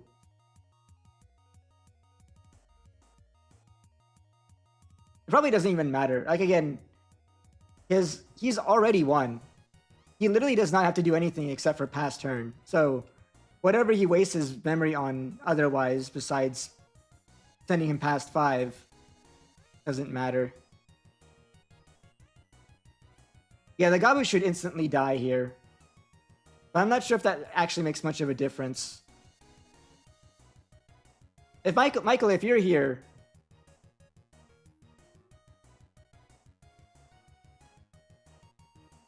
Listen, the only way that would have mattered is if the Omni player had no way to pass to 5 unless that Gabumon got him the card he was missing, then it would have mattered.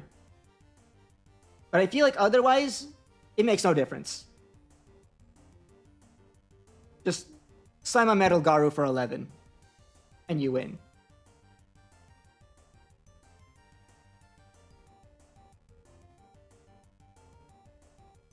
You just made sure? Okay.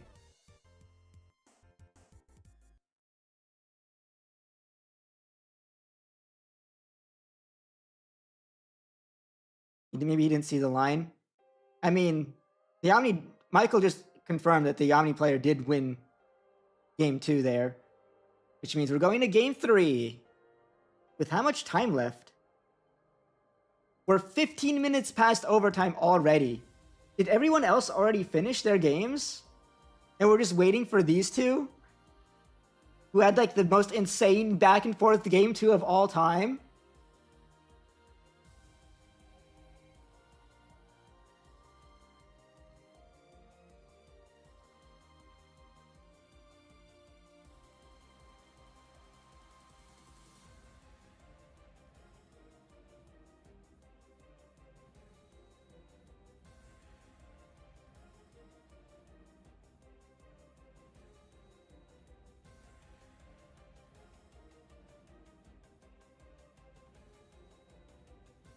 All right.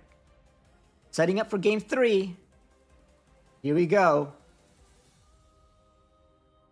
I wonder if it's going to be as crazy as the last one, but if that happens, we're going to be so late past overtime. Maybe the longest match of all time. Good start here from for V-Passion. Just evolve Rookie in the back, play Tamer. It's not Ukomon, which Ukomon was helping him a lot last game.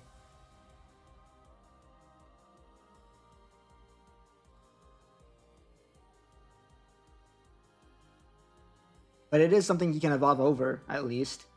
So maybe he, on his next turn, gets to drop a bunch of free Tamers. Hiroko for Hiroko at the start of his turn. He can grab the Agumon if he's missing it, which means now he can, like, I don't know, potentially move up and,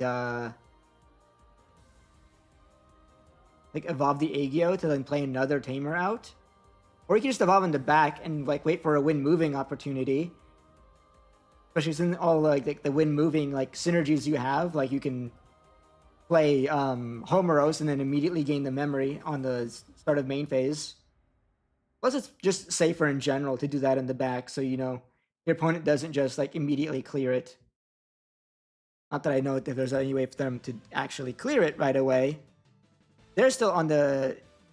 This was trying to set up, but I guess they could potentially would have, like, cracked DCGO or DGO to, like, play in Nokia and then do something crazy.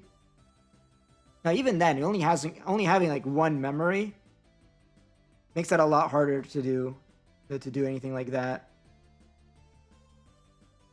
I feel like you need at least 2 memory to do most of anything, unless you have like a level 4 in the back already. So maybe moving up here, it was actually something he could have considered doing. But he's playing it safe. Yeah, I figured Final Table wouldn't have a time limit. But still, that's like resulting in like this insanely long game. I guess one thing he could have done to remove the Agumon if he moved it up was just like slam Alteris mode and delete it. And he wanted to not let that happen. Choking him to 1 again with an Ukomon. I quite like that. Ukomon has done so much for him last game. And him being at 1 memory, I think, is still like shutting him off. Oh, and that's brutal. Check into Hiroko. Okay, and then goes into Garuru, which allows him to draw another card. When that Garuru is almost certainly dead, and now he's going to be left with just still Rookie in the back plus a DGO.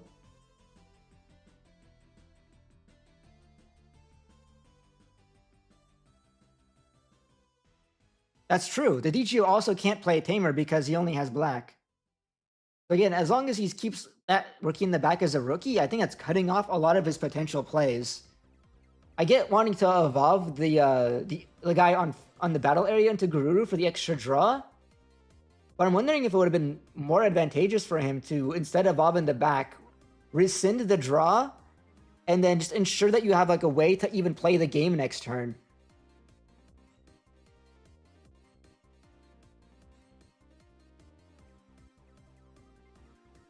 Like, V-Passion is a really solid position to, like, really push himself ahead of the opponent. Like, he's even not, like, exactly, like, 2 memory. So that if he just evolves up into Agiochus, costing 3, he can, like, just pass turn on that, delete the Garurumon.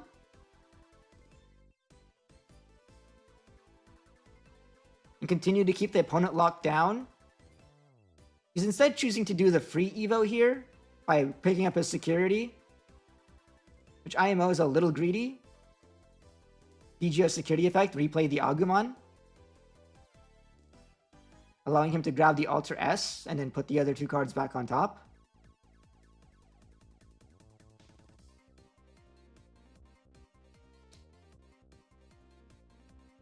Radical Riot, hope to see you in the next one as well. I heard this was your first time.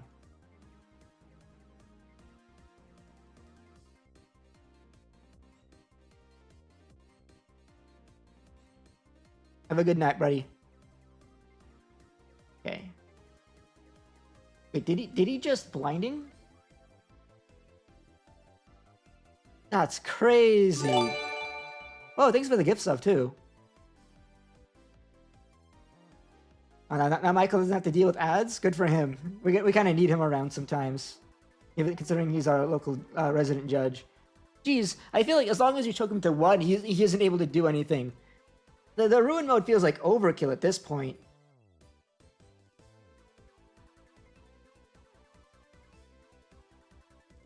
I guess this is like a fine way to like choke the 1. Yeah, slam the Sagittary to stun the ruin mode. Well, I feel like going to the ruin kind of invited that play. Now your tamers are shut off for the turn, besides Inori's secondary effect, your turn, all turns effect. But still, Papermon moving up with 7 memory, an Ukamon on the board, opponent only has like 2 security. All he has to do is like go into another Aegyochus, just swing for 2 checks, and then Uko swing for game. Show me Aegyochus. DP minus and delete. Let's go. It's 2 checks. Yeah, the opponent this time had just way too slow of a start. Wait, swing Uko first? Don't you have Sec +1 on the Aegyomon? What's the plan here? Oh my god, he's planning on trashing the last security, so he doesn't have to worry about some sort of stupid security on the last security.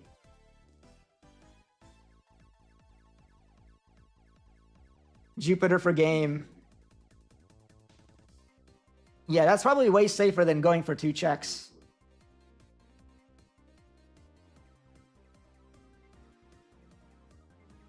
Alright, congrats V Passion. Well deserved. But also super good showing from Omnimon.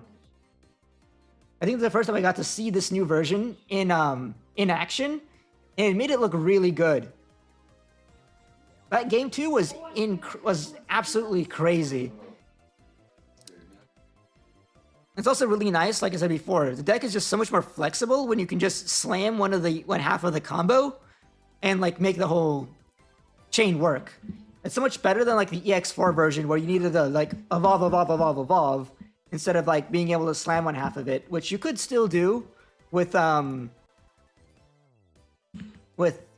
Omekamon, but that's like you need specifically that Omekamon.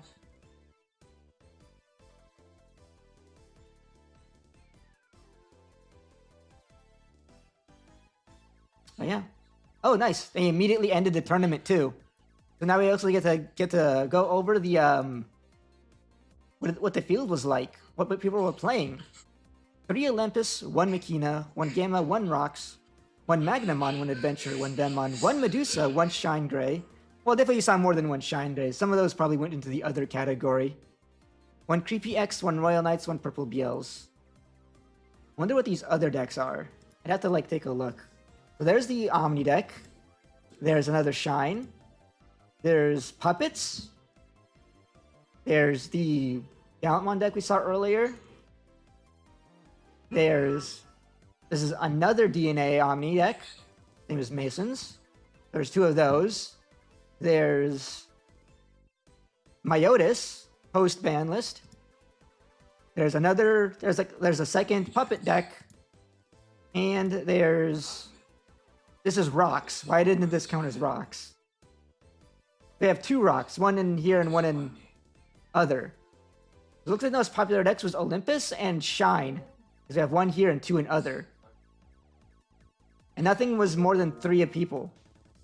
So pretty widespread showing of decks. This meta is feeling really healthy in terms of like deck diversity.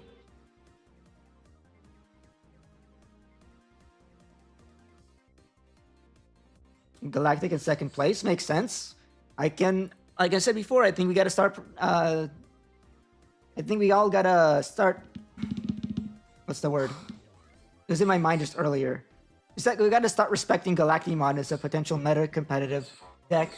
It's at least turn 2 minimum, or tier 2 minimum, but like so is like a million decks. Like look at all these decks. I would consider like majority of these decks at the minimum in tier 2.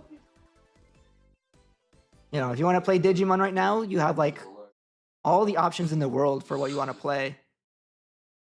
Can we link that, please? Okay, sure thing. Here, if you want to see anyone's list in particular, you can check the standings and you can click on anyone's list and check it out. You can even open his image too.